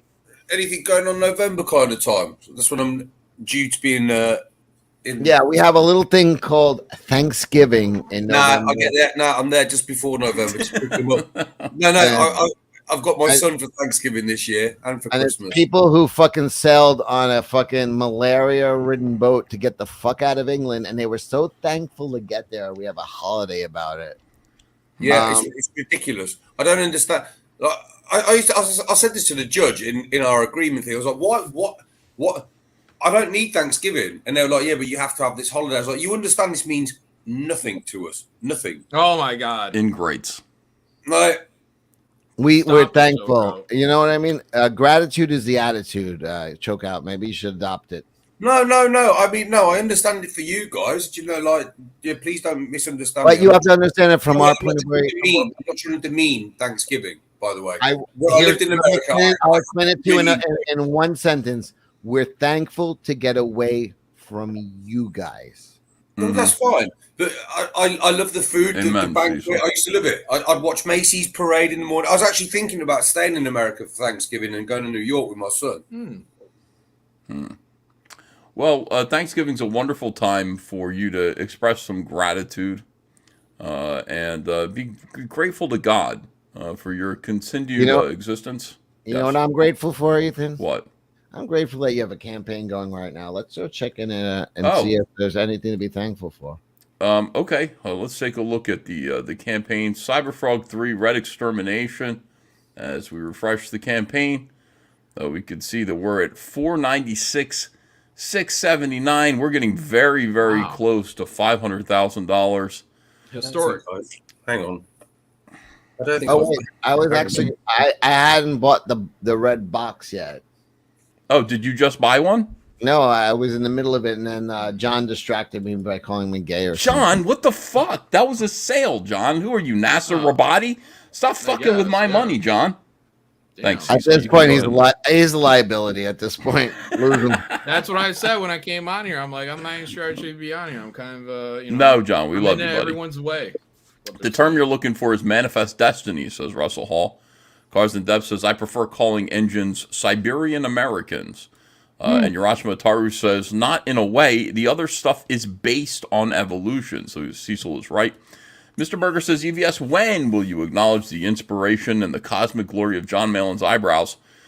which allows all who know him to achieve greatness. Praise John Malen's eyebrows. See, the problem with John Malen's eyebrows is they're like God. You have to believe in them because you can't see them. Like Santa. And faith, Santa. Russell Hall says, Cecil, what the fuck is wrong with you? 4 tabs? Pete Callen Yeah, says, no, I did each. I had like microdots, and each one was 2 hits. You did microdots? Yeah.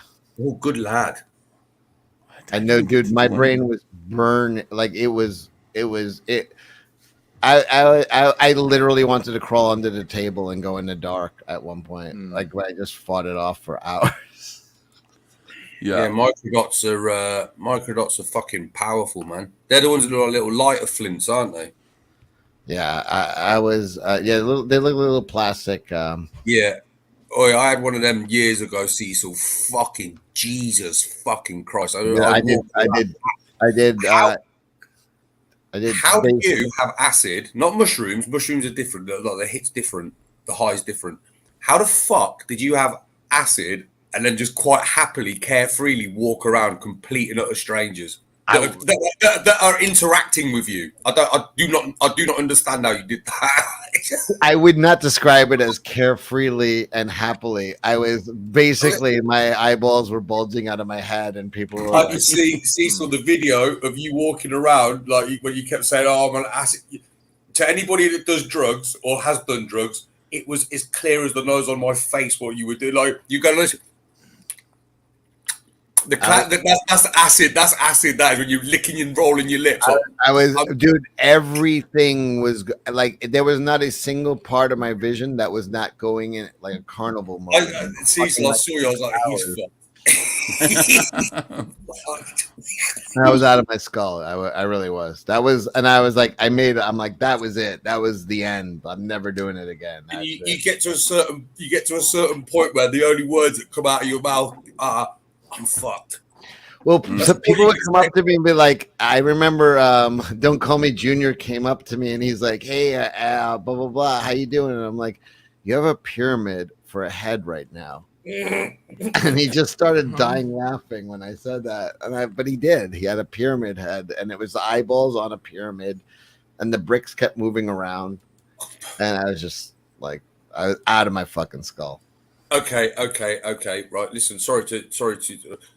Right, I've just gone to. I didn't realize I've not backed your book yet, Ethan. I've just gone to back it. I just went to back the fucking Reddit deck, the box, the top tier.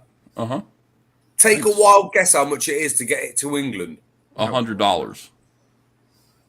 Dude, it's no joke. It seriously is crazy expensive. Yeah. That's too much.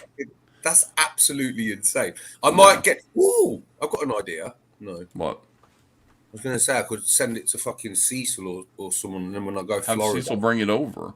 Yeah. Russell Hall says, "Tell Cecil he looks Arabic on air is basically equivalent to drawing a comic cover that's just a picture of Muhammad. You're going to start a war." As Russell Hall. Christopher says, "So what you're saying is Cecil might have done 9/11?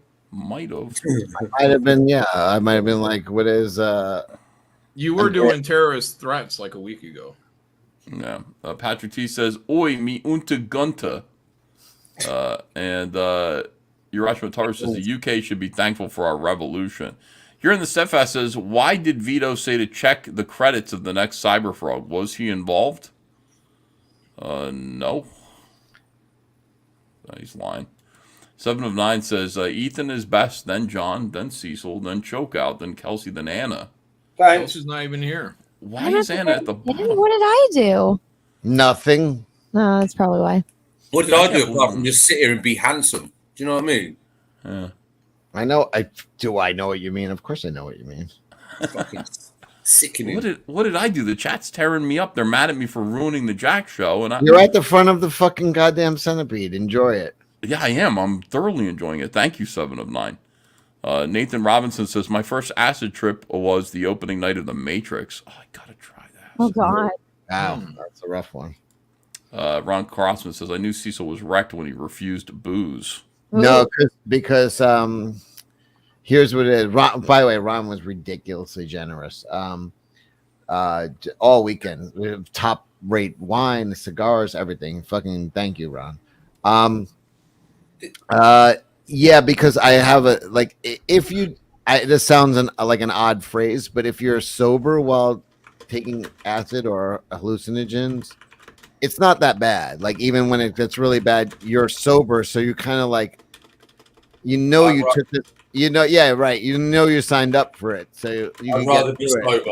I'd rather be sober, definitely. Right. So it's an odd phrase to say sober on acid, but you're way better if you just are sober and take it and go through it. So people were handing me beers and booze, and I was like, I don't want it. Like, Did you ever have the Super Mario's, Cecil, like back in the mid '90s, Super Mario 2s, those acid tabs?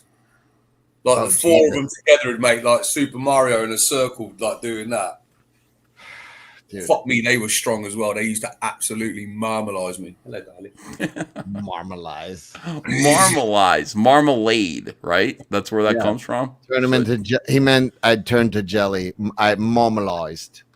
That is a great word. The cars. By the way, I put a poll in the chat. It only has 4 options, so chokeout doesn't get to be in it, unfortunately. But it's who's the least irritating right now, based on I think 7 of 9's assessment. So basically, we'll go in order that way. Who is the least irritating? Me, John, Cecil, Anna, and then we'll determine what the chat thinks, so that 7 of 9 doesn't get the final say. I'd say I would know who is the least irritating. Who? Myself, the least irritating. Least irritating, yeah. Like I'm like I'm literally like an aloe-soaked wet wipe. I'm irritating everybody. So you are a white something wipe. Cars and Dev says Cecil's a lightweight. Microdots are what is this? 75 micrograms. I didn't say well. No. Look, I had microdots in England in the late '90s, and I'll tell you something right now. That's the strongest acid I've ever fucking had in my life. Each dot is 2 hits, and I took 1 and 75% of another. And Flash got 25%. The come up on microdots is wild, man. You can feel it. It's all like a warm, fuzzy feeling. The best part is that part where your brain is literally being like twisted in half, and then it breaks, and now you're just on the way down. That Cecil makes it sound so much fun. It really is, because now it's just hallucinations and like fun, and you could actually socialize. Because the problem is you're panicking. You're like, how much worse is this going to get? And then it peaks and breaks. And then you have about 3 hours of that down ride. And that 3 hours is fucking, that's... Mushrooms are a lot more chill. I grew a fucking big... Mushrooms are way more chill. A few years back. Did I show you? I showed Frager saw them. And I think Kelsey saw them. I had a fucking big thing of them. These mushrooms, they're big fucking white things. And they were all greasy on top and then blue underneath. Like... Fucking up, they were strong. They were really easy. So what was your favorite part of the sex dungeon? Well, I'll tell you what my favorite part of sex dungeon was. We took over a little. You were on side acid at the sex dungeon or no? No. Well, earlier in the day I had residual, but not. I was fine. I was fine. The favorite part of sex dungeon was that we took over this little bar, and it was all of us. We had Narwhal and Rini and Vaughn and the Biggins and the Parnells. Joe Ball. And Joe Ball, everyone. We took over like an entire room, because this place just was a million rooms. It's this old castle like place, and we took over a room. And I guess just this one group of people decided that there was enough room in our room for them to come into our room. And that group was nudists. They tried to. So it was like the whole club was not full of nude people, but the room that we took over, they came in, and it was like how'd they look? Horrible. And I've said this before, but I'm just like, I actually admire the false confidence by these people. How many of them? A lot. Way too. One was more too than many. 10. More than 10. No. There was 4 completely nude, and then there was like this elderly man making out with a chick in ass chop. Everything was weird, but they decided like we were the group that they were gonna like hang out with. Yeah, like degeneracy can sniff out And it was, degeneracy. but honestly, it did kind of in a weird way make the night because it was hysterically funny. And the funniest thing is, we kept saying we're leaving 20 minutes, we're leaving 20 minutes. We stayed till they close the club and they throw the white lights on. It's like they throw that switch and it's just the broad, like bright white light of these naked people. And I just, Mrs. Biggins took the best picture of this fucking dude. And it's just like darkness was his friend. And now, how were the guys sitting? Were they man spreading? And who was looking? None of the guys were sitting. None of the guys were sitting. I didn't sit down on anything the whole night because there was like you didn't know what had been there. Yeah, I didn't want to sit on anything, so I stood the whole night. But what the sounds fuck like is a blast. Here's what I say: not only should these guys not be walking around in public naked, like they should literally be wearing bathing suits in the shower. That's how bad, like they're just horror shows. But I do have to say, like I've never had that level of confidence just to be like they were like melted monsters like walking now around. do they come in and they start engaging in your conversations, or were they just No, kind but of they off were to like a they were commercial having their break? own conversations. They're like, regulars. They do this every weekend, they right? were completely Yeah. they were as comfortable as anybody next to you at a bar. Yeah, they've got no shame, and they're always fat and ugly as well. Yeah. One of the girls was skinny, but just still should have had clothes on, and Yeah, like fried egg tits or something like yeah, that. yeah, like that. Yeah, Like it's just like, look, man, no one wants to see them fucking miserable looking titties. Yeah, but she's not doing it to be stared at. She's free from the constraints of Yeah, no, I clothing, know you that, but it's like I God's understand natural you- state. they were having conversations next to us, just as if you're having a conversation with your buddies, and there's literally two guys having a conversation about like the Jets game behind you. I just turn around and say, "Listen, do you mind moving? I can smell your pussy from here." What were their conversations? Yeah, like, what were they? One of them said that to me, and I was very insulted. What kind of conversations were they having? What were they talking about? I think that's Cecil from Comicsgate, but I'm afraid to ask. Let me see. Patrick T says, "Oi, I watched Top Gear. I can respect the arrogance. Next level delusional. They are. Oi." Here's Russell Hall. Who's behind Lizzo in the Human Centipede? Oh my God! Whoever that is well fed. Someone really drew the short straw there. Old Man Yelling at the Clouds. Ethan, when you said you said 1,000 boxes sold, did you include the add-on sales of the second box? Ordered the red box and a 36-hour cover. Hail CG. Yeah, I did. Add-on sales. Yeah, it's calculating the add-ons too, so you can see how many are remaining. Approximately 1,000 have sold at this point, and that includes add-ons or secondary add-ons. Nathan Robinson said, "My last acid trip was a Doors tribute in Connecticut." Here's Patrick T says, "Irritating is what gay Barbie lovers say drank." Cheers, everybody. Bottoms up. Cheers.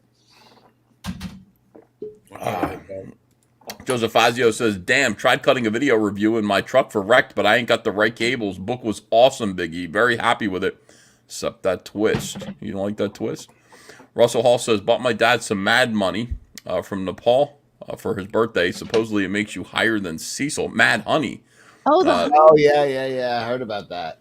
Higher than Cecil at a gay bondage club. I'm sure he'll be fine. Jesus. I heard T. Franklin recommended the club to PTP," says Pete Cowan. See, that's what John Malin is saying, essentially. John is saying that PTP is now PT Pusher.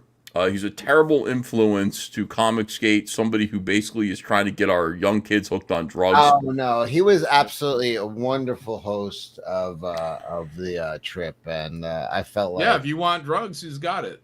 Makes them great. Yeah. No, he Tyrone down on the corner of the block. He's a good guy too. No. I mean, and he did give me mushrooms the night before I took the acid. So, but no, he was very. I give him. Forget it. Like people were like that motherfucker's crazy. Like he had surgery like just a few days before, and right, he's real smart.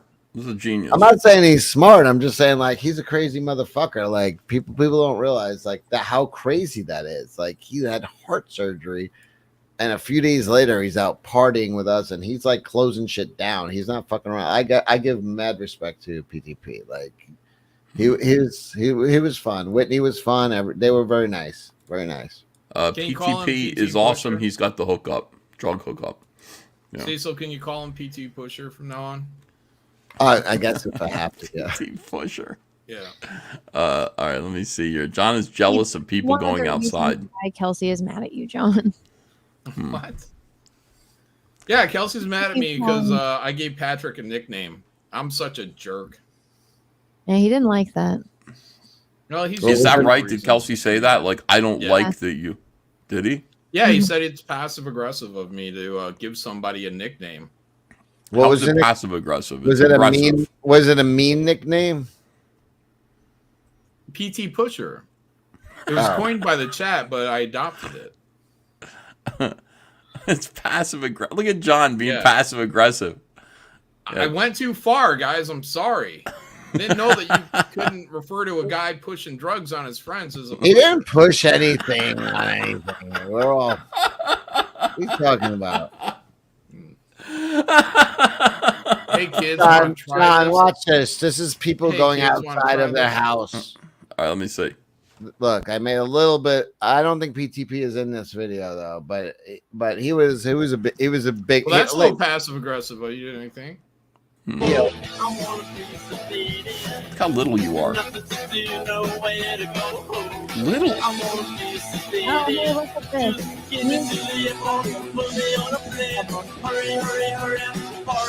Oh wait, this was the guy and his girlfriend. She said that I was his hero. They came out to the fucking club and I had a good time with them. We got lost because they got lost from us, but cheers to that guy and his that's girlfriend. Q. And guess what his girlfriend's name is, John? Pid. Faye. Oh. Faye. Like Okay. Faye girl, fake girl. Her last name is Curlfriend. Yeah. So not even a real name. Q, what's up, Q?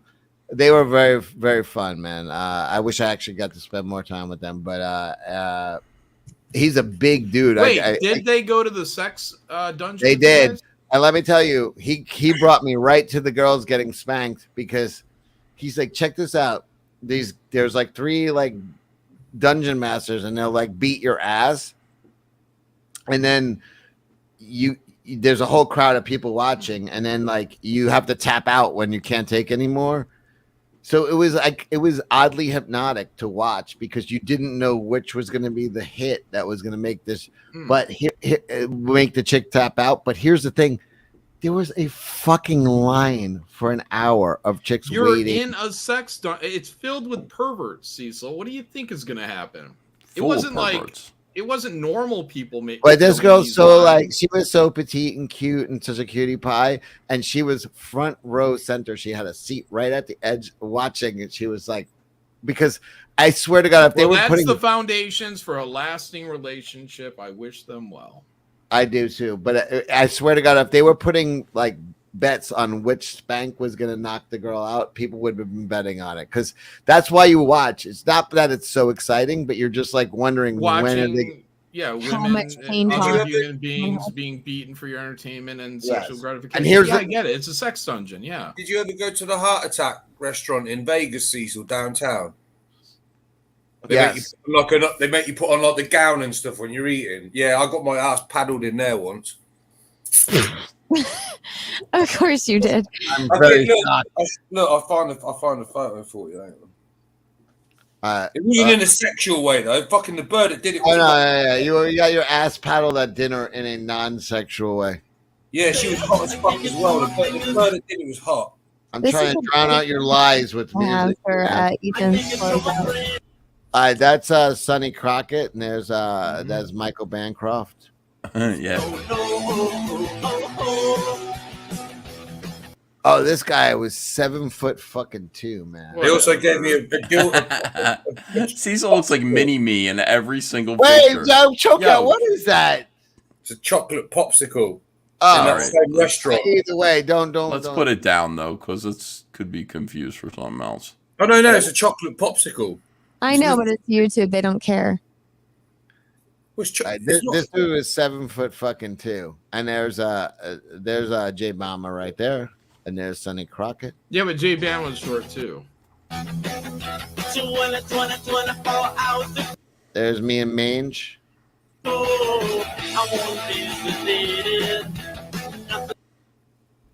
Graham, Vaughn, and myself.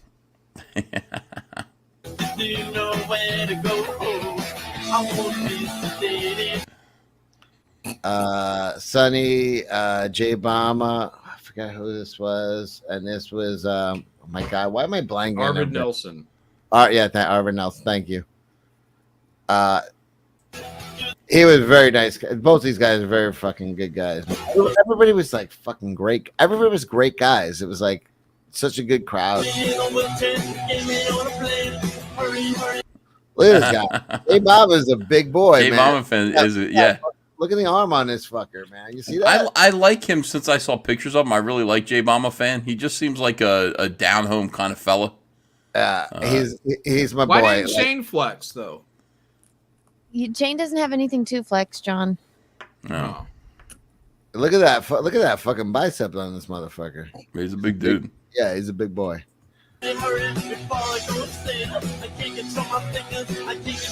That's his wife. She's a competitive bodybuilder. She's beautiful.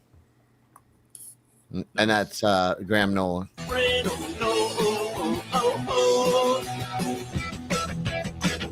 This is Drew.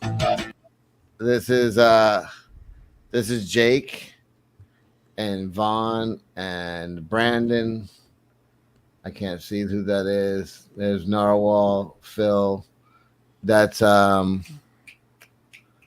Maroney. And I'm blanking on this guy. I'm blanking. He's been at every con. I talk to this guy all the time, and I'm blanking on name. I'm sorry. I'm really drunk. I've been drinking since like fucking 3 o'clock. This is your vacation slideshow that we're watching now? All right, good.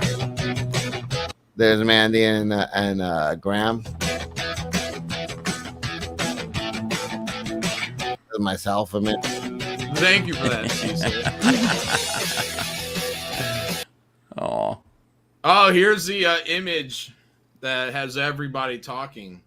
I see a hand on Irene's booty. Oh, look at this hand here. Oh, Yeah, interesting. That is a familiar hand. That hand has been there before.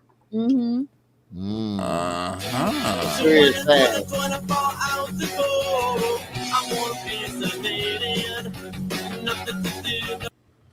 This is Abra from our chat. She was the biggest sweetheart of the week right here. Her and her husband were fucking the best, man. They were the best. I'm still kind of shocked that Narwhal has height to him. He was always a little guy in my head. I was literally shocked that Narwhal was like 6 feet tall. I thought Narwhal was a little guy like myself, to be honest. Oi, you lot. Apparently, Vicky versus on Nick Recader right now. Oh my God, EFAP it. All right, here we go. All right. We're going to go EFAP Vicky verse on Recader and see what goes on there. What? This woman is absolutely deranged. Well, I mean, listen. Well, she critiques Ethan on art. She critiques Eric July on business. She critiques you on fitness. She critiques Anna on fucking beauty. They're yelling, Cecil. They're yelling over you. Who? We can't. We got to get acclimated. We can't see it. Or hear They're not sharing. Oh, I'm not sharing? Oh, I'm sorry because, let me start over again.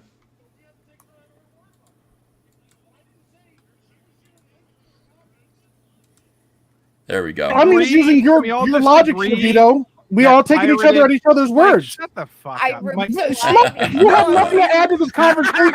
You're a fucking VTuber. The only reason you have a VTuber so you can jerk off and you feel like you're right about something in a fucking point. Shut the fuck up, Lofty, and stop touching yourself when I talk to you. I don't like it. I love Mike. I love Mike. You guys have no idea how much I miss Mike. I had to quit the D&D streams because I couldn't keep making them. What the fuck is going on in here right now? This is insane. Anna, can you explain this? I don't know. I don't know who. I know who Kurt is. I know who Nick is. I know Lofty. I know Vito. And Spelling overload. I'm there's playing Cundert. but I don't know who the dude screaming is. That's how Kelsey was on my Rumble last night. It was incredible. Seriously, why is that taken down? Put that back up. It must. And the one thing that I miss You gotta put it back. more, I miss Mike more than I miss orgasms. I just don't like that Lofty masturbates when I yell at him, but I can't help myself. But Mike, We've outlawed Affirm will affirmative masturbate when you yell at Lofty. So I do masturbate when I yell at Lofty. That's why I don't want him doing it, because We it's all do. gay. We all do. Yeah. So everyone is mad on this stream because Eric July issued DMCA takedowns of people like Vicky, maybe Vito, I don't know. People who were using pirated copies of ISOM #1 to basically slam ISOM #1 and the Rippaverse. That's what's going on. I had Eric July on the show today. I have mixed emotions about that, or mixed feelings. You have emotions about this? Emotions is the wrong word. Mixed thoughts or feelings or opinions. What's mixed about it? If you pirating my shit, man, I'm going to hit you with a strike. No, like I think you should have a good amount of leeway, but if you have a bunch of fucking people that are total pussies, they will never confront you in real life. They will never talk to you, and they're using the internet to attack you. Then if that's the means of attack, then that's your means of response. Yeah, of course. Yeah, that, you know what I mean? Like, that is your weapon. That's their weapon of choice. So now that becomes your weapon of choice. And you can't call the person a pussy for using the internet back at you when that's your man. He's like, come meet me, come talk to me. None of these people ever fucking will. So he's like, fine, you dictate the terms of war. Fine, fuck you. So I get it. Now, I think Nick Ricada would be anti-Eric July on this situation here. Oh, okay.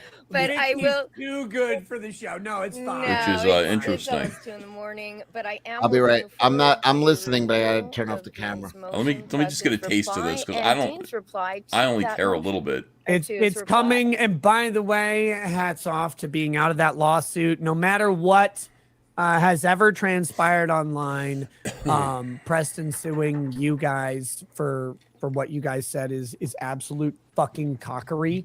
Dean should not be in that lawsuit. I'm glad you're out of it, because none of you three should have been in it. Everything you said is protected opinion based purely on what he presented, and the fact that you're in it.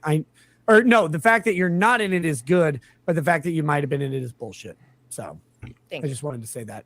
All right. Nick is cheers drunk. to Vicky. Catch you later. Thank you for joining night, the stream. Guys, here's what I Get need to the do. fuck out, Vicky. I need to do the super chats on YouTube. We need All to right, move it's over to over. Rumble. By the way, if people don't realize this, because you're like, oh shit, only 1588 watching on YouTube, that's like 100 less of my ideal racist numbers. she's saying? No, What's she saying? or 100 What more about Eric? than my ideal I mean, racist. I don't know. Listen, a screaming match that I guess you could go back and review later, Anna. I don't. You just imagine not having a pot to piss in, and instead of thinking, how can I better this dire situation to which I find myself in, instead of doing that, instead you just go on social media and just start abusing people that have done well, like independently. Like, what kind of mindset is that? Do you know what I mean? understand, like people who are like, listen, I'm anti-censorship. Kind of, I understand that the sweet idea of anti-censorship. But nobody is anti-censorship. You're not anti-censorship, but you're going to put child pornography out into the universe? You're censorship. You want adult material where children can get it? You're a censor. Everybody has a line where it comes to censorship that they'll draw. So Waza Gear says, just finished Blood Honey and Wreck Planet. Love them both. Confused how the other creatures came to be. Rumblebee, Shockroach, etc. Was it Chelsin? Did you read Salamandroid Death Sting? That's going to tell you how they came to be. Congrats on your $4.99 there, Ethan. Thank you very much. Appreciate that. Almost there. Thank you guys for Great. hanging out. Yeah, no problem. All right, let me see here. The Don says, Hail CG, sign up for Omega Mission God's Eye. Start 8/8 on Fund My Comics sci-fi superhero action from the guy Mark Brooks said killed his career by going CG. Help me prove that dude wrong. Hail. Oh, killed your own career, not killed Mark Brooks's career. I would admire that. You know, you're going to kill Mark Brooks's career by going to CG. Tony Watsudo says, Cecil, I wanted to meet you Friday, but Mandy said you were resting and getting ready for hard drinking. You were on mushrooms? That's a No, he was. I got an inbox saying that he was recovering that night from. Yeah, I got a message saying that Cecil had to go and have a little nap. But he did end up going out for, I don't know, hard drinking, but went to the sex dungeon after he woke up. Russell Hall says, I miss the old days when Cecil kept his mask on. We all do, dude. Cecil, like, showed up on some live stream with his mask off, and, like, I had Anna in here, and I had Nina, and they both screamed. Like, "Ah!" Like that. Like, they made, like, loud noises of displeasure about Cecil's hideous face, which was exposed. Like, people are really accustomed to at least half of his face being covered. And when it's not, like, when his face is out, it's like, no offense to Cecil, but, like, he's hideous, you know, and it's really, like, you know, I don't mean this in a mean way, but, yeah, nobody wants to look at Cecil, you know. Don't hold back. I imagine somebody out there wants to look at it, probably his mom. I mean, other than maybe the police or the FBI, I don't know what you're talking about. You think his mom wants to willingly admit that that's her child? Oh, shit. Maybe, yeah. Yeah, I don't think so. Beauty's in the eye of the beholder, or so I'm told. We got you know, John Malin trying to teach these people, you know, to avoid some of these pitfalls, and they don't listen to John. Nobody listens to John when they should. Instead, you've got Kelsey getting mad at John. You know who listens to John, who agrees with John? CNN Health. Central Florida is a hot spot for leprosy, according to this report. 54-year-old landscaper. That would be, look, I don't want my friends to get leprosy, but if they got it, they deserved it, and I'm going to secretly celebrate. Maybe publicly celebrate. Yeah. Yes.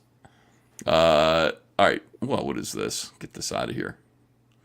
54-year-old landscaper came into an Orlando dermatology clinic with splotchy, painful rash. That sounds like Ethan Ralph right now. Have you seen him? Does he have leprosy? The rash was spreading from the man's limb to his face, but previous doctors had been stumped by what was causing it. The biopsy results confirmed the hunch. The diagnosis he described as something you read in your textbooks. Leprosy. When you say textbooks, don't you mean like the fucking New Testament? Yeah. Like, what do you, who reads about leprosy in textbooks? Yeah, it's pretty old. Yeah. Jesus was out there curing leprosy. I don't know what these guys can do. Also known as Hansen's disease. Hansen had leprosy? That's a shame that girl was cute.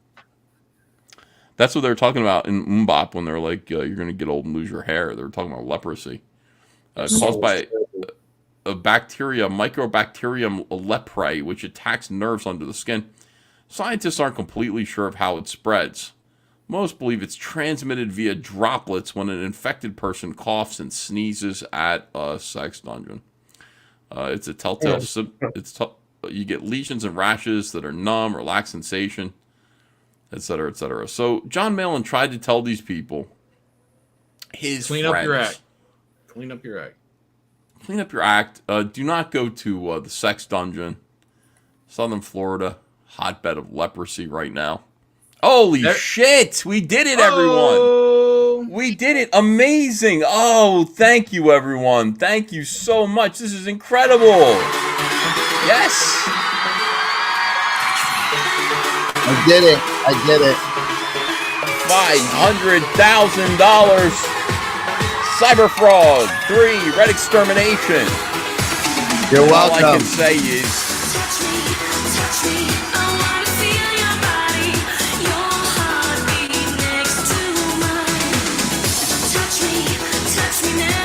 she's a lesbian.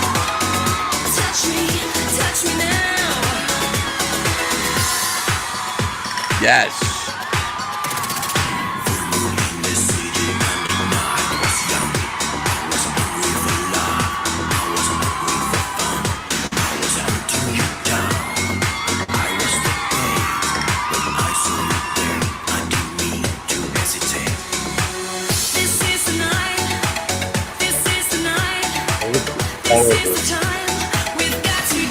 We're making CG Master Racers. Congratulations, Comicsgate.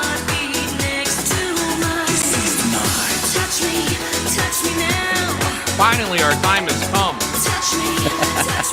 You bring me this food in his head is like, I can't believe these people have bought into this shit I'm doing. This is horrible.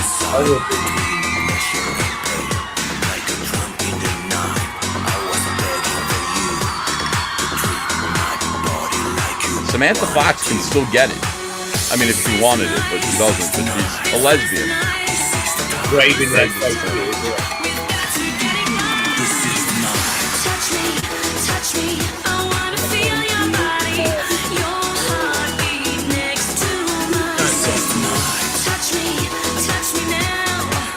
What school disco song is this?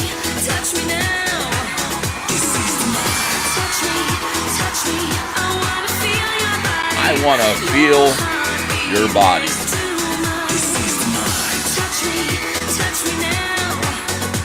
She's the male in the lesbian relationship friendship. She's going to wed Cracker. Patrick T says, Gunther, gayer than EBS. Thank you. Thank you. It would have been worse if you said it the other way around.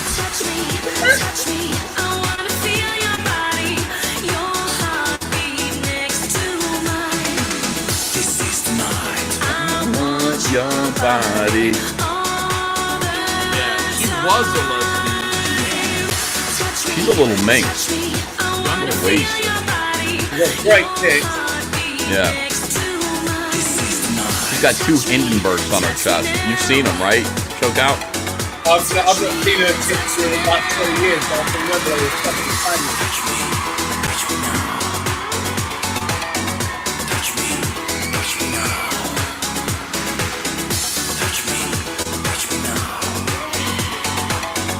Amazing.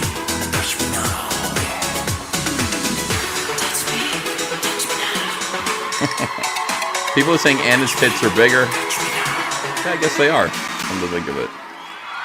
Thank you, everyone. Thank you, Comicsgate, for making Cyberfrog 3 Red Extermination hit $500,000 in its first month. Thank you for making all of my dreams come true. Thank you. We're at 501 now.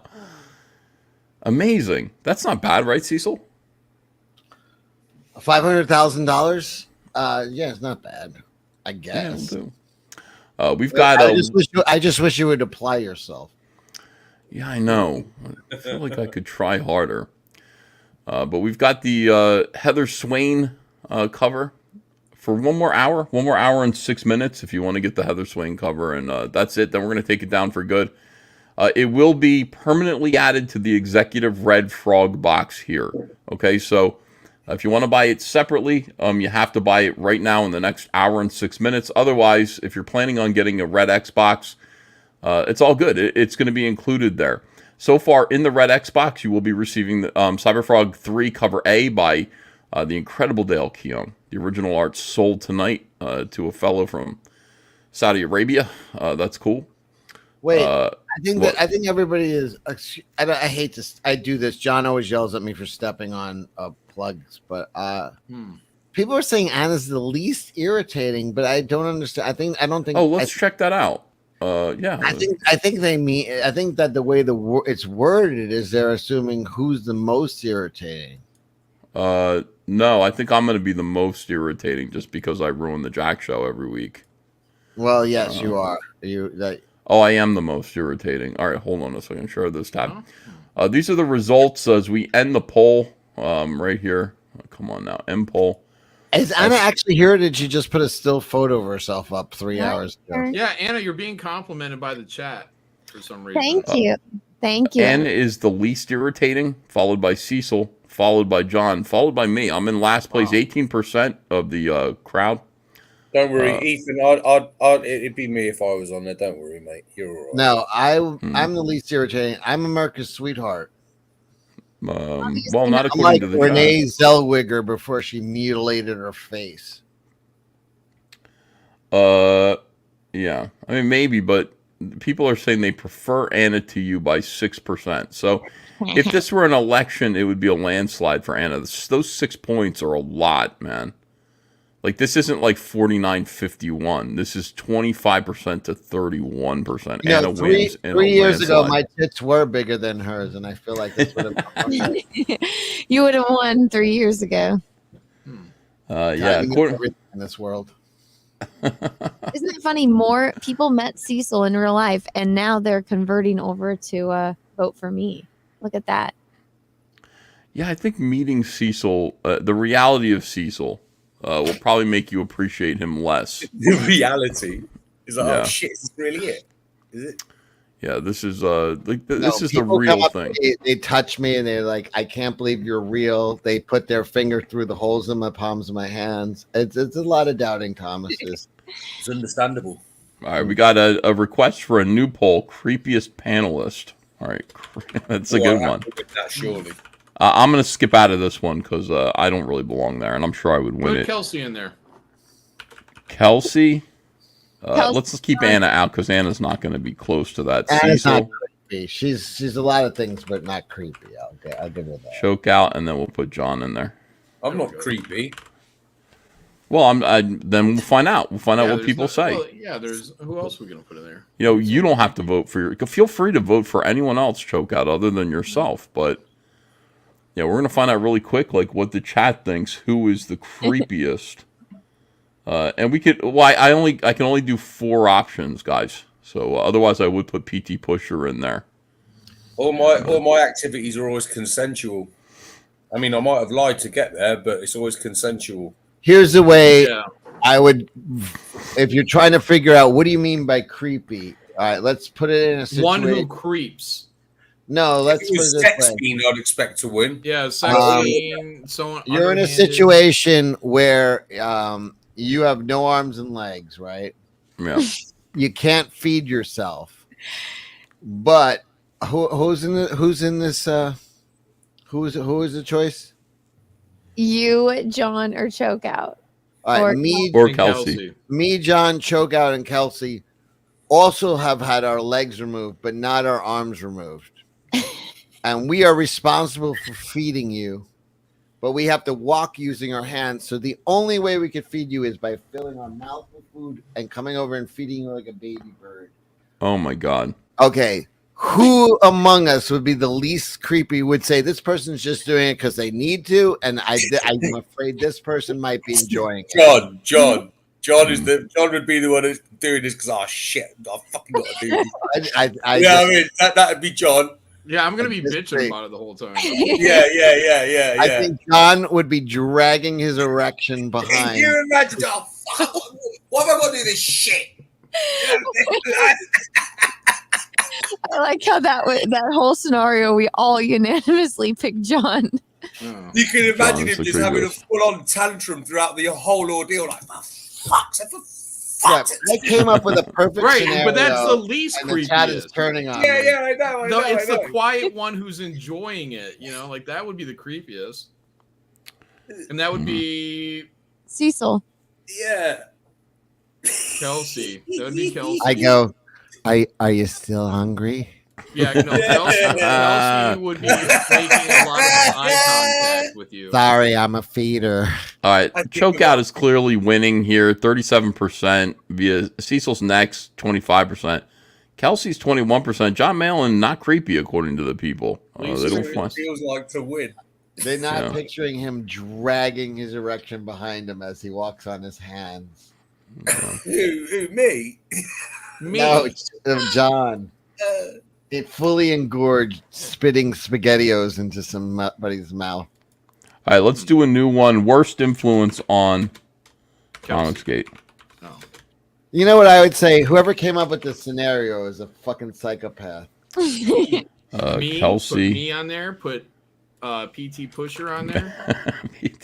See, PT Pusher is like, that's prejudicing the... No, but I'll Patrick do it. Parnell. All right, I'll just put PTP. Who else should be on there? Cecil or Chokeout?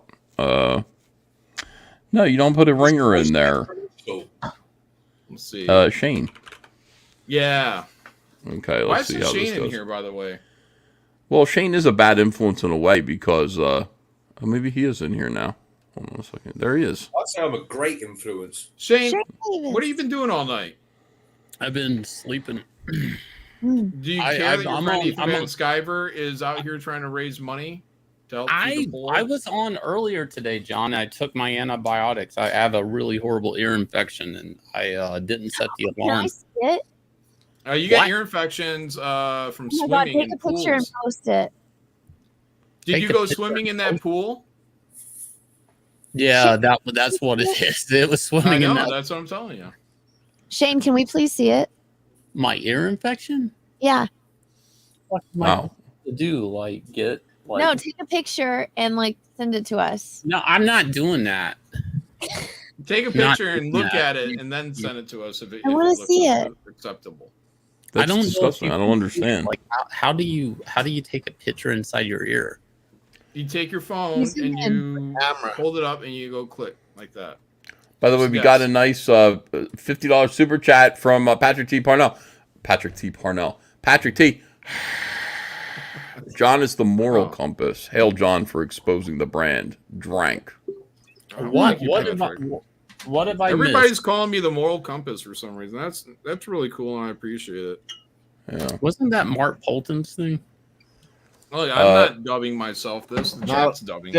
Shane, I give you a public shout out because Shane was very generous with his booth, and I did offer to pay for some of it, and he said absolutely not. Patrick T, thank you. That conversation never happened. Shut up, Shane. Wait, what? Wait, hold up. What happened? I don't know what's going on, man. Cecil's saying that there was a conversation where he offered me money for part of my booth, and you that I refused. turned it down. That never you happened. saying That that earlier. conversation. What do you mean? He said, "I'd sooner die than take a dime from you." You're my So hero. you're saying Cecil came up to your booth, stayed long past his welcome because he was only supposed to be there for 2 tripping hours. on acid just feet from his infant daughter. That's and your choice. Obviously, though. him and He his didn't- wife were very nervous. Shane didn't give you the acid, and then you took all that money and you walked away. Yeah, walked like away. Kaiser Sose. And there was actually some bills hanging out like of his luggage, and I grabbed them off the ground and went up to him and tapped him on the back and gave it to him. I thought I'd get like a finder's reward. No. Yeah, like keep it, kid. That was you. I didn't recognize you. I would, if I knew it was you, I would give you. Cecil, I don't know if you'll remember this, but you were sitting there and I was like, "Hey, you all right?" And you looked at me. He's like, "No."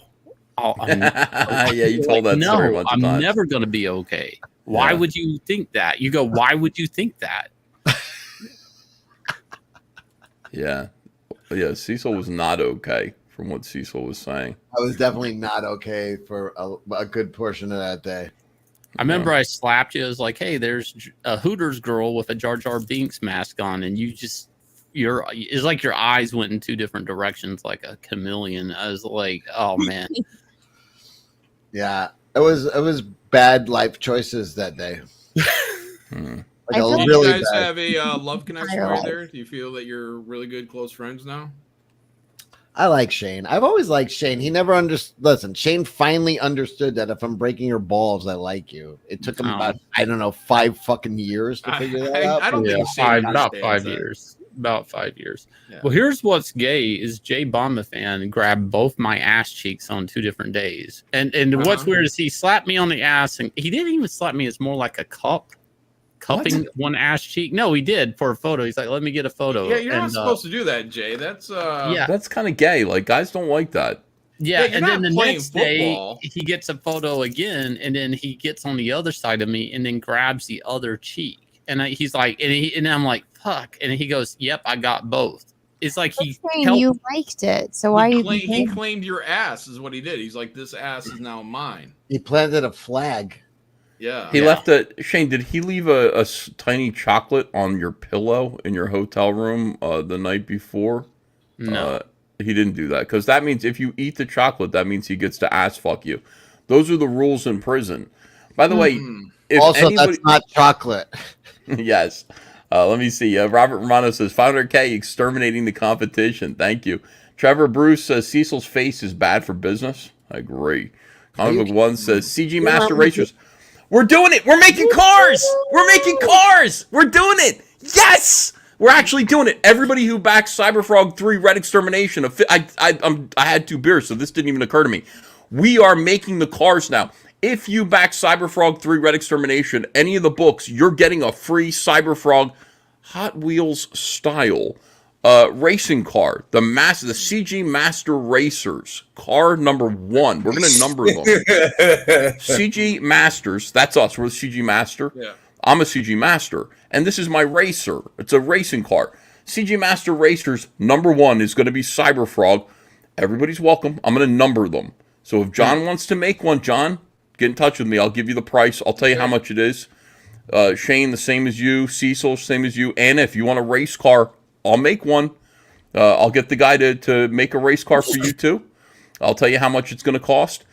And we can do this. We can make master racers for people to collect. This is very exciting. Thank you. I'm also going to make a Vespas car. And I am very excited about it. This was one thing I really wanted to do with this campaign. Russell Hall says, I also find it ironic that Cecil complains about the naked old people at that club. No one there has been able to become aroused since they saw him. Why is this is all fucking lie. You know what Kelsey said to me? We went outside. He wanted to have a cigarette. I went with him. And I looked over at him and he goes, I can't stop staring at you. You're actually a good looking guy. Oh God, that's gay. That is so weird, man. And then we like made out for like 15 minutes. The gayest fucking thing I ever heard. Urashima Taru says that Samantha Fox was what the Brits call a page 3 girl. Yeah. Was page 6 girl or page 3? Page 3. Page 3. Cryptic Comics says back for a couple of extra bondage variants. Can't wait to get them signed and graded. You should do an in-house CGC signing for mail-in submissions. Yeah, I couldn't figure out how to do that. I didn't want to overcharge or undercharge people, and I don't know. Comic Book One says CG Master Racers 10-pack tier, please. Listen, I will make a 10-pack of the Cyberfrog CG Master Racers for people. Let me figure out how much it's going to cost. I'd like to charge $5 or $6 for a car. So that's what but I got to make sure that that's in line with what the production costs are going to be. So let me check into that. I don't know if my low production number is going to hurt that. Matt Grendel says, did the Heather PVC at 500K get canceled, or am I misremembering? I didn't promise it this time. I didn't promise the Heather PVC with this campaign yet. Now, if it gets crazy and maybe I'll think about adding the Heather PVC later on in the campaign. But right now we're just making a race car. I've got the Heather PVC right behind me, guys. And it's nice. It really is nice.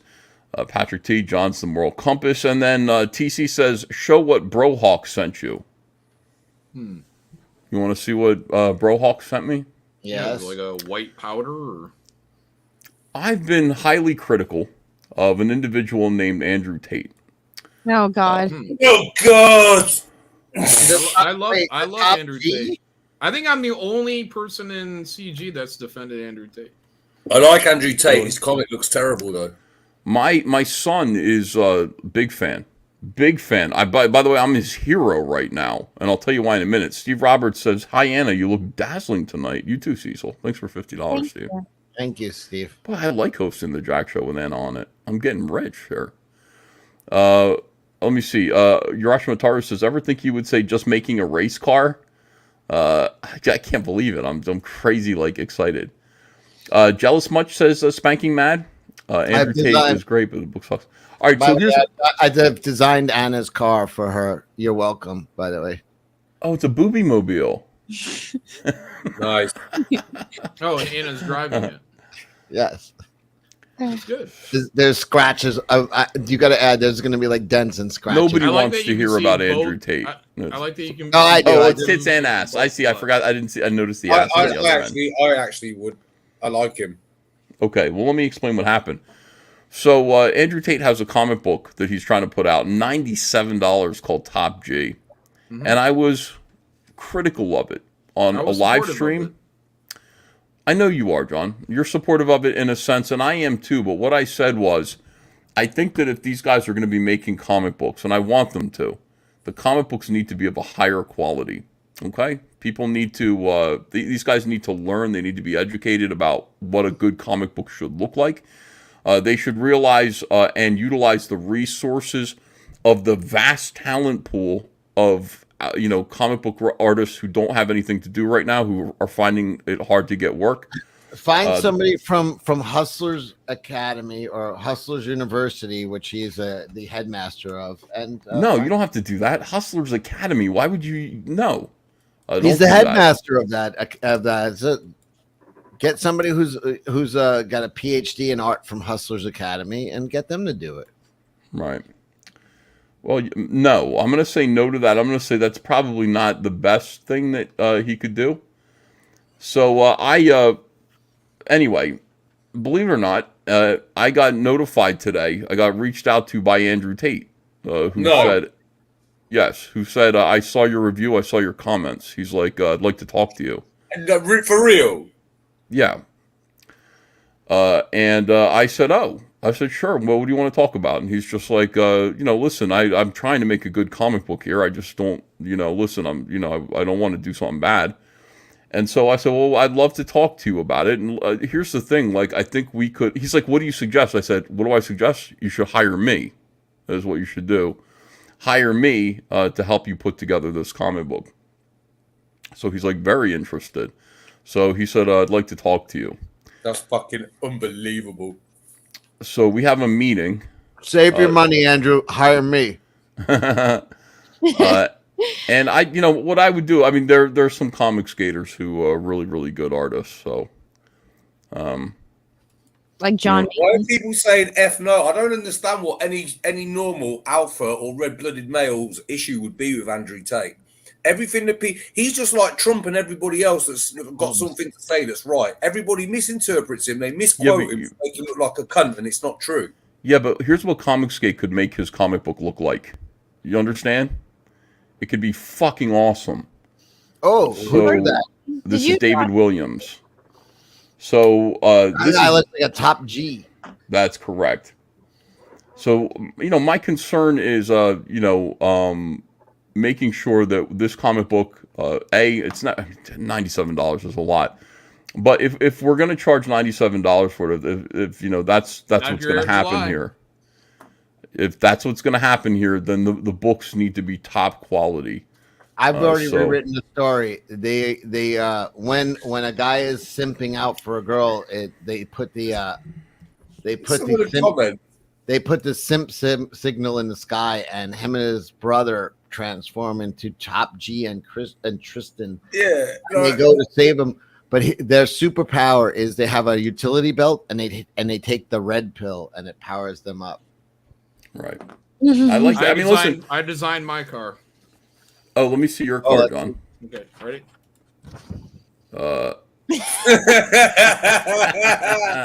It's like someone made the Flash Gordon rocket. That's more of a motorcycle. It's inspired by the Never-Ending Story. Oh, he's got his fist up in the air like Falcor, like he's running. Yeah, yeah, I like that.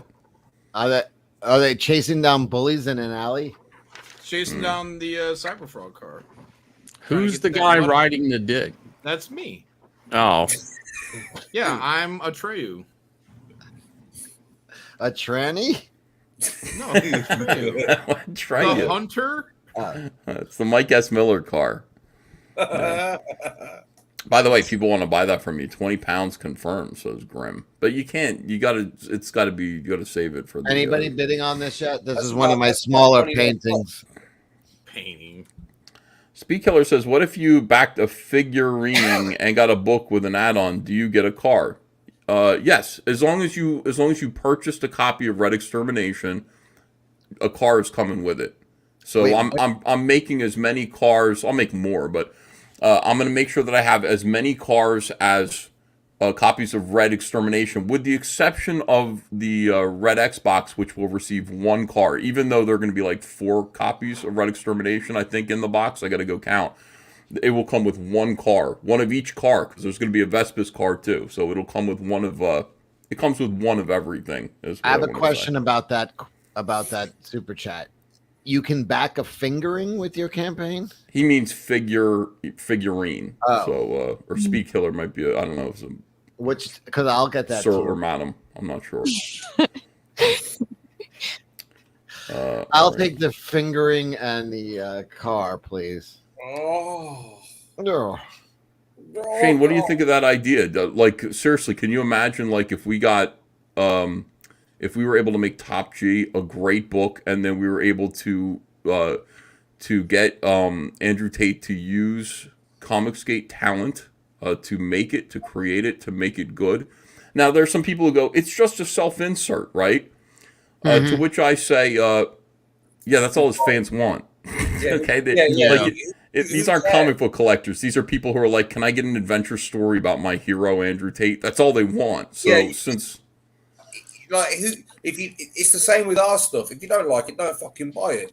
Right. I was actually watching a short. It isn't for you. It isn't for you. It's nothing. But like him or hate him, yeah, that book will make a fucking fortune. He'll be another Eric July. Whether you like it or not, that's just the facts of the matter. I was watching actually a self-insert is not bad. I was watching a short film today about inserting things into yourself. It was a young lady, and she was she had a zucchini. It was like a self-insert film, I guess you would call it. Oh, but I it saw was that, yeah. Yeah, it's excellent actually. Hang so on, if done right, it can be actually quite tasteful and entertaining. Hang on. Can I address Samba Gogo in the chat? Say, why risk tainting CG's hard-won reputation by associating with Tate, regardless of chokeouts and Ivy? Listen, right, dickhead. Right, first of all, the fucking naive viewpoint. Like, what do you mean? Why risk CG? Like, what? So you're gatekeeping? Perhaps you haven't been here since day one, but that's not what it's about, with my brother. Yeah, he's Tate keeping. Do you know what I mean? Like, no, Tate ridiculous. Who the fuck are you, me, or anyone else? It's right.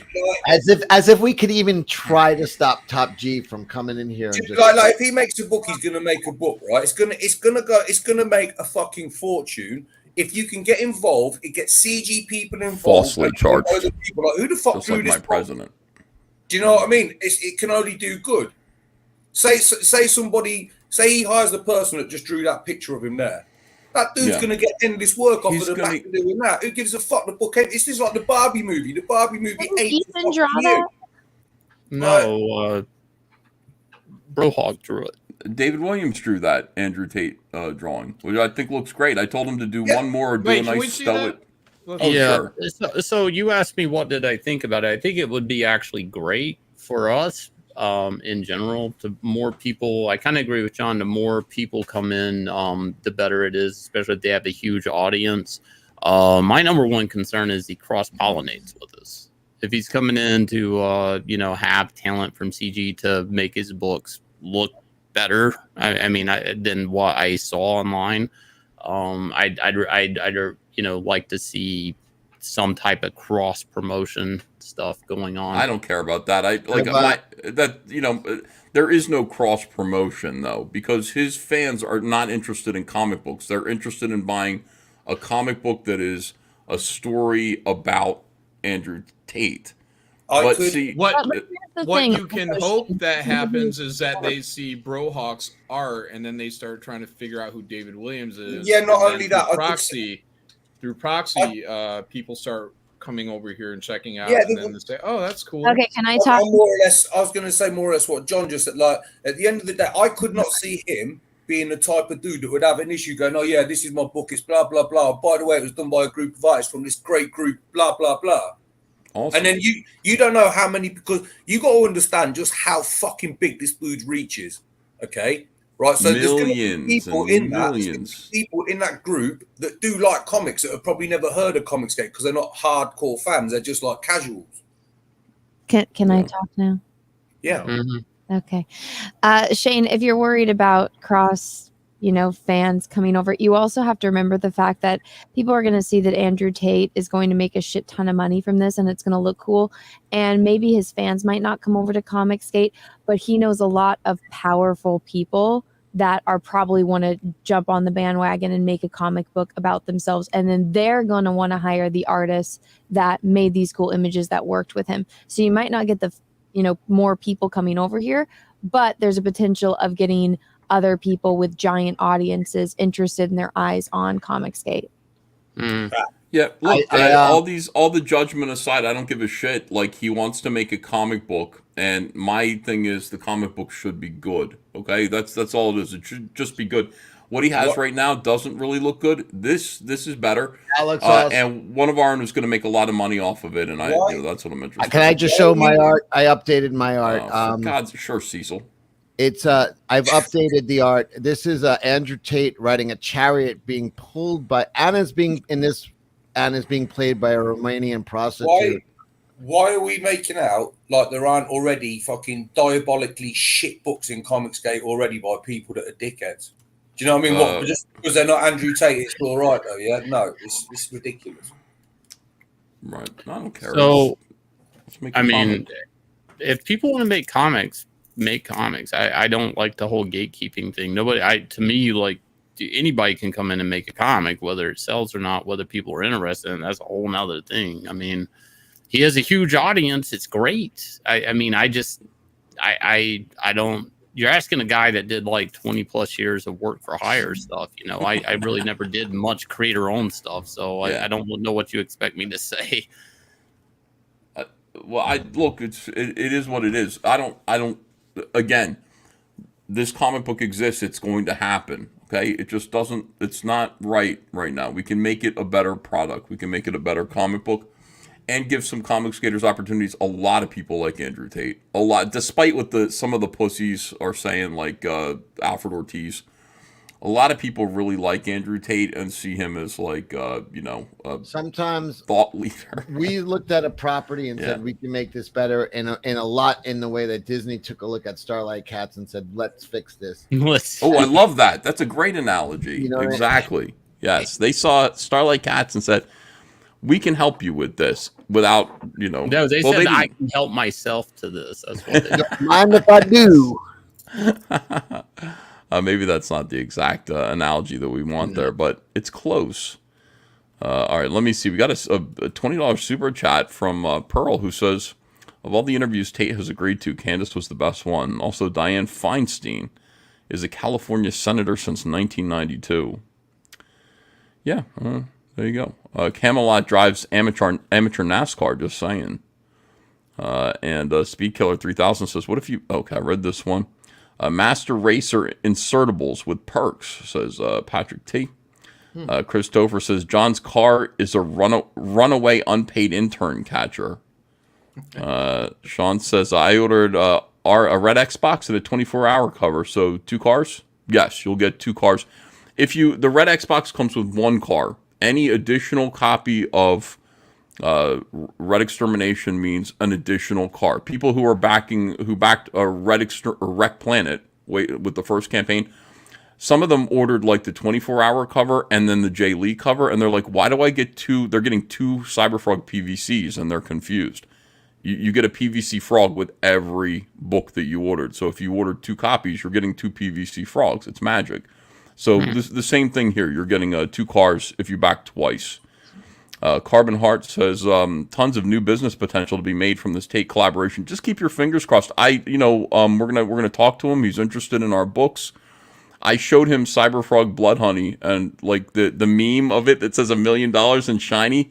I said, this is the comic book that you would drive if it was a car, Andrew. And he said, God damn, he loved it. So I like to think that I'm Comicsgate's top G. You are. I don't know what the G stands for, but I'm the top. Chris Topher says, did you go to the P.O. box yet? I haven't, Chris. I'm sorry. I'll try to go tomorrow. I've been sick, and inside the house, but I really appreciate it. Elderberry. Elderberry? What's elderberry? Yeah, I because everybody got sick in Tampa. I came back and they were like elderberry gummies. It's like it will knock out your cold immediately, and I fucking ate a handful of them, and it fucking really did. You guys are right. I did ruin the Jack show tonight. I want to apologize.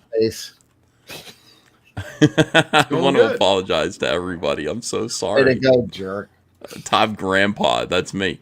Bob Bug with One Eyes King says, you have always been sick. 100%. All All right, let me see here. Comicsgate is great like this. We should absorb these opportunities with these kind of underground comics that are going to kick ass in a big way. This should be us. We should be doing this. We should be saying fuck you to the mainstream. We should be saying fuck you to leftists. Anybody who wants to make a comic book, we should help them make a comic book if they want to. Bugatti's for everyone. Yeah, maybe David will drive a Bugatti after this. What color is your Bugatti? That's the best comeback of all time. It's the dickiest thing in the world to say to somebody when they're putting you down. Oh yeah, what color is your Bugatti? Nice. Because this Tate stuff happened while I was at Tampa. Has he already started selling the book, or is it just yes? Yeah. We're at 503-705. Thanks everyone. This is incredible. I'm going to add the cars as soon as first of all, I'm going to make an announcement that we are getting cars. Everyone who backed previously any copy of Red Extermination, this one right here, this one, you're all, everybody who backed a copy of Red Extermination will be receiving the race car, and thanks for making it happen. I'm overjoyed. I can't believe this. Is this official? Like it's what is not what official? It's official, not the official. Announcement is it? Is it official? No, is it official? Yeah, oh my god, dude! I can't believe you said that. Is it like it's not on the campaign page yet? No, it isn't. But I'm letting people know. I said, look, we're let me see what I said here on the updates. Let's see. We flew past 450, new stretch goal unlocked. So, by the way, all the trading cards are going to come in a nice foil pack this time. They're not going to be individual. They're going to look like a real pack of cards. Can I ask That's you a question, expensive. An aside, like, do I have to buy that, or can I just get one like when I see you? Yeah, you can get one. Come over. You're my friend. All right, cool. We're very close to $500,000. Once we get there, we're going to make these groovy Cyberfrog micro cars. They're going to be Hot Wheels scale. Every backer will receive one. They'll be on a nice bubble card with designed packaging, highly collectible. I think we're going to make it. By the way, when I said that, I was like, yeah, right. What if we don't make it? But we need your support. Spread the word, and let's cross that finish line strong. We did it. I mean, this is incredible. So these cars right here, this is a real thing that is happening. I'm shocked you made it, actually, to be honest, because the way Shane was bad mouthing you at Tampa, I was like, oh my god, what? Yeah, there's a lot of ill will going on. Shane, I didn't know that's how you felt, but it's not how I feel. Oh my god. Here's the car a little bit closer. He was drunk, or he was having alcohol, or as he called it, the truth serum. Truth serum. The truth serum. Well, Shane, I like you, and if you want to make like a 232 car or something like that, let's make that happen. I'll take you up on it. Don't you worry. I'll be bugging you about it. Excellent. Yeah, people have to, like, if you want to make this happen, take your own initiative, like creators, and get in touch with me. I'm not going to chase anyone down, but if you want to be a part of this, I will tell you, I will hook you up. I will tell you how much it's going to cost, and you can work it into your budget or the next campaign that you're going to do. Can I say something to anybody that Ethan is trying to chase down? Just walk briskly. Just walk briskly away. Oh, by the way, who's the creepiest? Speaking of, not me. I'm not on the list. Let me see here. Wait, what was the list? It's going to be me, isn't it? Oh, no, this is worst influence on Comicsgate. This is our new one. Patrick Thomas Parnell, who John Malin has officially dubbed PT Pusher, by a long shot. Look at this. Yeah, he took everyone to a sex dungeon, offered them mushrooms, try to intoxicate their brain, lower their inhibitions, take them to a sex dungeon, so he could maybe have his way, but maybe that didn't work out. He did not say he was intoxicating my brain. He said he was expanding my brain. He did not say he was lowering my inhibitions. He said he was lowering my pants. You're completely wrong about that. Yeah. Shane got number Shane is 28%. I don't. What have I done? Oh, congratulations, Shane.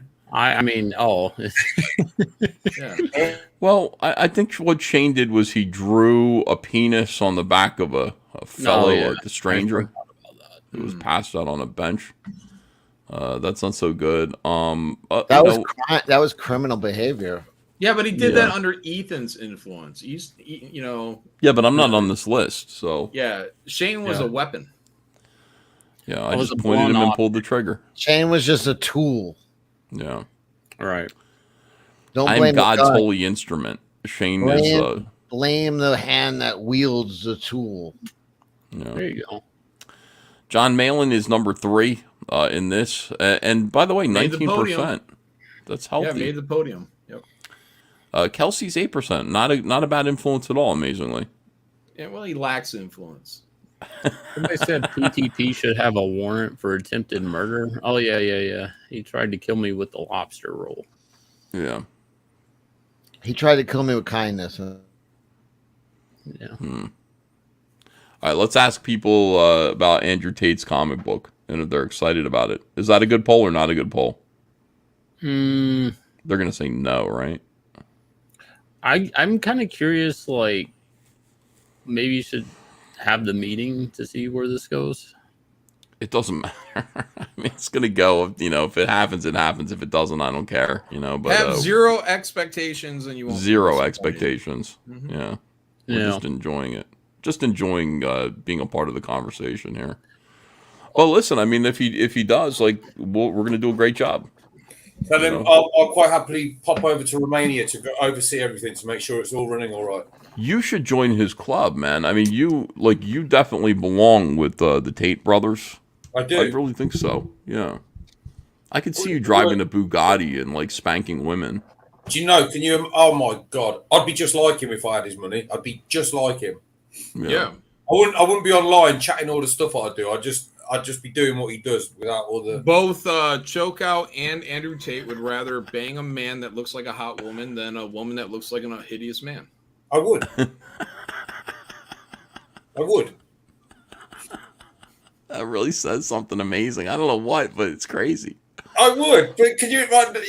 He's got a point. Listen, we've all seen. All jokes aside, right? Yeah. We've all seen the lady boys, the hot ones, not the fucking blatant Berts, like the actual they're like, oh my God, that's a fucking Bert, that's a dude, right? So you've got one of them versus fucking Gorlock.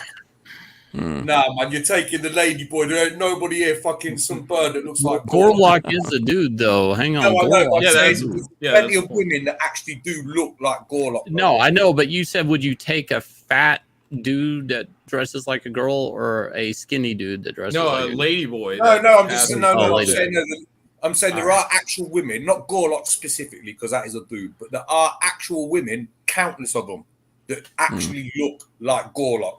The same body shape, the same size, the same. It's just like God couldn't even be bothered. Who's like, fuck it, churn that man. So Chokeout would rather bang a dude that looks like a hot chick. I would rather bang the hot lady boy than the Gorlock that's actually a real woman but still looks like Gorlock. Yeah, no fucking way. I would just bang nobody as well. Why do you have to bang someone in that scenario? You have to. These are the scenarios. This was the scenario. I didn't make the scenario up. It was the one presented. Wait, didn't Spock? I'm not a big Star Trek fan, but didn't he have a breeding season? And if he didn't mate, he would die. Yeah, Pumfar. Well, then that mating with a man is not mating. Nothing could possibly. Yeah, someone in the chat just said they'd rather die. You see, banging of dudes extreme. That's even more extreme. That's just ridiculous. No, I would bang the fat chick. I would bang the fat chick. You're nuts, dude. I'm not putting it in some guy's anus. That is. No, if that's the choice, or death, I don't want to die, and I'm going to bang the fat, disgusting woman because she's still a woman, dude. And it's only gonna. I mean, I can think of. This is important. Does the world know you? Buck Angel. No, hang on. Does the world know that you banged the fat chick? Is that known? I don't care. I will say, yeah. The other choice was a dude. Is what I'm gonna say, and then people will go, oh, and I'm like, or death, and they'll say, why didn't you die? Because I have so much to live for. And listen, Ethan, you're half right and half okay. If you was just to say to someone listen, man, I had to fuck this fucking fat, terrible-looking bitch because it was between her and a fucking dude.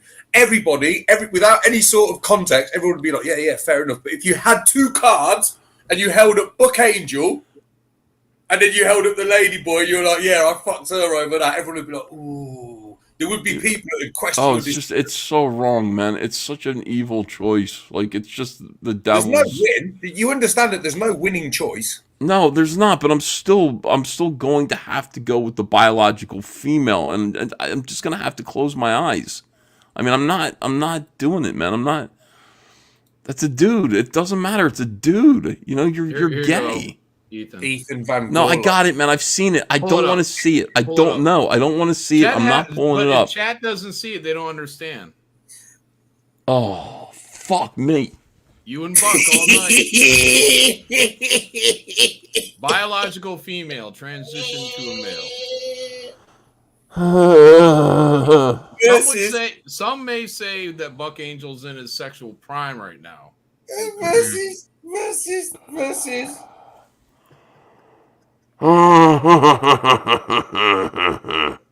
Looks like the dude that played J. Jonah Jameson. I mean, I don't think I could.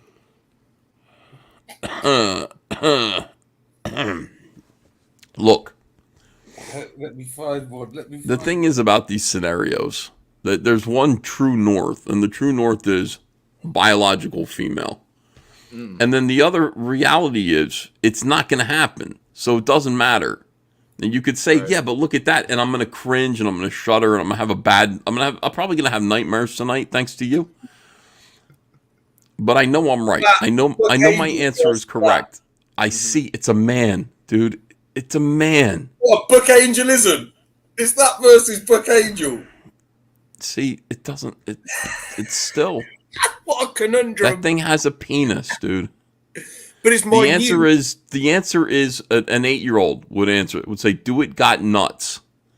That is that's the only question, man. Do it got nuts? Yeah, these nuts. I want to kill myself. Like, this is the worst conversation. I hate the drag show. Horrible scenario to be in. Do you know what I mean? Maybe not bring it up to Andrew, huh? Yeah, I don't want to talk about this. I got. Oh man, my son loves Andrew Tate. Loves him. He's just like, can I be in the room when you talk to him? I'm like, you can't. It's a business conversation. You can't be in the room. Oh, Dad, come on. He's like, please tell me like what he says. Okay, son. Oh my God, he's such a fan. He's like, this guy, Dad. He's got the right attitude about things. Don't you want to teach Hunter the art of the deal, though? I mean, listen, if this goes well, there'll be other opportunities to talk to him, and I'll introduce him to my son, but I'm not going to be like, hey, look, right out of the gate, or it's a clown show. I'd like to meet him. Well, we'll see how things go. Gordo86 says Buck is going to be the next Jesus if the right doesn't step up. Oh, good Lord. Thanks for $50. All right. I don't know what that says. Oh, God. I'm done drinking. I had 2 beers and I'm Richard Diaz, believe me. Horrendous. Cyberchud says, people actually believing EVS, shaking my head.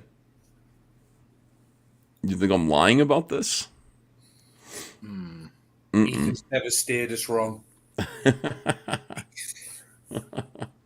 Why would I make this up? It's not. Why would I make this up of all things? It's crazy. I think this is really good. I think it's really, really good news. Alfred Ortiz says, whatever Cyber Chud is talking about, I agree. Cyber Chud. All right, hold on a second. Let me see. EVS has been on Tim Pool, but how can we be sure EVS isn't just name dropping? You can't. You're right. You can't be sure. Always doubt. Always question. We are. It's 2:39 in the morning. We've got 21 more minutes of the latest Cyberfrog campaign. Thank you, everyone. Thank you for making it. $500,000. Yeah, all I know is $500,000. That's all I know. Mm-hmm. I mean, that's not bad at all. I could be happy with this. We're at 5:05. Wow, Andrew's going to be so happy in the morning. Oh my God. Mm-hmm. She's going to be so happy. She went to bed and she's like, good luck, sweetheart. And she's like, how do you think we're going to do? I'm like, I think we're going to get 450 tonight. And she's like, oh my gosh. And so, we were at 5:05. Where'd you start at today? 390 something. So this has been it's been about $120,000 today. Added to this campaign. Crazy. That's absolutely insane. Congratulations. Yeah, I really appreciate it. It's humbling because, as I said, I wrote an update to Wreck Planet, and I was just like apologizing. I'm like, I know this campaign's late. I understand that, if you have doubts, if you've lost faith and all this stuff, I understand, if you're not interested in Cyberfrog and you want to walk away, but for those of you who are still interested, and I still want your support. I still want you to be my customers. I still want you on board. To me, this is a tremendously important story. It's a fun story. I think our characters are three-dimensional. They're alive. They live and they breathe. But they won't live and breathe if I can't get funding to make the comic books happen. They're expensive books to make, and so I try to sprinkle in a lot of perks to make this stuff happen. To incentivize people to support them. But I understand people that are grouchy that Wreck Planet took so long. I'm not going to promise anything. I'm just going to get to work this time and just produce great pages. Limit my expectations of the book so it's only 48 pages. It's not more than that. I'm not trying to change the world. I'm just trying to make the best Cyberfrog installment, 48 pages that I can do as quickly as I can do it. We're going to get Rainbow the Brood out this year. I'm going to get books out this year, which means you're not going to see me as much, which might make some of you happy. Mail-in cut. The mail-in cut that's September, John. The mail-in cut is called Little Black Riding Hood. Hail. A mail-in cut. We're sending that to print. And I'm thinking about doing something special with that cover. Cardstock with orange foil flames. Oh yeah, that'd look cool. You know what I'm talking about? Yeah. Yeah, that'd look great. Not too expensive. We can do that. So anyway, I'm grateful for everyone. Thank you. We've got the mail-in cut coming out. We've got Snowman. Snowman is going to print very soon. Matt Martin wants to take one more bite of the apple here. He just finished the book. He's got two new variant covers, one for Early Frost, one for the book itself. He wants to run them both as 24-hour closers, and the book is fucking spectacular. It is. I've shown you a lot of artwork from it. It really is great. So you're going to be very happy with that. We're going to send that to print, and we're gonna produce comics. We're going to produce toys. We're going to produce great stuff in the rest of this year and 2024 with your help. Are you lining up for a Snowman 2, or was that a done in one? My thing is, I really want to focus on now. If Matt Martin comes to me and says, "I want to do it again," well, I'm going to do it because he's my friend. And by the way, he's going to be on the closeout stream. Matt Martin said I'm going to be on the stream, which is amazing. He's not somebody who likes to do this. He's somebody who's kind of shy, but he's going to be on the closeout stream. If he comes to me and says that he wants to, he can, but hopefully I taught him enough that, he's got enough connections. He knows the printers. He knows everything. He could just do it himself next time. And I'll just, we'll just promote him, but I want to focus on All Caps Comics campaigns that are related to Cyberfrog. I want to do links with E.J. Morgis this year. That sounds good, actually. The DJ Mortis stuff. How many pages is that going to be? I don't know yet. I'm not sure, so I'm not. 5? I'm not. 5? Did you say? EJ turned in some really nice sketches. You want to see them or no? Yeah. I got time. Yeah. EJ Morgis is a phenomenal artist, and like I said, I just take my time with him. And he can, let me see here, open this up. Here we go. EJ Morgis is working on links here. So, fat ass, big titties. He added, can you guys see it? Yeah. Yeah. Okay. I like that jacket a lot. I like the turnaround on it. Yeah. See the hood that comes up? These ears that are shaped like... Are you talking about John or this picture? What? She's got these ears on her jacket here that look like lynx ears. They're antenna. They're like Cyberfrog's antenna on his shoulders because underneath her jacket is a piece of Amix Sin, who's Chelsea's sister, and a piece of it, a piece of technology that is hidden underneath her clothing that makes her claws. And he had this idea, I'm going to have the technology run down her legs too, so she has feet claws as well. Claws on her feet, like an actual cat. I'd like to have my technology run down her legs. Biotech. Yeah. Got a couple of things I want to change now. He made the tattoo kind of things under her eyes look a little bit too much like Black Hat. So I got to go back and I got to redo those. I just want them to look like grease paint, kind of, like more finger like strokes. like Pris from Kiss. Oh, she's got like the makeup blackness on her eyes. Yeah. Or like any chicken, like a mascara. Mascara running. Eyeshadow. Yeah. Yeah. Do you know what I'm talking about? No, I'm not Yeah, sure. no, but the blonde chick from Blade Runner. Yeah, Pris. She has like black. She just puts like black makeup on her eyes, and it's just makeup.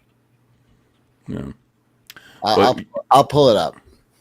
Using Amix Sin, she can talk to animals. So that's one cool thing about her. She actually can communicate with wildlife and kind of lead them in a way. So tell them how to push back against the Vespis. She can use like all wolves. wildlife or just feline? All wildlife. See, Yeah. Chelsin says in Blood Honey, when she's underwater and the Vespis are about to hit, she's like, the entire like natural world is panicking right now. And it's because the Vespis were coming. She's connected to every single form of life, like the internet. So she can empathize with animals and insects. And so can Amix Sin. Which means that, she's going to be able to talk to animals. Or at least understand them. All right, here's what I was trying to say. If you meant like this. Wait, what? My fucking screen just froze. Let me get a cough drop. Excuse me. Who's coughing over there? Me. All right, here we go. Sorry about that. Don't go dying on us.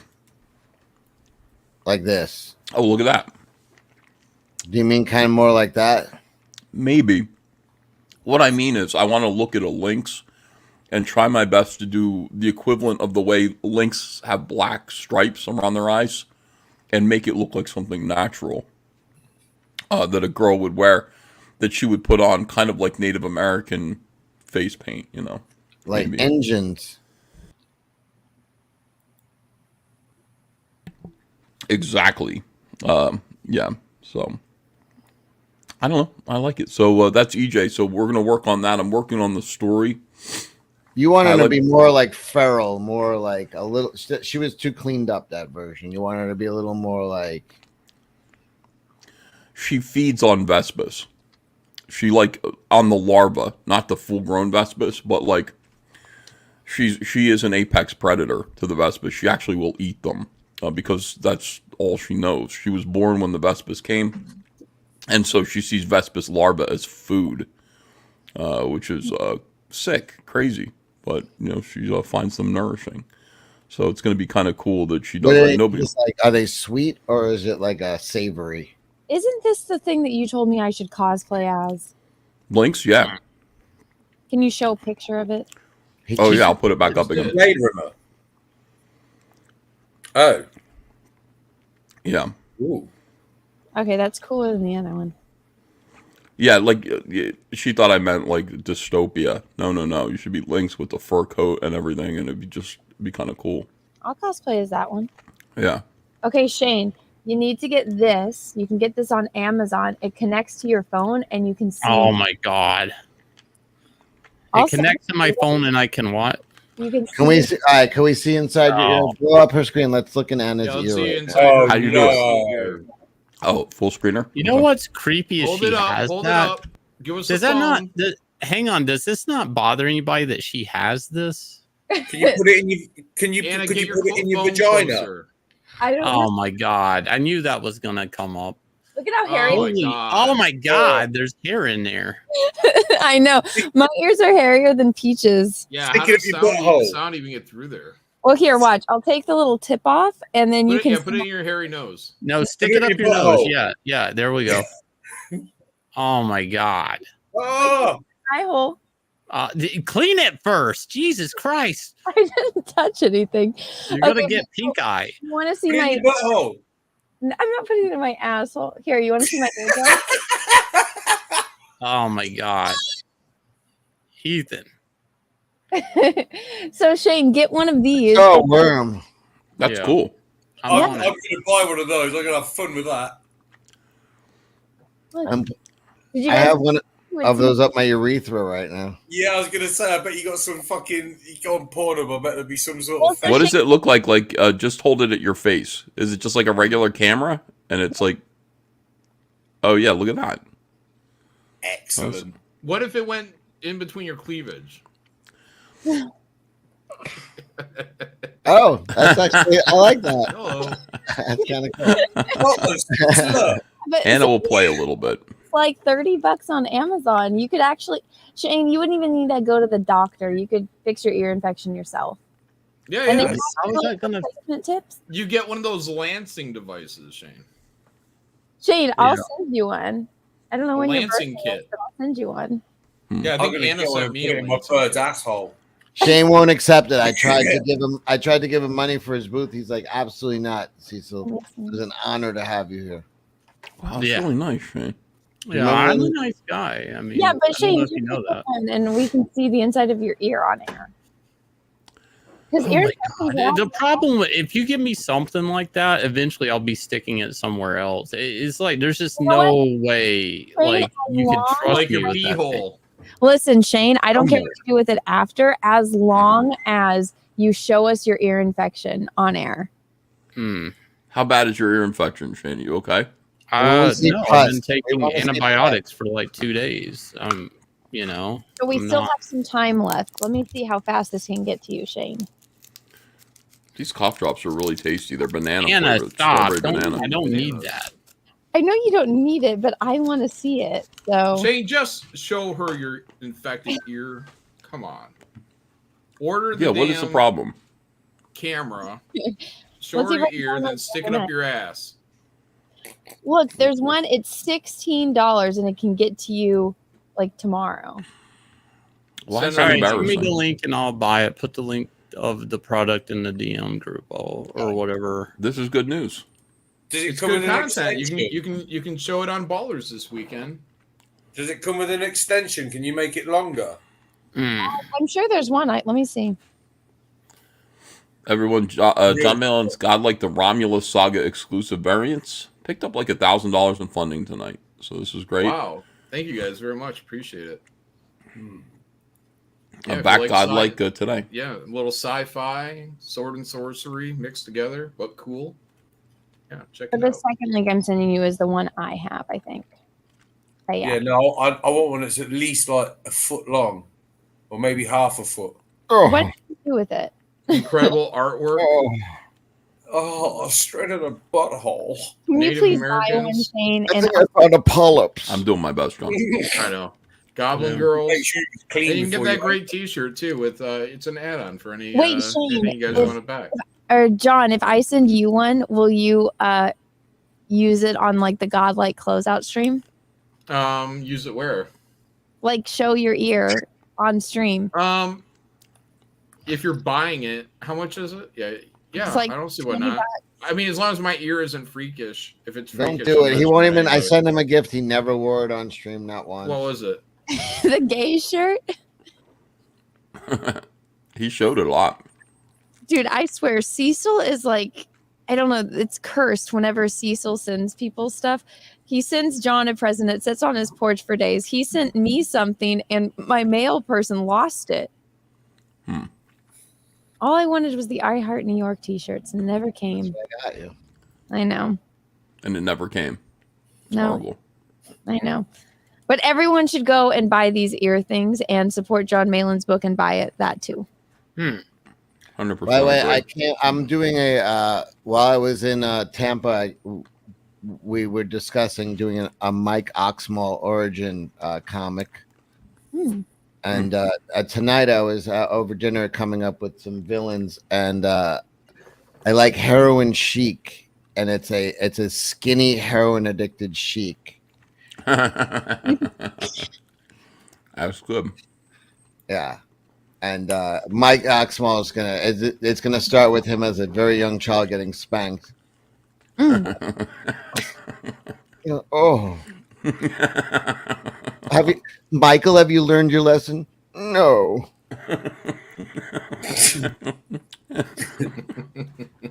Oh my God. Yeah, Mike Oxmall, the comic, is going to be coming out soon. I'm excited for that. It's going to be good. So am I. I'm rigid for it.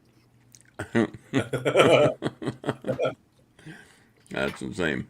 All right, so 4 more minutes and I'm closing this campaign down. Or no, I'm not. I'm closing the... it's going to close itself down, isn't it? 4 more minutes. Yeah. Yep. Awesome. 4 more minutes, guys. 7 of 9. I'm too Catholic for this. Yeah, like a priest. Yeah. Good job, everyone. Did you buy it? Yeah, congrats, Ethan. That's huge. $500,000. How are you feeling about this? Ethan, you sound sick.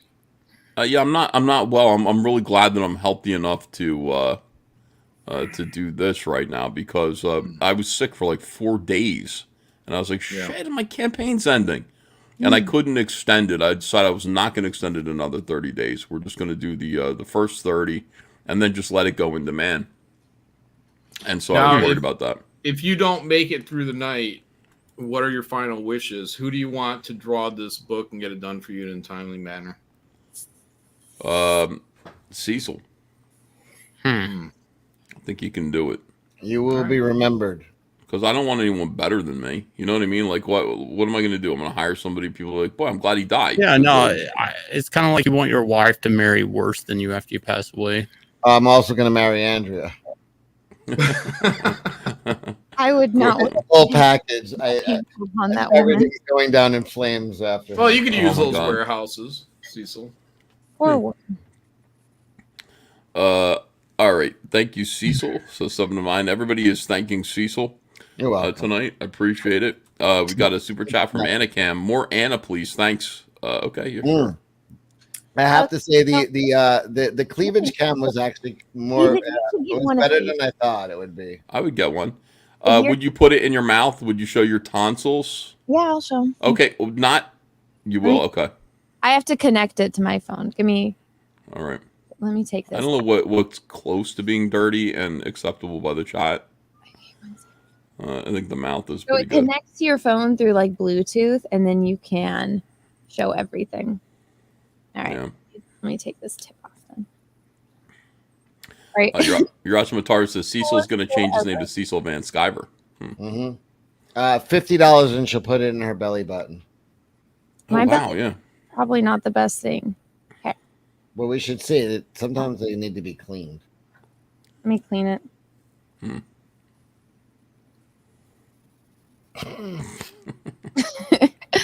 Okay. Anna is good looking though. She has the looks. She certain type of people, I suppose.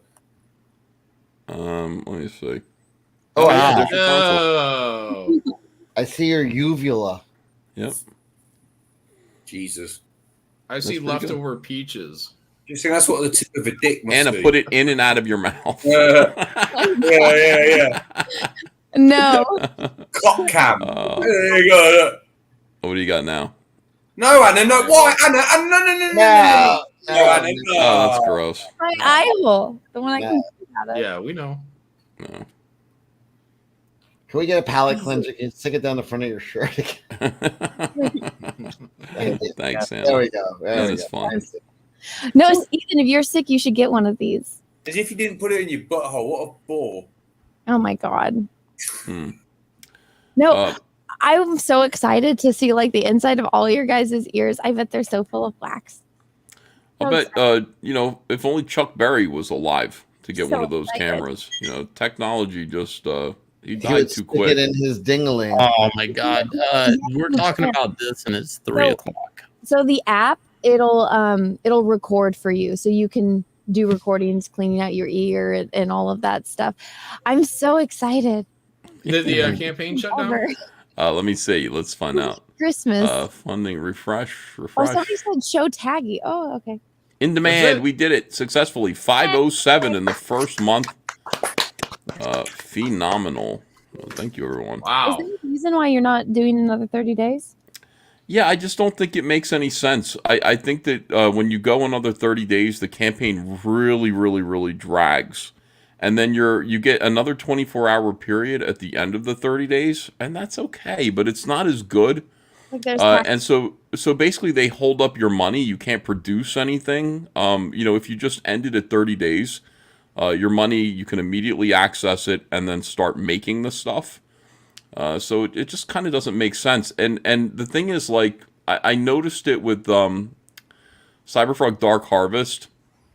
This ran for 1 month and raised $77,000 in 1 month. That was back in February. Okay, 6 months later, it tripled in demand. So, you know what I mean? Like, we got to rethink how we're crowdfunding at this point. Just be an effective promoter in demand, and you're going to do just fine. So, that's my strategy anyway. That's what I'm... share this tab instead. Sorry about that. See, 77,000 to 202 over the course of between February and August, which is 6 or 7 months. Not bad. So let's just do that. Let's try that for once. I mean, it makes more sense. Like Zach is doing other weird stuff, like doing a book for $1 and things like that. Like, I don't think we should rethink how we do this stuff all the time. But I don't. Anna's showing her skin tag, by the way, which I've seen and don't. Oh, by the way, Texas Mofo points out Dale Keown gets $10,000. That is right. You sold that cover, right? He still doesn't know. Like, I Andrew, retweeted it. He should know. Where is he? Why isn't he here with us? I don't know. He's probably out with Andrew Tate right now. Oh God! Did you imagine Dale Keown drew Andrew Tate's book? Oh my God! That would be so sick. It would shut everybody up. That's for sure. It would actually be a top G book. Yeah, it would be a top G book. It'd be incredible.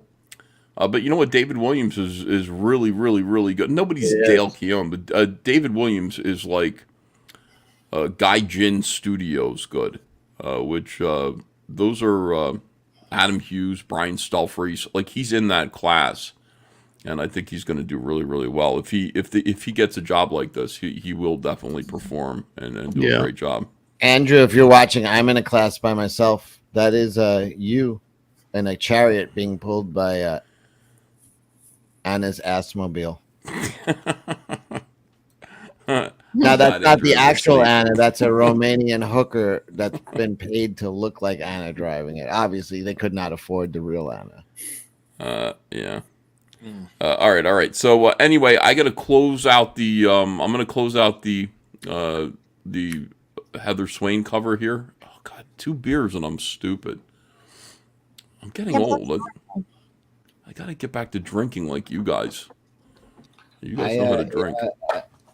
I'm going to make a Manhattan. Are you?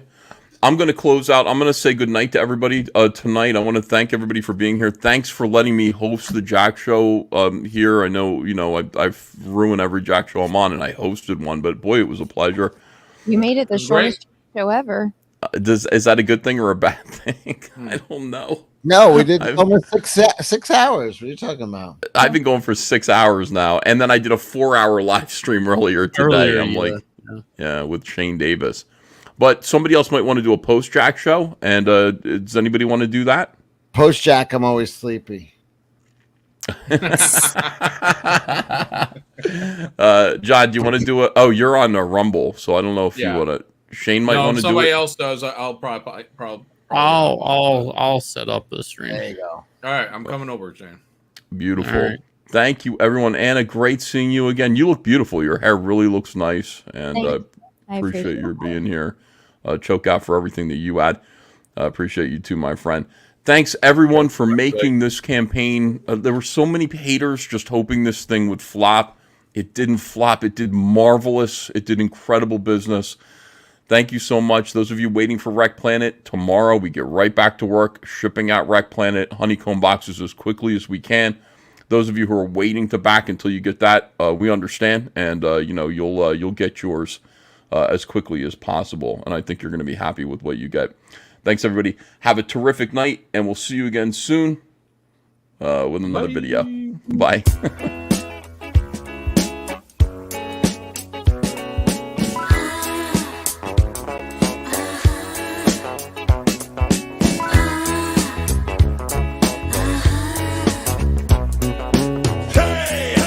I'm your life. I'm the one who takes you there.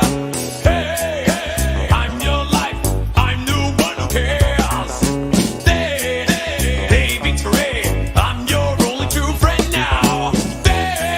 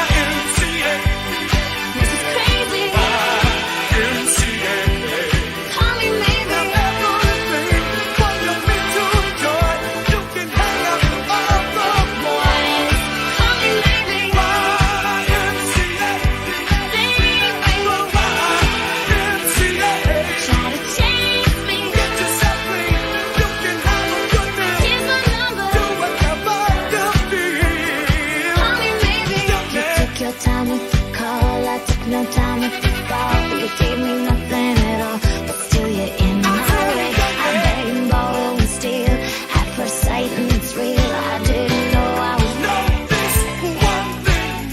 your stare was holding, ripped jeans, skin was showing. Hot night, wind was blowing. Where you think you're going, baby?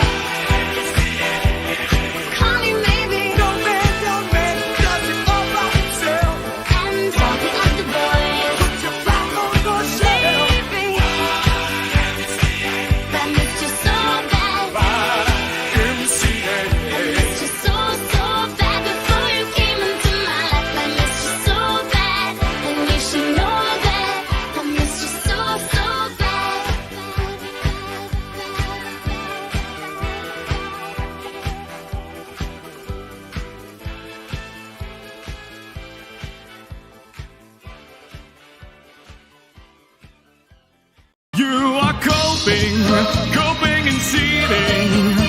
You just can't accept what you're seeing. Yes, you're coping and seething. The truth it is scalding, and now you are molding and